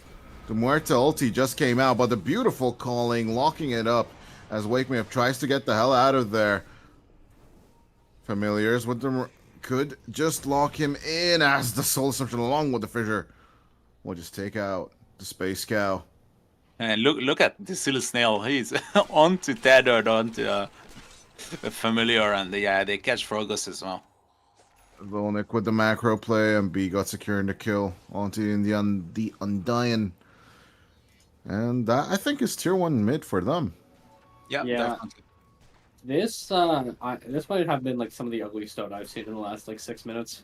You can't have like a 3,000 network lead and then just do this. Like, people are just randomly going for random kills. There's no coordination, and the Honor Vanguard is they're bringing like the bare minimum numbers to fights. You know, it's like, oh, it's a very simple play. You see the Gyro alone by himself, you go echo him, and he dies, right? And now this entire time that Gyro dies, Muerta's farming, right? All these plays are the plays that Trash Knights should have made when they were ahead, but instead the Honor Vanguard are just getting the windows because Trash Knights are just very uncoordinated right now. Like, they need to like take a second to reset, so like have a conversation of like, guys, this is the play we need to make together as a team, and like start making some moves, because as of right now, they're 3K lead has dwindled to a couple hundred, and this Muerta is just gonna get bigger and bigger, and what is a free Muerta game? Bit of chase on the bottom, but Dogical. Here comes the relocate turnaround, and Totem keeping contact. Liam is just gone. Thank you. As B-God keeping contact with Wake Me Up. The Dismember will save his ass, but here comes the Tombstone. The zombie want to catch, but the Fissure breaks it off. Dogical. You can't save him. B-God is dead. Or is he? As the Bulldoze comes out, Wake Me Up will go for the charge, get the kill, but Silly Snail. Can they catch the Spirit Breaker? No, I don't think so. The Tombstone is in the perfect position to scare them away. This is going to be a tier 1 tower secured, more than likely. Yeah, they scare Old Rat back as well. There's your tier 1 tower. And they just instantly smoke up. Yeah, and like these type of smoke movements, right? Like, they make sense. It's a very simple, okay, we took the tower, now we know this is just the lone top. But missing this kill could be really bad for them if the Visage is able to get out here. And with a charge from Wake Me Up, the Familiar stunning up AMB. But yeah, Astral Imprisonment and the Eclipse thrown out just on the Visage. But Frugos securing the kill. Yeah, like they're showing like flashes of brightness, right? Where like this play looks good, where they get a pick off mid and then instantly know that everyone rotated and then they go top and kill the Visage. They could have done this when they were up 3,000 net worth, but now the game is even. Like, this 2K 3K lead doesn't really mean much when there are still towers for the Honor Vanguard to claim. So they need to keep up this pace of play where they just don't give this team any room to breathe. Very convincing statement from Old Rat, running or standing so straight up into the face of the enemy.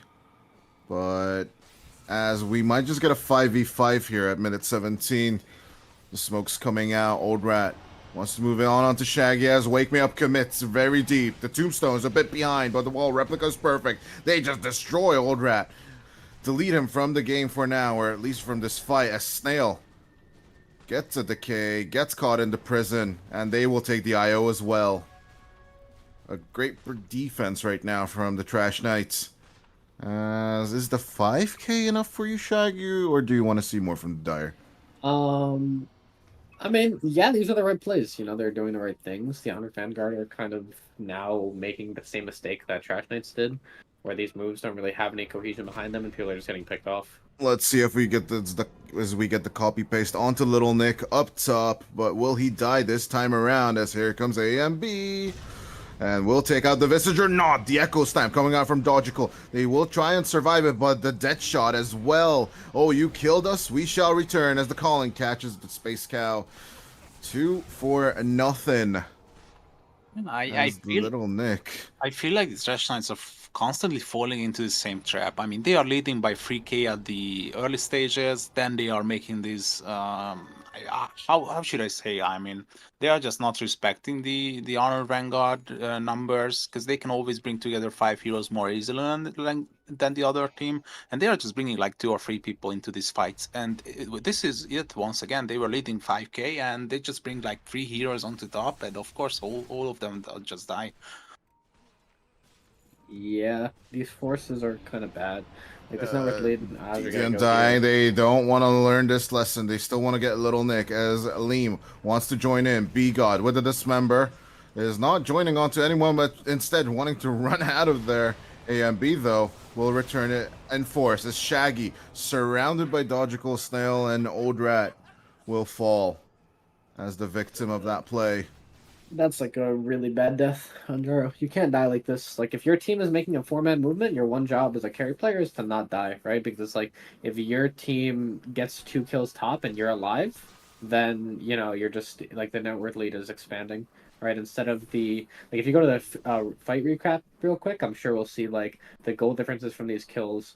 Like, what, they lost 200 and got like 1,000 on the side of Trash Knights, but at the same time this Jarrow dies, right? And while Jarrow is dead and giving up a couple hundred gold, the Muerta is farming really quickly, and now Jarrow's lead is like getting diminished even more. Yeah, so I got the these Gyro kills, as well. It's they feel like 1,000 nothing. gold onto the Gyro, for the Gyro's death, exactly as you're saying it. It's tough of a situation. But what do you want to? What do you think Shaggy can do? Is this Satanic the right move, or should it be a BKB? I think it has to be a BKB. There's too many stuns, too much disable, right? You have like the Pudge ult, you have Earthshaker just chain stunning you. You're gonna have like Muerta fears and silences and all that, so it's gonna make your life kind of miserable. However, I think that this Satanic is fine if he gets an Aegis. So I would like to see them go for Rush, but at the same time, the Honored Vanguard could very easily sneak it. A lot of people underestimate like how much damage Muerta does to Roshan with the ultimate. Like, I'm sure Io Muerta and like Visage together could just like kill Rosh in like 5 seconds. So I also don't know how I feel about the Pike on Muerta. I think this item is kind of a bait. In this game, he needs a BKB to play. You're just gonna die to all the magic damages. Now we're gonna see the smoke up and the rush play that we were talking about. This OD Jarrow are gonna hit this timing, and if they're able to survive this timing on the side of the Honored Vanguard, then the game should be no problem. But this is like their strongest point. Yeah, surprisingly enough, both cores pushing out the BKB timings, and here comes the commit coming from the Trash Knights onto the Roshan. Tombstone is out, but can the Honored Vanguard make it here in time? Just for the viewers who are just joining us, the scoreboard is mistakenly wrong. Of course, Radiant is up 1 point, and the Honored Vanguard doing their absolute best to even up the board, as Aegis will be picked up on the Gyro. Well, let's see the engagement. There's the Echo. There's a catch. AMB is just gone as the call down comes out. Shaggy in the thick of everything. Old Rat trying to go at it with the Pierce the Veil and catch as many of them as possible. They flee as the cowards they are, as Shaggy has nowhere to run. That Satanic is not live as yet, but they turn onto Dogical, trying and catch the Shaker. Here comes the missile. They just need to shoot it, and it's gone. As Frugos does not have the Tombstone to keep up the chase. They will back out. I don't know. Trash Knights are just like doing everything right and then doing everything wrong at like the same time. It's like they could not play if they just like chilled. and just thought clearly for like a couple minutes, this game was like really free for them. But you get this Aegis, which is like the good play, right? You do a very nice job. You get the Aegis. Now all you need to do is hit your Satanic timing. You hit your like one more item, and then you guys are ready to go and win the timing. But now you feed the Aegis away, right? Gyro misses, like the Satanic's getting delayed now. You get more golden XP for the side of the Honor Vanguard. Like that was the timing to win the game, or at least cement yourself a nice 10k lead, and they just missed it. Sorry to cut you off as we have a charge onto Dodgical on the mid lane. Nice fissure reaction, but it's not going to be enough. Nothing coming out from THV, though, for that move. Yeah, I mean, the Honor Vanguard are fine going late. Like, they're just going to outscale. Morta is going to come to a point in the game where she can actually just kill Gyro from full. I don't know if this guy knows, like, the build where you're supposed to buy an Ags, because I think the Ags is really broken, especially against Gyro. You kind of just disable him and kill him.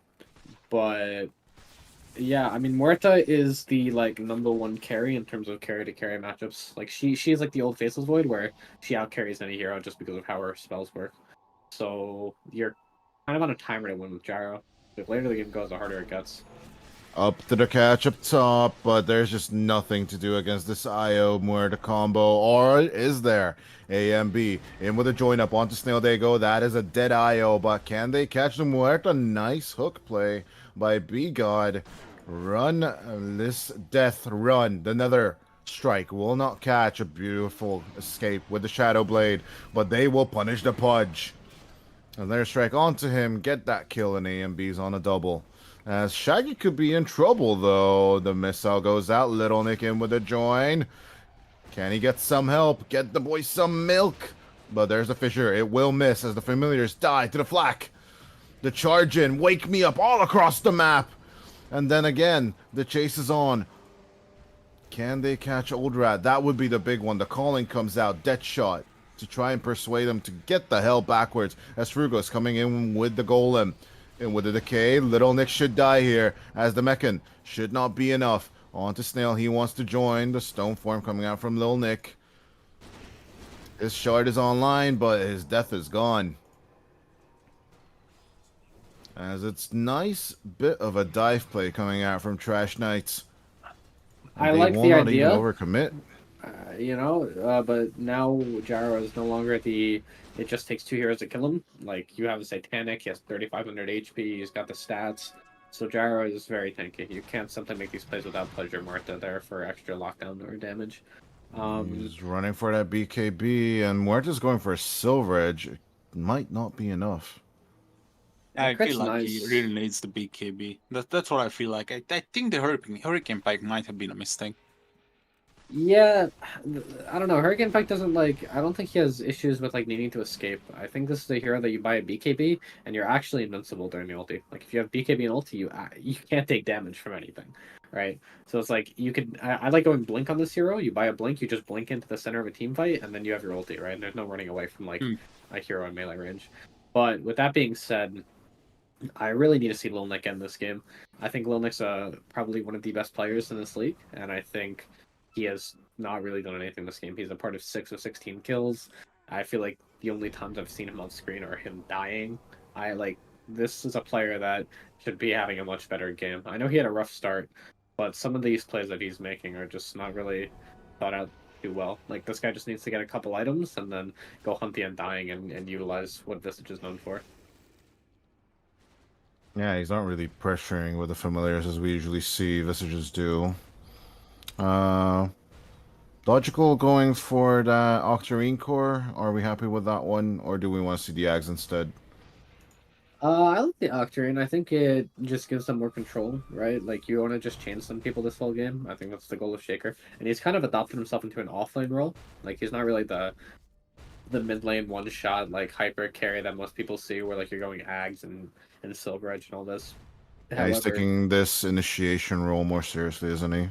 Yeah, but the trade-off, right, is like if he's gonna get up the farm. Wake me up! Oh, wake me up! Wake me up inside as the dismember. It's a short one due to the bulldoze. Another hook, but that pierced the whale. Now that's some damage right there. Yeah, this hero does damage. So what I was saying earlier was that logical. I mean, logical just keeps coming. Onto the catch onto Frugos. Can they hear a little bit more? Yeah, the problem with this Shaker build is you're building for Visage to become a pseudo carry, right? Like you want Visage to get these damage items and come online. But Visage feels like he needs a lot more to come online in this game. Like the AC is gonna be nice, but you're still gonna have problems with Gyro, problems with the OD. Like we're gonna need to see the Ag, the Hex, like these later item builds that I don't know if we're gonna get there, but luckily Muerta's kinda holding down the fort with the amount of damage she deals. Yeah, Old Rat taking another detour from the BKB, finishing the Mjolnir first, as actually Shaggy already has his. So will we wait for Aegis number 2 and then look for team fights? Or are we going to find that the Muerta gets the BKB first and High Ground is just going to elude possibly the Trash Knight's hook turn? With the Dismember, Wake Me Up trying to run her away, but Logical coming for the turnaround. Another strike available. Familiar's on his tail, and the Space Cow just runs away with Surge. It's so funny how the Enchant Totem, is True Strike, and it's just the customer escape is the only reason that the only item that can make it miss. Yeah, the one thing I would also like to see this game, honestly, if I'm this Gyro, I would like to see him buy a Scotty instead of this Daedalus. I think the Armored Vanguard is a team who only has Muerta as their damage, right? Like Shaker's building for utility, Visage doesn't deal much damage. So if this guy just had like 5,000 health on Gyro, he would be unkillable, right? Or like the Butterfly is also another angle we can see a lot on the I Gyro. don't know if you guys caught out the 28-minute Wisdom Rune steal from Silly. That was a fun play. And Wake Me Up didn't make it in time. Yeah, I don't know. This Gyro doesn't really need more damage. Like, they're gonna win fights by just living. Like, if you survive the Muerta ult for 8 seconds or 10 seconds, you just win the fight. Yeah, he's looking for that Crystallis. Yeah, the damage coming out from OD is significant. I mean, I'm not a big fan of the Witchblade build, but I mean, it definitely increases his damage. The Ags is something that people are tend to be picking up, and yeah, I mean, even without any damage items, the OD is just a huge damage dealer, but he needs to be enabled. So you need to put the Darkseer, the Undying, and the Spiritbreaker into the front line, evade the previous scenario after the Rosh Aegis. When Alien Manamarana just fed away your kill immediately, just standing in the front. Yeah, I mean, it's easy to say from like an outside looking in perspective, right? Obviously, I'm not like in the mental of the players, but right now, if I'm like in this game, I'm trying to think, okay, well, our timing to win the game is like I get one more like bulk up item, whether it's the Butterfly for the evasion or the Scotty. I get the Aegis and go high ground. Like this high ground force could go very poorly for them. I would just wait for the next Aegis and take the game like slowly. Does seem Grady they do force out a bit of a fortification play from the Honored Vanguard, but Shaggy could be in trouble here. The hook, it actually goes through Shaggy and catches Frugos instead, and they instantly back out. That made me chuckle. I mean, they got lucky. I'll be honest. If that guy gets hooked there, this game gets really scary. That was some Ice Frog level buck play right there. Yeah. But this is what I mean, right? Like, it's like, why are you going high ground? You're not going to take the racks. You force the glyph, which is already more than you should have gotten. Like, you're just wasting what you could be using to close out the map. Now that there's this Undying dead, you see the Honored Vanguard walking out and being comfortable getting kills. This could be back for Wake Me Up. SE gets insta-deleted. Not even committing anything, though, but AMB coming in for this one. Echo Slam onto 2. Shaggy, can they catch onto the Pierce the Whaler, the Muerta? No save coming out from DIO on a beautiful vacuum, but AMB, this strong dispel will trigger due to the Ags as Wake Me Up in with a charge, takes care of Little Nick, and that is 4. For nothing. Okay, yeah, you do get 1 kill onto the Space Scout, but there is the team wipe from the Trash Knights. They want to even up the score here. And that is Roshan. I would call it lucky, but it was just perfectly timed. The homing missile with the Astral Imprisonment lining up just perfectly. I mean, and you see, this is why I'm telling you, like, I feel like Muerta is being a bit greedy. I mean, hi Shaggy, I think if you had a BKB there, this is gonna be this could have been a completely other fight. I mean, yeah, I don't know. This guy has like a bunch of items that just do nothing. Like, I understand the Silver Edge and what it offers, right? You have like a better way to engage in these fights, but I don't know. You just have this Hurricane Pike. Like, what are you kiting this game? There's nothing to kite. You're playing against 2 ranged cores, a Spiritbreaker and a Darkseer. Alright, you have to hold your ground in fights. You're not going to be able to kite these heroes. Like, they are too fast and too mobile. So not having the BKB, I mean, we're seeing it there. If he has a BKB, that fight is like won. Like the game is probably won at that point on Muerta because you just BKB, you ult, and you just hit everyone. But instead, they're able to just disable her during the ult, deal all the magic damage. She comes out at like 20% HP. It's just, I don't know. It's just not good itemization. I think this game. Last hour objective for THV. They're adamant about particularly their tier 2, but does Trash Knights have an approach here to get this high ground somehow? I do believe they just want to get like 1 or 2 pickoffs and then approach the objectives, I guess is the name of the game. And Wake Me Up is just so good at hunting people now. Yeah, I mean, the game is like easy now. You don't need to do anything too special to win the game on the side of Trash Knights. You just Aghanim Scepter almost online for Wake Me Up. Just need to not get hooked. Absolutely okay. And the last outer objective is gone. That tower just absolutely demolished. Oh A beautiful hook onto Shaggy. This is a good play right there. Astral Imprisonment for the save. Can he get out here? As he turns with the BKB and Satanic combo. Shaggy is tanky as hell. But another, if he could have caught there, that would have been nice. But the fissure, it's actually a nice blocker play right there for Dodgical. Little Nick coming in. Call down, coming out. Dead shot onto him. He's half HP. And then he's just trying to yeet out of there. The hook. It was free. Be gone. Oi, oi, oi, oi, oi. That is such a football blunder right there. I mean, it started off so well. Getting Gyro to BKB and Satanic on the first life is like crazy value, and then Biga just missed 2 hooks afterwards, which is like the first one I understand. You know, the fight's a little hectic. There's like a tombstone and a bunch of shit down. The second one, I mean, I don't know, that's kind of excusable, but I'm sure It was the bottom of the 9th right there. As he gets that hook though. As even with this dismember play, here comes Shaggy. Relocate coming in. Could the Gyro be in trouble? Calling out. As there's still 30 seconds until the BKB, another dead shot. He wants to turn into this. Are you sure about that, my son? There's a Hurricane Pike on with the usage. Homing missile and the relocate will save their ass. I mean, this is like the Muerta problem. This guy's like running on Muerta the whole game. He needs a BKB. You can't play without it. Like 700 gold. If I'm Muerta, I'm making a call like, all right, guys, let's chill out. Let's wait my item and then we go fight. It's like very straightforward. They're getting good pickoffs, which is nice, but Muerta really finished this item. I don't know, they need a Hex or like some sort of disable item on Lil Nick. There's, you know, they have some decent stuns in Shaker, but that's kind of it, right? Like it's just Shaker stunning, you have the occasional hook thrown out, but all the auras, I don't know if it's enough to offset the Gyro damage. The interesting one is Dodgical looking for a big play. B-God missing the hook again. Blink on Blink. As B-God will have meat hooks soon up. And here comes the rat play coming out from Old Rat and Silly Snail. He has a BKB now. So it's either buyback or buying out the BKB. I think it's You just bought the BKB. Yeah, I think so. That should be the play. As even with BKB though, Wake Me Up can still charge you now with the Ags. That could be a Why are we problem. buying MKBs? Like, I understand they got a butterfly, but come on. Like, you just need a BKB. Like, every fight, this Mercs is just running and having, like, height. And, like, the last thing you really want this hero doesn't have to do stuff. Like, you want to go 6 in a spot? Click hero this for a couple seconds. Like, Merc has so much damage, but he just cannot get it off. And I think that's sort of, like, that seems to be the misunderstanding about the hero right now, at least from Old Rat, is that he's seeing these fights and he's like, oh, I'm dealing no damage, right? But the problem is he's not allowed to hit. It's just a lot of just getting kited around and getting stunned and all this. As I also don't understand this Revenant's Fruit. I don't think Gyro understands how this item works. Revenant's Fruit does not let you hit during Muerta, I don't believe. Better clean down.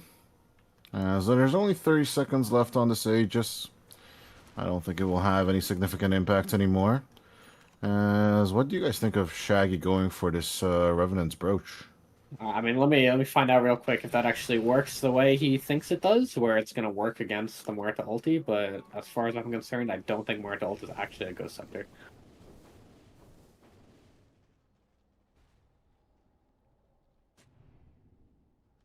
It can attack ethereal units, but is Muerta ethereal? Yeah, that's, let me find this out. That is the question we're looking at right now. As Aegis is gone, is Little Nick the next target? I don't think they see him. The illusions give some vision as here comes Wake Me Up in with a charge. Little Nick gonna get the hook save as the missile's coming, but it will be short. I mean, contact, but it's not worth much. Yeah, Aegis expires, but look at the aggressive statement, the aggressive stance that the Trash Knights are taking here. They are controlling like basically 75% of the map. I mean, and the first 3 ults of Muerta are still a bit threatening. Where's that BKB on Old Rat? Nah, he spawned an MKB for some reason. Oh no, Wake Me Up in with a charge. Alright, yeah, so the Revenant's Brooch does work on the Muerta ult. The problem is that it doesn't affect the flat cannon, so you need to click the Muerta directly. I also don't think you're killing Muerta in 6 hits. So, also, if Muerta just buys a BKB, then you actually just don't care about the Revenant's Brooch. So, you know, you're kind of just... So true. You're banking on Muerta not buying a BKB, and for some reason it's working, but... She's adamant about not buying that on Old Rat. It's a very interesting thing. Maybe he's... no, I can't make excuses for him. I want to. It's just not coming to mind, personally. All I can say is the Spirit Breaker who controls you, but your first 3 BKBs are still valuable for fights. Yeah, I mean, SB controls you, but at the same time, SB has a lot to worry. Like, the Shaker is causing a lot of disruption in fights. It's not as easy as just, like, charge. As Wake Me Up is finding the vision, he gets silence, but Bulldoze Shadow Blade instantly. He's just walking around here. He's just walking here. But yeah, around the Roche Pit, we have a clumped up Honored Vanguard, and Trash Knight knows it fully well. As Echo, I think that was a mistaken one if my graphics were right, but AMB gets deleted. Wake Me Up, walking through the whole lineup, and that he's dead as well. Shaker buyback as Shaggy is cleaning out the back line. The IO and the Pudge are dead as Silly is trying to remake contact, but Dodgical not really finding where he should be going. Frogos will stay alive with a Soul Rip as Wake Me Up finds Little Nick. That could be a nice kill onto the Visage. As Wake Me Up running onto the Pudge, the relocate will not save the Muerta, but she is a bit far for the catch as B-God. This is an extremely chaotic fight. As Wake Me Up almost catches the dead lady, but B-God is still free if they see him. Oh, afraid. They should go fight right now on Aye, how's it going? Wake Me Up in with the charge. Shaggy will instantly delete the Pudge. As it's the longest Roche cooldown ever of all time. 2 minutes and 30 seconds.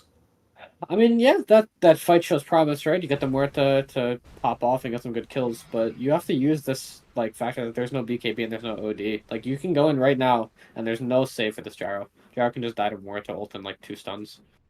Alright, like, just go. Like, what are we waiting for, you know? Just 1 chain stun. Old Rat is like, that's what we were waiting for. Wake Me Up, not making it in time for the catch. That is 96 seconds without the gyro. As Wake Me Up is doing his best to just get the hell out of there. Time to reset and rethink. No core for 1.5 minutes. Yeah, it turned out to basically as Skyward said, but upon the following, like, almost potential kills, I really feel like the Logical has I think it's mandatory to purchase Aghanims. The heroes are on the Trash Knights are just so mobile. It's they are having a hard time to catch up onto them. So I would really love to see an Axe coming out or a Hex, or either a Axe or Axe. Yeah, the Saints and THV are just waiting, like, please, Roshan, come to us, please. I think there's also like a refresh angle for the Shaker. I honestly wouldn't mind him playing for just Echo Slam bursting people. Like, Muerta has the damage, it's just about the control. So anything that enables that more, whether it be the Hex or whether it be the refresh, is like really good. Muerta does so much damage. Like heroes just die. She just needs to click. And so whatever enables that. I think Roshan's having nice breakfast, you know, having brunch, eating some cheese. I don't know. These nullifiers don't really make much sense to me either. Like, I understand getting one, but like I don't know. I think subs need Yules this game. I think there needs to be hexes. You can't rely on one stun in Earthshaker to like I don't know. Dismember is kind of fake because I don't think it's ever channeling it. So someone on this team needs to buy a hex, or Muerta needs to buy an Ags. That's also the other like simple solution. I have like the Dota player. Like I don't know. He's buying a Lincoln. It's like what are you Lincolns in this game? It's like charge, I guess, but they have like it seems decent, but it's like try not to buy BKB impossible challenge. You know what I mean? Like it's just you're trying to buy every item under the sun that isn't a BKB. And Maybe I think, someone made like a bet with him, like next game you can't buy BKB. yeah, I mean I understand like Bara kind of dissuades you from buying a BKB, but at the same time it's just like all he needs to do on Marta's hit. He's gonna get a free axe though. They If they give it to really the right should give it person. to Old Rat. No, they give it to Dogical. Oh no, they give it to Little. Oh, what? Yeah, I mean Lil Nick's Ags is not Playing- bad. I playing mean I don't blame musical them. chat? Yeah, interesting. it's good. I mean, Lil Nick's Ags is pretty solid, right? Yeah, I Lets agree. him do this. I guess hunt he the wants backline. to just rat on the outskirts. Yeah, of yeah. I the mean, map. it's all about hunting the backline. But Yeah. I think a lot of people don't really know how this Morta Ags works. It's kind of broken when you think about it. It's essentially you shoot this parting shot. The main body can't use any items, and they're stunned for 4 seconds. The side body can cast, right? But if you're like, parting shotting this gyrocopter, like he's just stunned for 4 seconds. And if you told me any other hero in the game had a 4-second stun, I would say that's absurd because they just nerfed all the stuns in Dota except for this one. So the fact that he's not using this Aghanim Scepter or Muerta is like really like you can kill any hero in 4 seconds with your ulti. It's like Base Cow playing with some fire, although Wake Me Up is very close to a BKB. I really love how aggressive he Wake Me Up is playing. He's always like on the verge of that, and he just escapes pretty easily with the Bulldoze and the Shadow Blade, and of course the Ags reducing the cooldown of the Charge of the Darkness. Well, it's basically what you have to do as the THV. They're trying to play the sneaky boys in the dire jungle as much as possible. But on the other side of the map, on the outskirts, it's also Trash Knights searching for the enemy but not really finding them.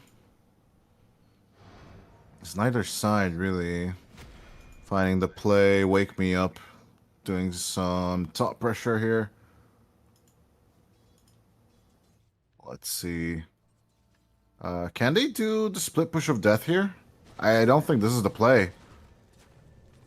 As Aegis is up, this seems fishy. Unite Hook. Oh, beautiful hook onto AMB. Frogos, you can't save. You have to grab ally. Cheese will be eaten. Astro Imprisonment. Can he make it out? There is a blink, but he doesn't make it in time.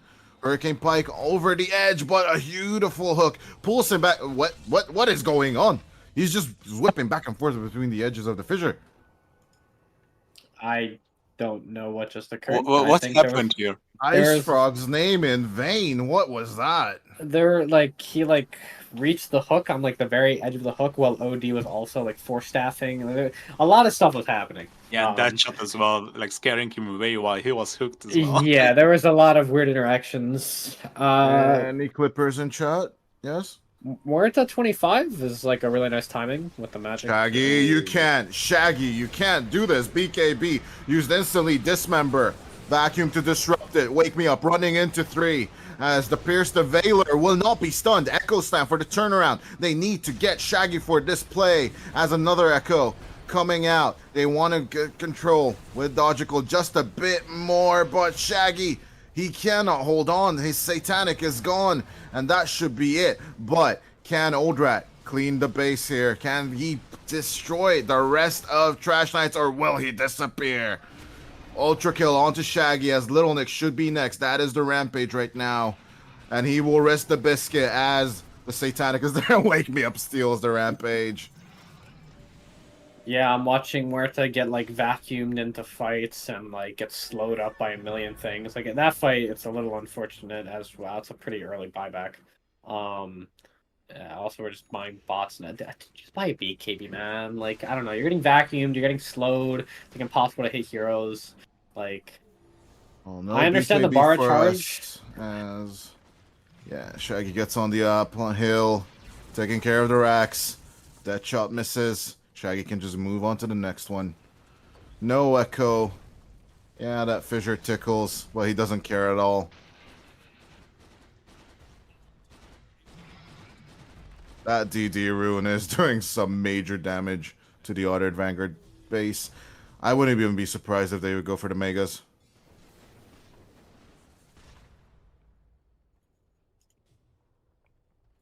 Yeah, I mean, the tools are there to get the third lane, but hook. Shot. Okay, nice. Nice. It's a nice one, but the damage, it's still coming. Another hook. Oh. This time with a little bit of a sidestep with a swift blink. I think he still wants to get that Rax, but they'll decide against it. I mean, this is like the go time for the Honored Vanguard. They need to go out and smoke and fight right now. There's no BKB, no Satanic, probably for another like 15 seconds. Like, you can just burst very easily. Wake Me Up splitting onto the bottom, but as we know, his position is not giving us much.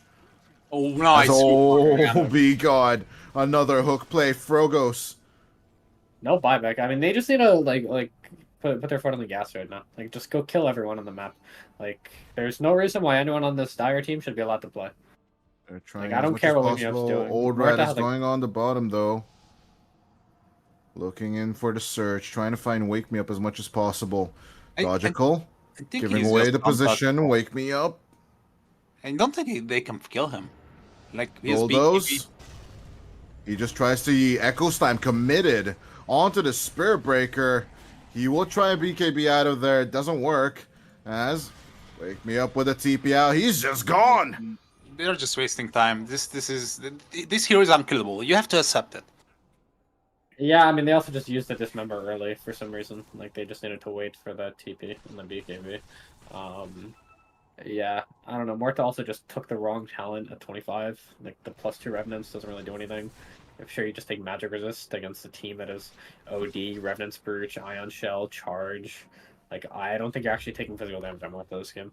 So, Sorry, I don't know. I'm laughing at the fact that Liam got the Tormentor while Shaggy was shooting it. That's pretty funny. Ion Shell doing more damage than your Gyro. Who's the real carry now?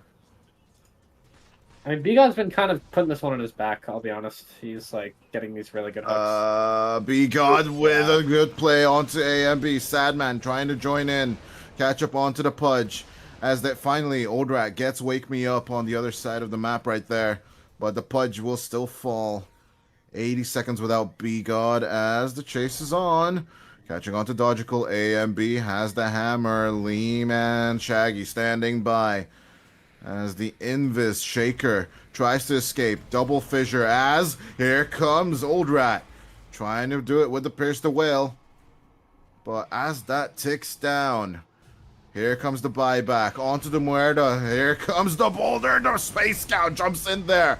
As the Echo. It does nothing.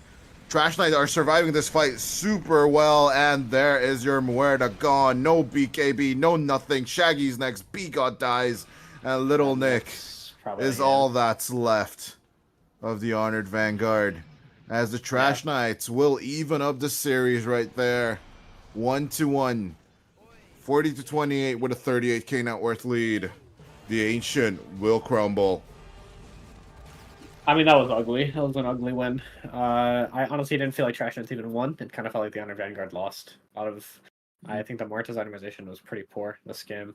I think Lil Nick was like a non-factor. I felt like I didn't see him do really anything this game on Visage. Like, I know his start was rough, but he had plenty of time to recover. I think Dodgical actually played really well. I think his itemization was really good. Maybe not ideal, but I don't play enough Shaker. I mean, to be fair, wow, looking at that results screen, it's pretty bright. Yeah, I need to put my sunglasses back on. But yeah, Trash Knights, they just take it with style. I'll still give them the W. A win is a win is a win is a win. And to be fair, it's just basically the Shaker putting the fear of BKB in poor old Rat. And then just basically, I don't think they just surmounted up on top. What do you think, Kushna, to close us out? I think you still have to give credit to High Shaggy. I mean, look, the GPM is speaking for itself. The optimizations are, in the end, they are correct. So I'm a big fan of it.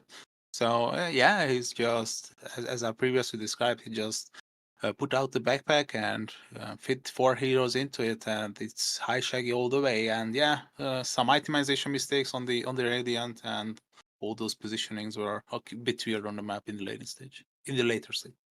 Yeah, I think for game 3, the change-ups I want to see is I want the Honored Vanguard to like their early game was really good. Their mid game was very sloppy. I think their decision making was pretty poor. You need to enable your best player. You know, not to put down any of the Honored Vanguard players, but I think like Milnik's like one of the highest MRs in the league, right? Like you can't have one of the best players in the league just kind of get sacrificed like this. Like his lane was really bad. There was no chance of rotation, and then he had no way to really get his way back into the game. As for Trash Knights, go pick Shaggy Gyro more, I guess. This guy kind of owns on Gyro, it seems, every game. They just need to clean up their early game. Like, make sure that their moves are smart, that they're moving together, and making, like, cohesive plays. If they look disconnected like this, then the Honored Vanguard won't let their opportunity slip again. And yeah, before we let you guys on to break, there is one thing we need to talk about. Skyward, are you going to TI, by the way? I will be there. Yes, I'll be Oh, signing many hell yeah. autographs. So you're definitely going to be signing those autographs, and you're definitely going to join the Turbo TI event that we're hosting with the Crimson Witness, if I'm pretty sure. That should be fun as hell. So yeah, me and Kushner are kind of unfortunate. I mean, you don't really need good casters there because you're gonna have Universe, PPD, and some lovely, lovely people drafting you and training for you guys, and giving you drafts and advices. But it's definitely an event you want to check out if you have TI tickets. Only people with TI tickets are eligible for the event. I do believe we're holding it on the 26th, and it should be a pretty good one, so you definitely don't want to miss that. But let's give the guys a bit of a break, and I do believe we earned one as well. As yeah, the Honored Vanguard and the Trash Knights will be getting ready for game number 3. Got the contest rules. You can check out the prizing. You can see the current leaderboard. And yeah, you're probably wondering, how does the leaderboard work? So the way that we're doing scoring is this game, this is like, you're essentially running this in the background as you're just playing your ranked matchmaking games. And so you'll get 5 points for each win, 1 point for each kill, 1 point for each assist, and -1 point for each death. And so what Gamer Games will do is track your games and then put you on a leaderboard based on your top 5 games throughout the week. Pretty simple. Another way to compete. We're testing this out, so we'd love your guys' feedback, and let me know if you have any questions. Thanks for watching. See you soon.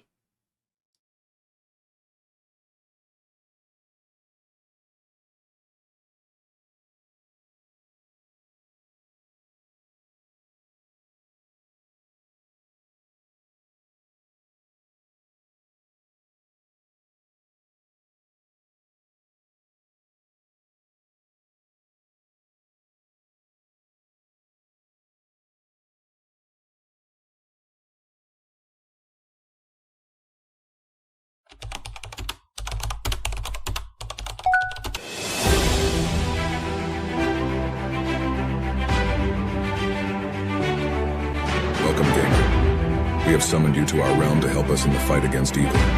Team up, choose your class, and get ready for battle.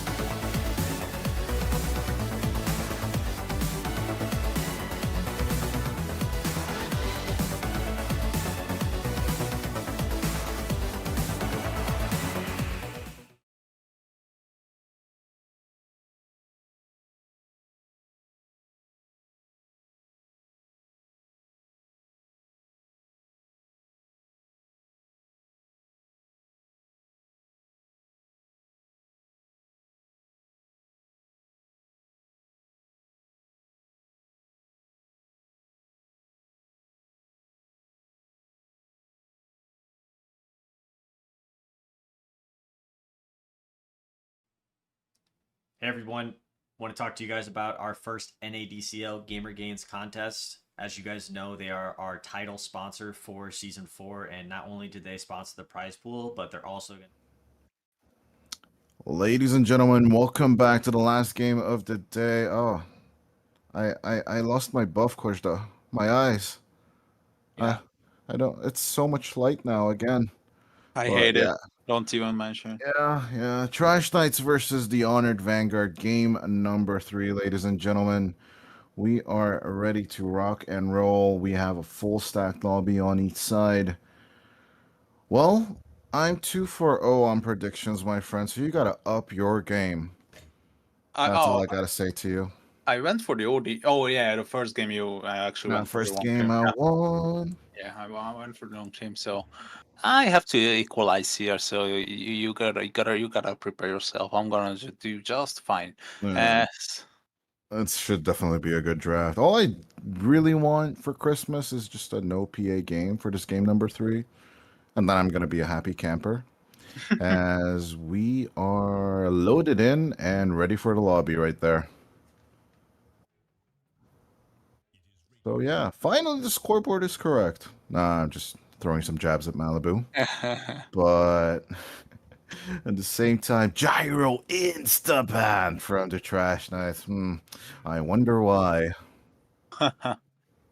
Wait, it's Trash Knights banning it. Oh, okay. No, it's Trash Knights banning it. They are the one playing the Gyro correctly. Yeah, exactly. They banned their own fire hero. with fire. Okay. I mean, Pango is getting banned as well. Nothing surprising. If I can't have it, you can't have it. And I obviously guess Trash Knights you're were the first pick. They just don't want to play that, as the Nature's Prophet is gone as well. No Fury on this game. I mean, I don't feel like that sacrificing one ban slot for the Furion is still like a good thing. Because Furion just basically, like, in the matter of 2 weeks, just basically fall out of meta, isn't it? Yeah, for sure.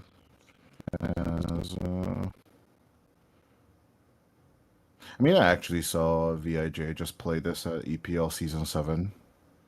Shameless plug. But, yeah, Brewmaster Position 5 is what I'm trying to think of, if I want to learn or not. But the hero seems to be like such a high commitment. Yep, absolutely. It's funny how from back in the days we had like lesser amount of bans, and we were banning for the whole game. And now in 2023 we are here, and the first phase of banning is all coming up to just the first 2 picks. Like it feels just so weird. I really think that we should add 1 ban each for the second phase, though. Like, there's just so many heroes right now on the board. 124 question. Do you actually remember the number of heroes when you started? I know mine by heart, because I was very curious to see the new heroes back in the day. I think it should be around 111, 112, something along those lines. Yeah, I restarted grinding Dota at 118. And that was when Willow and Pangolier were introduced. That was my first run of the All Hero Challenge. That was a fun time, though. Just playing a different hero every day and rushing it, and Dogical going for that Shaker again. Doggy. Let's see if it works out for him this time. I think his performance is quite okay. I think he might have had some itemization problems. Imagine if he would have picked up a X or an X. But I mean, the refresh rate then was still nice, so I'm not against it. But yeah, I think he had a good game. Did quite well against the OD. I think that's an outdraft in the Midland. But yeah, he did just fine. He can do the same performance as the previous game. The Honored Dragon does not have anything to worry about. Okay. Yay. He's here. It's alright. Your friend. I think Wake Me Up is watching the stream. He's definitely stream sniping me. That's not the only hero I didn't want to cast today. We've been casting PA for like a whole season. I'm tired. I'm tired, Kojda. I see your point. OD gets banned so though. tired. AMB getting some targeting. I mean, it was a pretty good AMB performance. I'm not surprised they go for the OD ban, but there are other heroes that can just bully the Shaker out of the lane. Yeah, aren't I there? agree. I agree. First priority wouldn't be the OD in my eyes neither. What would you rather get rid of, to be fair? TA is already been banned though. So TA is like mandatory. I have to pull out the hero sheet for myself because I'm always having a hard time like let's say remembering. So yeah, actually, as a coach, I'm gonna ask you the curious question: do you have multiple sheets for our casts together, and for your national team coaching list, or is there like a multiple like universal key sheet of like all the heroes for each position? I'm using. I don't have these special sheets to be honest. For like the previous tournament that you were preparing for, I had like a drafting book that I've been reaching up, and occasionally I will like multiple stat sites open, so I don't really have the specific hero sheet. But as I'm looking at the statistics, my mind is like building up the laying down the foundation and building up from it how I want to draft in a game or want to look at the game and have a debate whether which hero I'm gonna be banning or picking. So no special sheets or anything like that. But in this case, I just love to like hover back to the heroes menu and then because it's just so much easier for me. I mean, for some people, it's like coming from their minds and their thoughts are always like they are just relying on their thoughts. Oh yeah, Undying. It's looking like Frugos is a Dodai stream enjoyer, or just knows what heroes are strong right now. As the Dawnbreaker and the Skywrath offlane make a debut here, is this your favorite combo, or you rather prefer the Legion with the Skywrath Mage? Or could this Dawnbreaker be position 5? I think if you are searching for a hero that can punish the PA better than the Legion, it's definitely Dawnbreaker. If you consider the mid game to late game, then I would favor the Legion more. But yeah, if they can crush the PA in the laning stage, that Skywrath just mentioned, the PA is just so atrocious in the early game. He can be killed pretty easily, and with the rotation of the Earthshaker, the Skywrath Mage, and the Dawnbreaker, they can all like compiling up. I mean, Earthshaker got a huge ultimate, basically can solo any hero on the map. That's why they are running this hero in the mid lane. And Dawnbreaker, he's so mobile with the ultimate, and Skywrath Mage, he's one of the heroes, can basically solo the PA by himself. So it's gonna be interesting to keep an eye out for the other Vanguard draft here. Darkseer Liam is just gonna lean into this hero for a second time. As He had a solid performance. Let's give credit to him. I mean, his itemizations are correct. Slightly misplaced walls a few times, but I mean, he's human as well as we are. So, and the Death Prophet. What do you think about this hero? Holy mother of Alien Mana Banana. Do you remember the opens back in the day when the qualifiers were going on? AMB, I think we kind of streamed 2 or 3 games with him on the DP straight. Yep. And he was just owning with this hero. Yeah, he was and ever since then you've been saying, oh, mid lane should be DP. Oh, mid lane should be DP. All the time. DP. I love this hero. It gives you everything basically. You can a huge amount of damage over time. I used to be building Solar Crest on this hero. I just thought it's just so good because the exosystem is physical damage.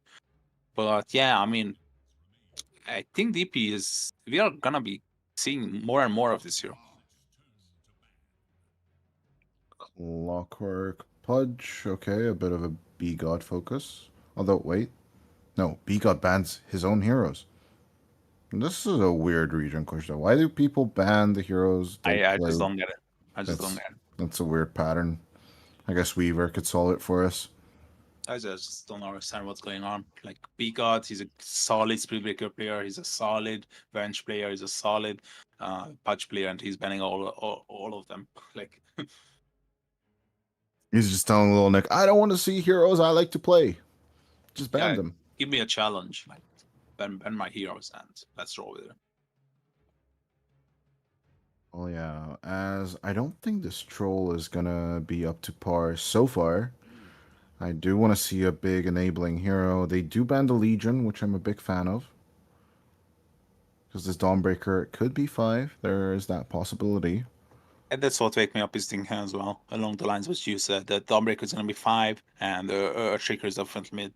And then they are looking out for a mid laner here. Off laner here. What do you think of Tide or Axe? Those are the two I'm thinking of for the Honored Vanguard. I like the Tide against the PA. The Axe is decent as well. So you just basically mentioned the two of the best heroes that the Honored Vanguard might be capable of running. But I'm not against the Underlord neither. But yeah, I mean definitely Axe and what was the other one? I'm sorry. Axe and Axe and Tide, yeah. Certainly very good choices. Let's see what it's gonna be. Okay. What? It's gonna be 3 on 5. I mean Dawnbreaker is decent. I just told you it got huge amount of damage. It's melee versus melee, so Dawnbreaker is gonna be enjoying this lane with the Skyward Mage pretty much a lot. But how Trash Knights is gonna be responding to this is I'm still curious. They need a position 4, right? Oh well, yeah. Position 4. I'd say Mirana is pretty decent here. I don't like Mirana, to be honest. There's just too much for lockdown. But it's Skyward Mage, you can basically just solo the hero. Dark Willow is out. Damn. I would love to see an Elder Titan, not gonna lie. Shut down ET. A position for ET in North America? Tiny. Make it a tiny. Make Make it it a tiny. rock solid. Put it together. And give it to Wake Me Up. One of the classic combinations with the Darkseer. I would have said Nyx. It was at the verge of my tongue when they picked it. But yeah, they're gonna go for the tiny. So Avatos combos with the Ion Shell should secure them a few kills in the mid game. And why do I have to predict first? This is unfair. How about we take a go at the same time? Okay, you count it out. I 3, count 2, 1, down. and go. 3, 2, 1, and after go, we both just shout it out. Okay. I have to think though. Still Yeah. When on your mark. So Okay. you call it out. This is pretty hard, as I'll go through the teams at the same time. Dogical with the Earthshaker position 2, Old Rat with the Troll Warlord position 1, Little Nick on the offlane Dawnbreaker, Begon on the +4 Skywrath Mage, and Silly Snail on the Treant Protector. As at the same time on the other side we have Shaggy on the PA position 1, A and B on the Dawnbreaker. We have Liam on his Darkseer again. Frugos on his Undying position 5, and of course, Wake Me Up on the Tiny position 4. So yeah. Okay, I'm ready. Are you ready? Yeah. 3, 2, 1, and go. The Honored The Honored Vanguard. Vanguard. Okay. Oh yeah, boy. I'm gonna win tonight. I have to calculate the delay next time. Prediction should actually grant us like an extra bonus, like every time we predict right, there should be like a $50 bounty or something. That would be fun. I just really love the troll. I think troll is Casters. such a free troll game in my eyes. I hate troll with a burning passion. The problem I have right now though is that Trash Knights have a good mid game, but I don't think they can take team fights. That Wall of Replica is going to be a problem for Trash Knights, actually. Because, you will have the Echo Slam, and the way Dogical played that way, He's just waiting for like a good positioning. He's seeing the pattern. He just jumps in, presses a button, and you're dead. I'm sensing a pattern here, as one of the heroes says. Can you guess which one? Viver is also a hero I hate. It's just heroes I don't like right now. It seems to be some kind of Illuminati confirmed kind of gameplay as Liam with his pointy head is trying to find that rune, or does he want to commit to it? Yeah, he's gonna get Whirling Axes in his face instead, as the Leech Seed will join onto him. I would have guessed he would go for the Nature's Grasp, but it's looking like he doesn't need it, as a triple avalanche is just a compensation for Wake Me Up right there. Interesting how he decided against like leveling up the Surge, because he is still not leveled like anything, and he like makes it out like pretty easily. Interesting that he decides against it. Maybe he just doesn't want to put it on level 1 because that just mitigates her lane. I guess that is what you're thinking right there. Is Logical and AMB. This Shaker combo should be interesting. The Shaker and the DP combo should be interesting on the mid lane. As up top, we have a bit of trade.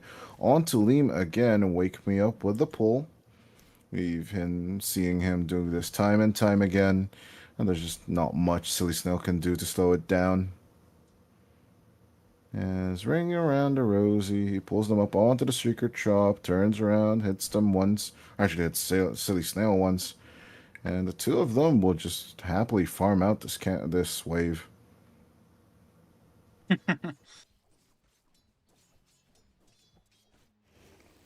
I always love these pooling shenanigans. As Concussive Shot and a bit of a Starbreaker play onto the Undying, and that's another one for the Honored Vanguard, this time for Lil Nick. Getting some zombie shots in. As a very low on Dodgical, AMB. Keeping the Shaker at bay. But at the same time, Silly Snail trying to just deny some things from Liam. As Wake Me Up tries to... No, he's not going to go for the second wave pull. People are cooling right now. Calming down just a bit.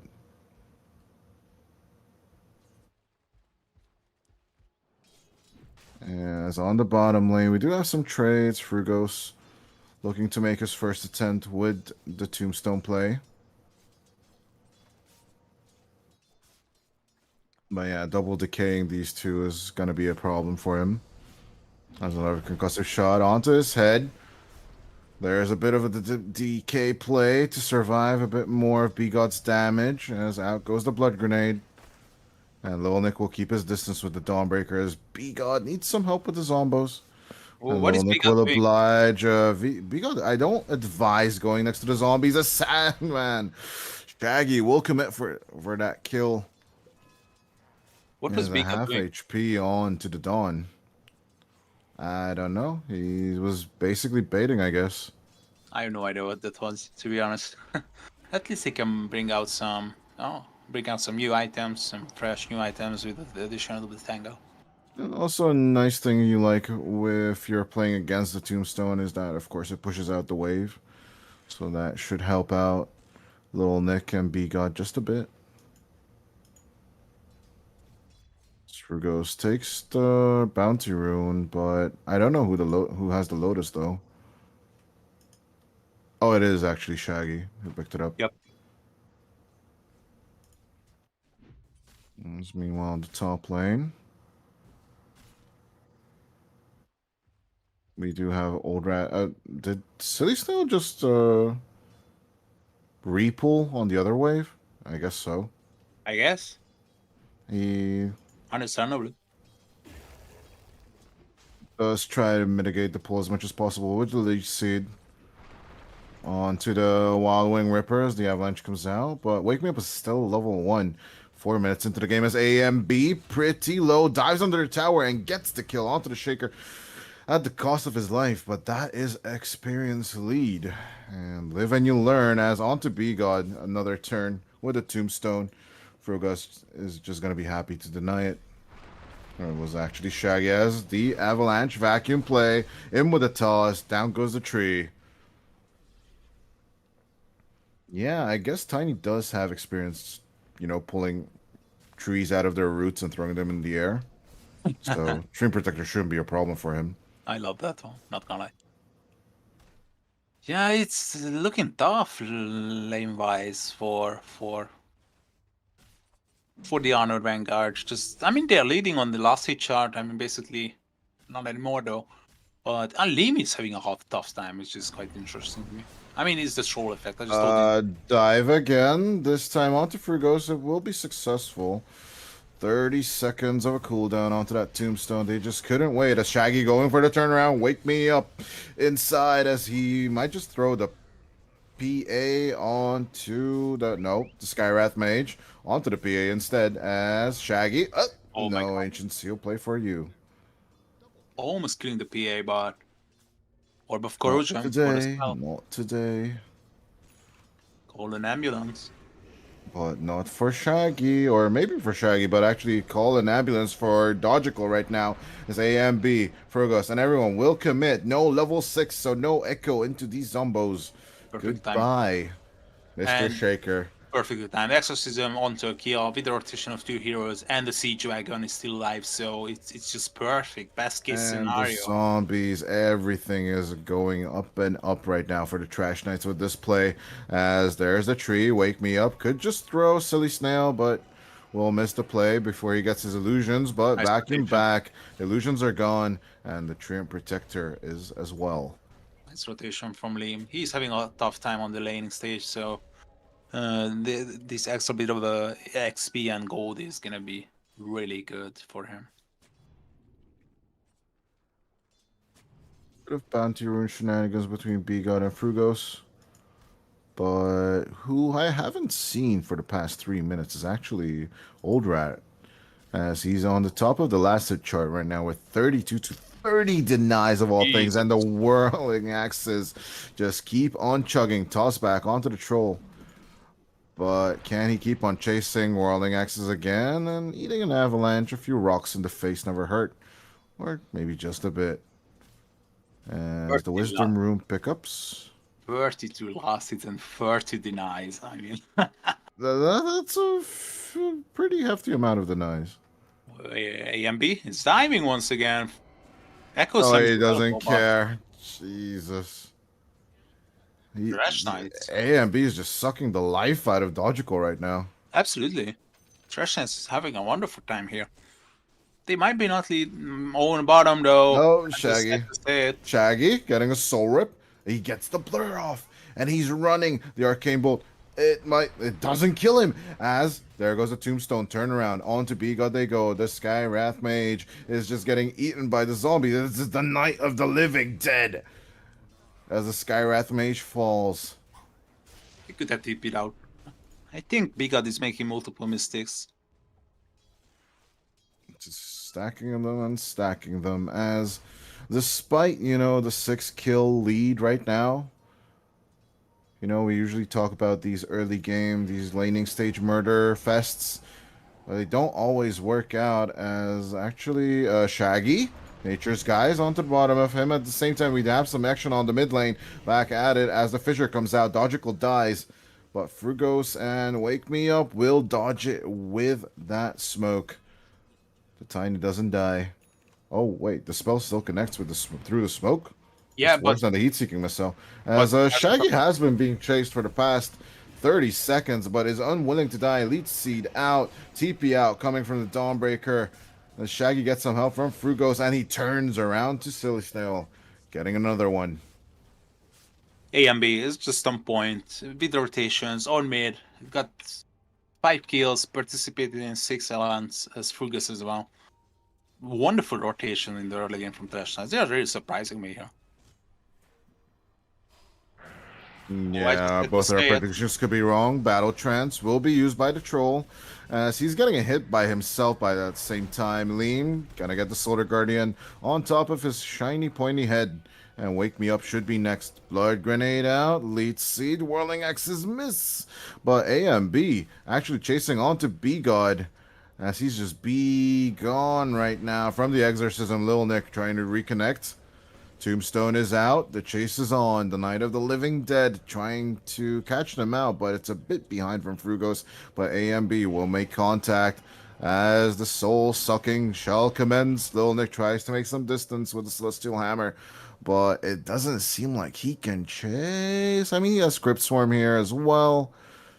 A little bit of face boots action. The exorcism will finally burn down the Pizza Mommy. As Thunder Thighs will not help with this, but Shaggy also getting chased, ringed around the Rosie, but the Echo Slam deletes the PA. Along with a bit of help, they get Frugos as well.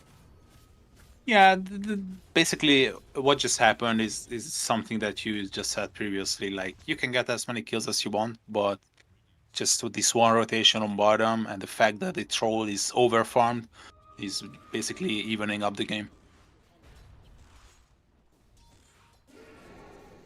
Oh, logical. Yeah, logical. Tossed in the air, Crypt Swarm down, Fissure for the return. He's trying to make as much damage onto AMB as he can, but will finally run out of juice. The rotations are insanely good from the supports, and AMB is just having a wonderful time here. As TKO, Team Technical Knockout, is trying to do their best to just actually surmount a lead. I do think they understand that they're not in true control of the game right now, as they're just not getting their objectives. That living armor is slowing down a DP push, which is insane to me right now. But that last catapult, yeah, Logical just denies the mid lane instead. As I guess the Honored Vanguard, they're gonna find the farm. And the Battlefield is way closer for the Troll than it is for the PA.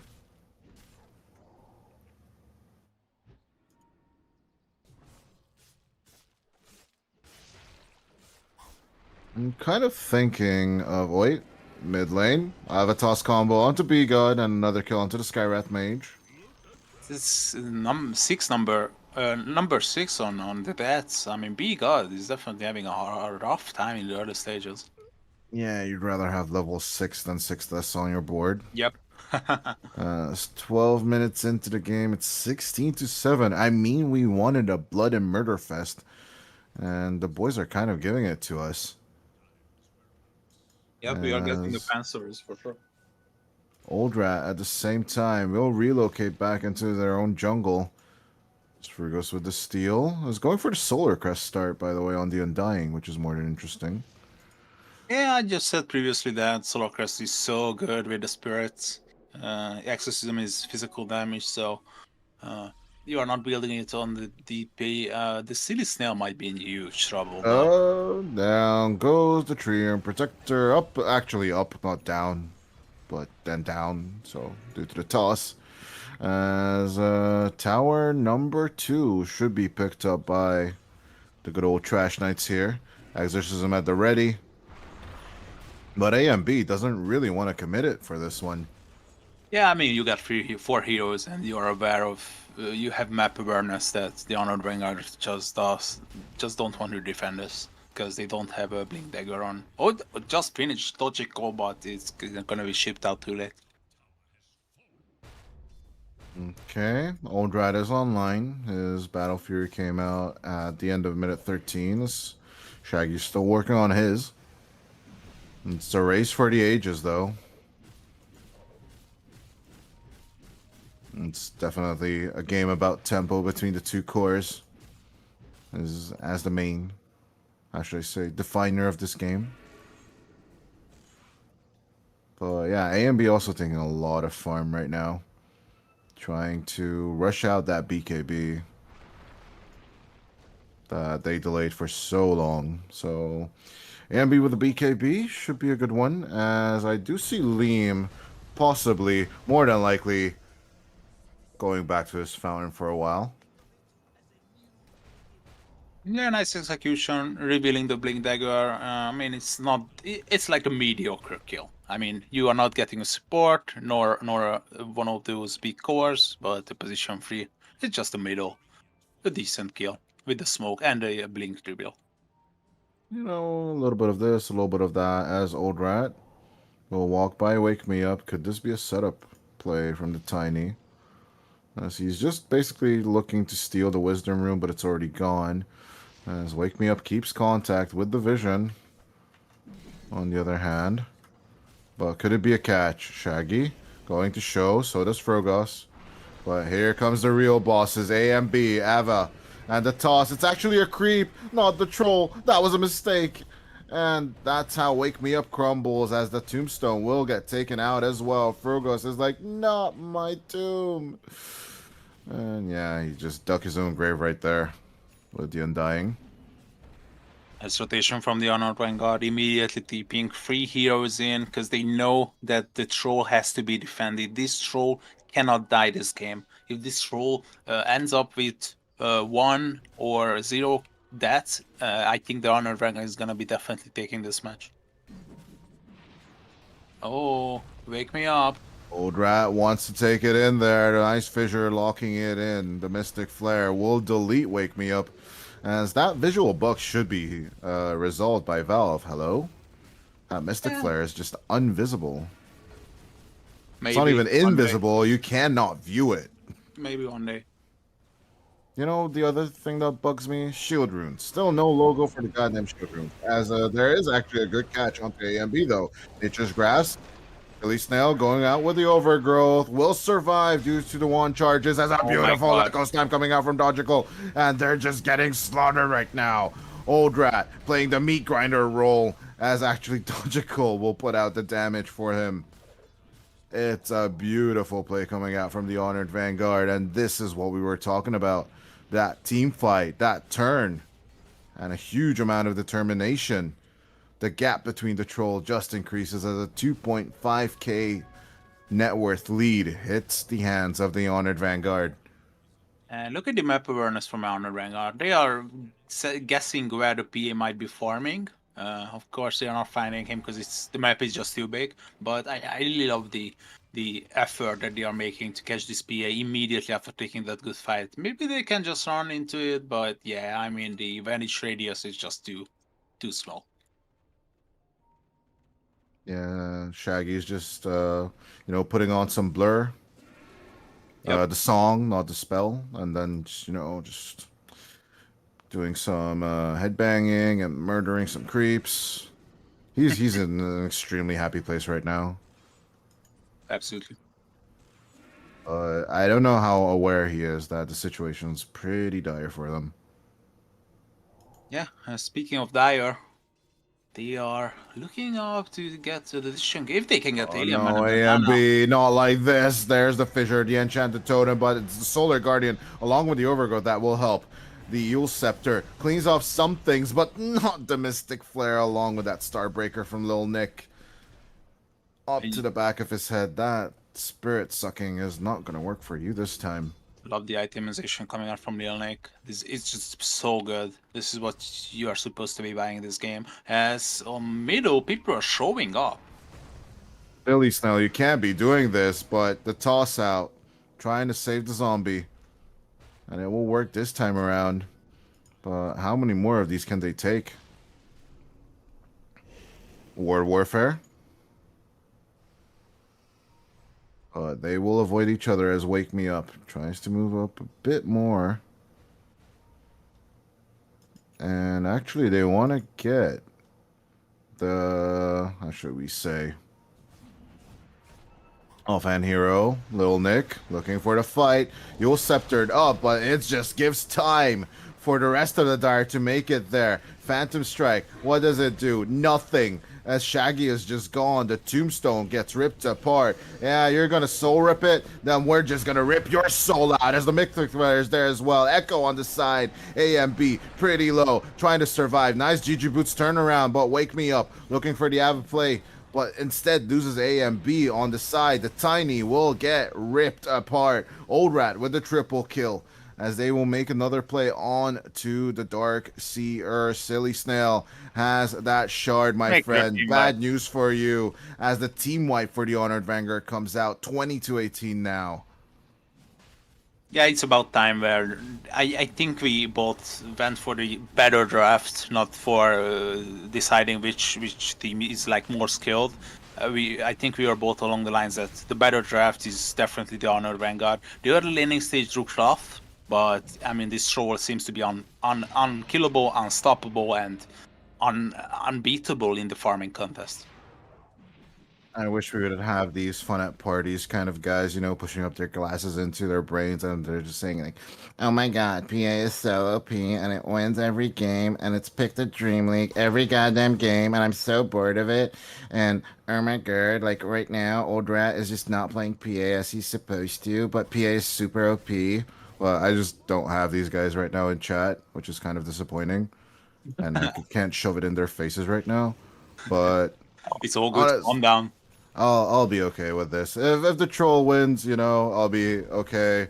If PA wins, I'll be okay. But Shaggy right now, he's just not getting those W's. His Dojico almost catching out Shaggy. Well, yeah. Phantom striking for his life right now. I think he's starting to fear the panic as he's going straight up BKB first item after the Battle Fury.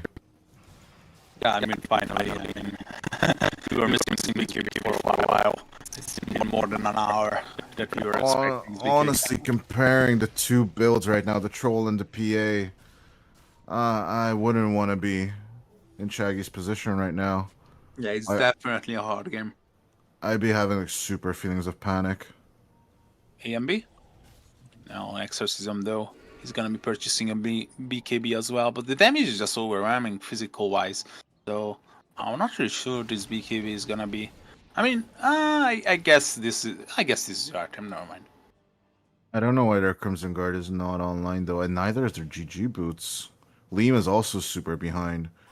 Yep. Like B-God, despite that brutal of a start now, he's 4-6, 14 on the board with the Skywrath Mage, and almost reaching the net worth of the Darkseer. Like, it's a marvelous recovery for Skywrath Mage. There's a little Nick showing on the bottom, getting surrounded just a bit. The Blade Mail doing some work as he turns around with the Starbreaker, but that could be a mistake. Silenced up. Here's the Cavalry as Sally Snell with the Overgrowth. Wants this turn around. There's the Wall of Replica, and onto Liam they go. Nice concussive shot at the Mystic Flare. It's finally visible, and it just destroys the Darkseer. As here comes the Ballerina. One catch, one hit, one kill, one play. They're just playing, I don't know, tennis with Frogos. As they will delete the Undying. And Old Rat, I don't think you want this. Liam trying to save the Troll Warlord illusion, but it gets gonna expire. eaten. No, it was eaten. Oh, was it? Eaten? No. Yeah, it eaten. expired. It expired? Okay. I don't think we saw the gold bonus. The +8 from the living armor confused me, but a lot of to be fair, a lot of things confused me. It's fine. This game is definitely confusing. It's not as plain and simple as it was like 10 years ago. Oh, look at Logical, the Gecko Slam, and they are gonna be catching Sandman for sure. High Shaggy is in serious trouble. No escape, but actually there is escape. Wait, what? Never mind, he gets out. They're gonna let him go. Yeah, They're disciplined. Gameplay. Yep. They have a lot of discipline. Yep. Very disciplined gameplay coming out. Gotta from give the them Honored credit Vanguard. for it. Oh, look at B-God. Oh, the recovered one. Get the recovered one. No, they don't find him. Old Judge is basically unstoppable. Look at him, how confident. Old Rat running at the Surger, but yeah, Darkseer's a bit fast. The Cryptstorm will be returned on the other side, but Old Rat just doesn't feel phased. He's just like, oh, hi, Frogos, how's it going? Avalanche, toss to for the escape, but it's actually a catch coming out from Dogical. They turn on to Liam. Battle Trance expelled, but the Fissure, it's actually blocking the Troll in. They'll turn on to the Tombstone and then take out Liam eventually, as they will focus their attention back onto the mid lane where they started all this ordeal. TL 50 seconds remaining of the Sages. I think they can just take a tier 3 tower or just disengage completely. Yeah, they are going to be deciding on the latest. I'd rather go for this bottom jungle as a whole.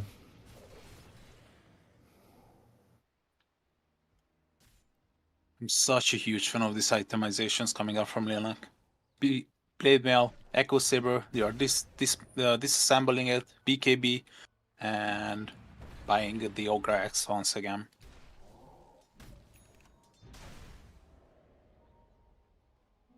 Logical this time around with that Ags. I think he heard our comments and our cries as the fissure, the jump in, the ballerina's doing it. As here comes the Solar Guardian kill. No, you do not escape from here, Shaggy. There is no escape. You thought you can get out of this one, but hell no.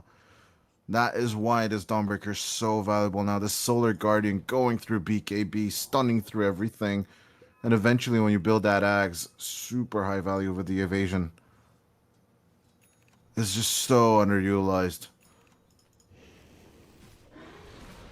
As we do have Frugos committing the Flesh Golem. He will try and hide in his own tombstone, and he doesn't get out in time, as Oldrat just simply turns onto the Undying, and he will just keep on going. Now, just ripping into any target he catches, going onto the Darkseer, throwing back a bit with a vacuum, but unfazed, unhittered. The Troll Warlord. I almost said Terrorblade. The damage output. It's just insane. Like, I don't think insane is a good word here anymore. It's and bonkers.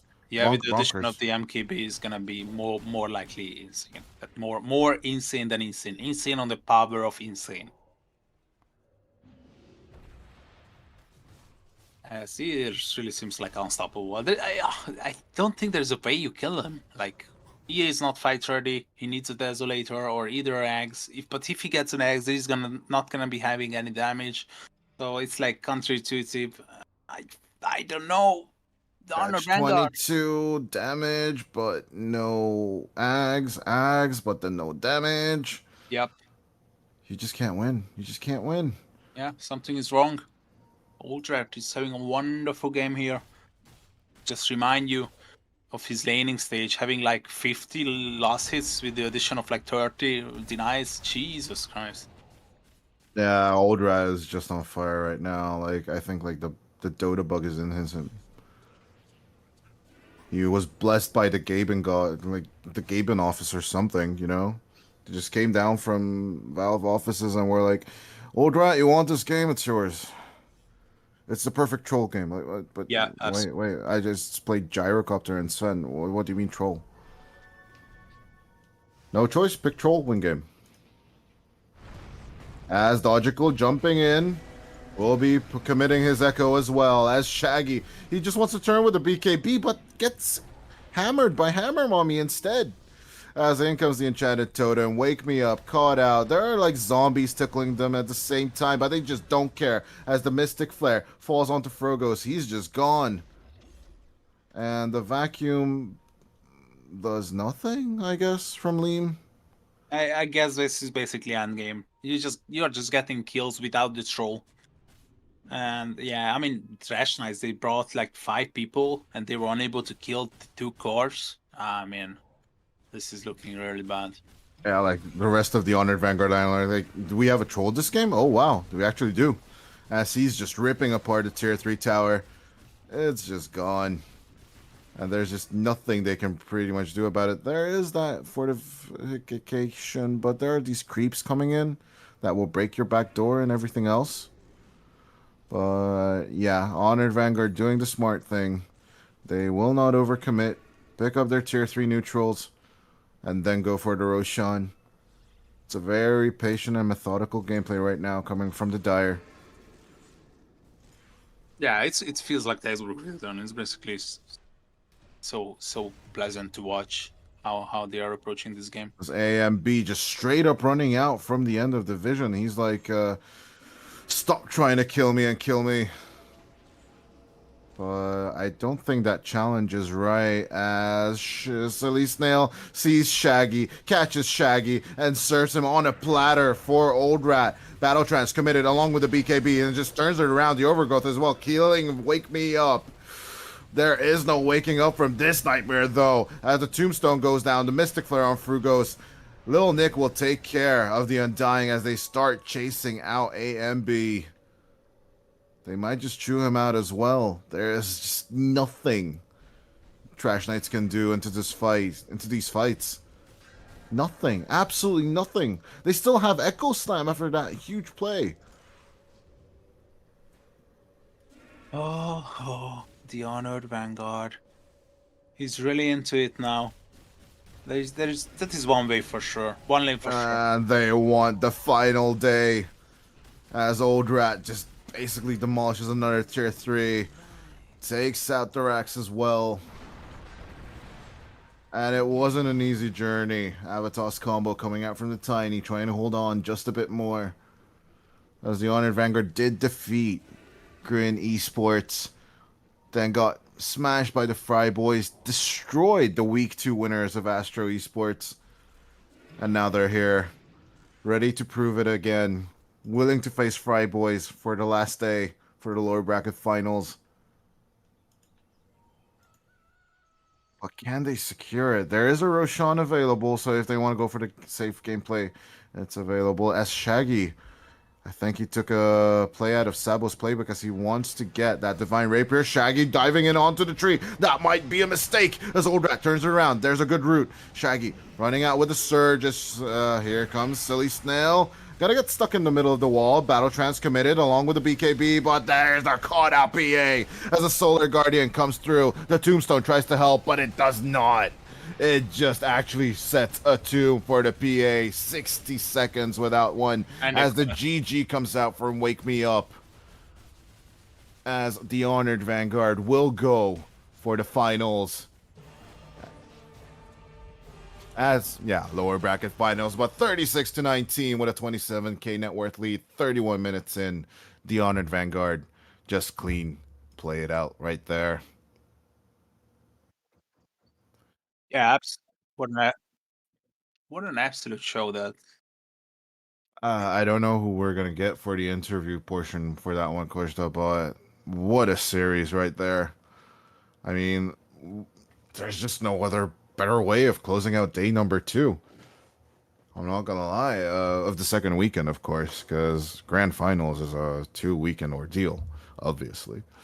But yeah, the better draft, more concise items, just play it through, and obviously Logical this time around playing an extremely clean Shaker, and despite the extremely praised Death Prophet this time around, AMB just cannot pull off the impossible. Yeah, I mean AMB definitely had a good early laning stage. Basically won his lane, got solo kill, got additional kills. I think the Earthshaker died like 5 times in the early stages, just before the mid game. But yeah, in the end, the Honor Vanguard proved to be the better team, the more focused one with the better composure, and the itemizations were perfect. It just goes to show that the side lanes have been pretty much buffed with the 733 patch. I know we are already at 734, blah, blah, blah. But yeah, side lanes, they're just extremely important. Little Nick and Old Rat just winning theirs is just such high value right there. As I am trying to ask our good old production, do we have our friends coming in for an interview? And who are we getting, actually?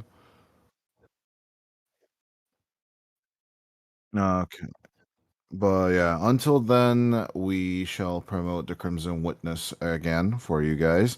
I am sorry for the previous advertisement, as I was not informed that you do not need a TI ticket to be eligible for that watch party. And you are telling me just now? Yeah, we can still, cancel our cancellation of our flights and then get there. I think that would be fine. Come on, it's just a short trip and it's a very fun event, of course, with big names coming out, and of course, a lot of the NADCL attendees will be there as well. Check out, go play some turbos, and of course, Crimson Witness is helping us to organize and sponsor the event, so it's definitely one you don't want to miss. It's going to be on October 26th. And yeah, I mean, Seattle's a beautiful place. I've only seen it in movies, so it's going to be my first time as well. If we get there. If we get there. And yeah, big if. Let's give credit to Gamers Games as well for being this sponsor for this whole event. I mean, we have the multiple stages of different tournaments, we have introduced a new drafting stage, which is quite unique in the current state of esports. It was such a wonderful journey. But still have a lower bracket final. This is gonna be fresh. Fry Boys versus the Honored Vanguard, and Sporkface Killers is already waiting for them for a best of 5. Yeah, grand finals is definitely something you want to watch out for, and we'll be in chat as well, cheering on for our teams. As at the same time, it was I don't know, just a beautiful beating right now.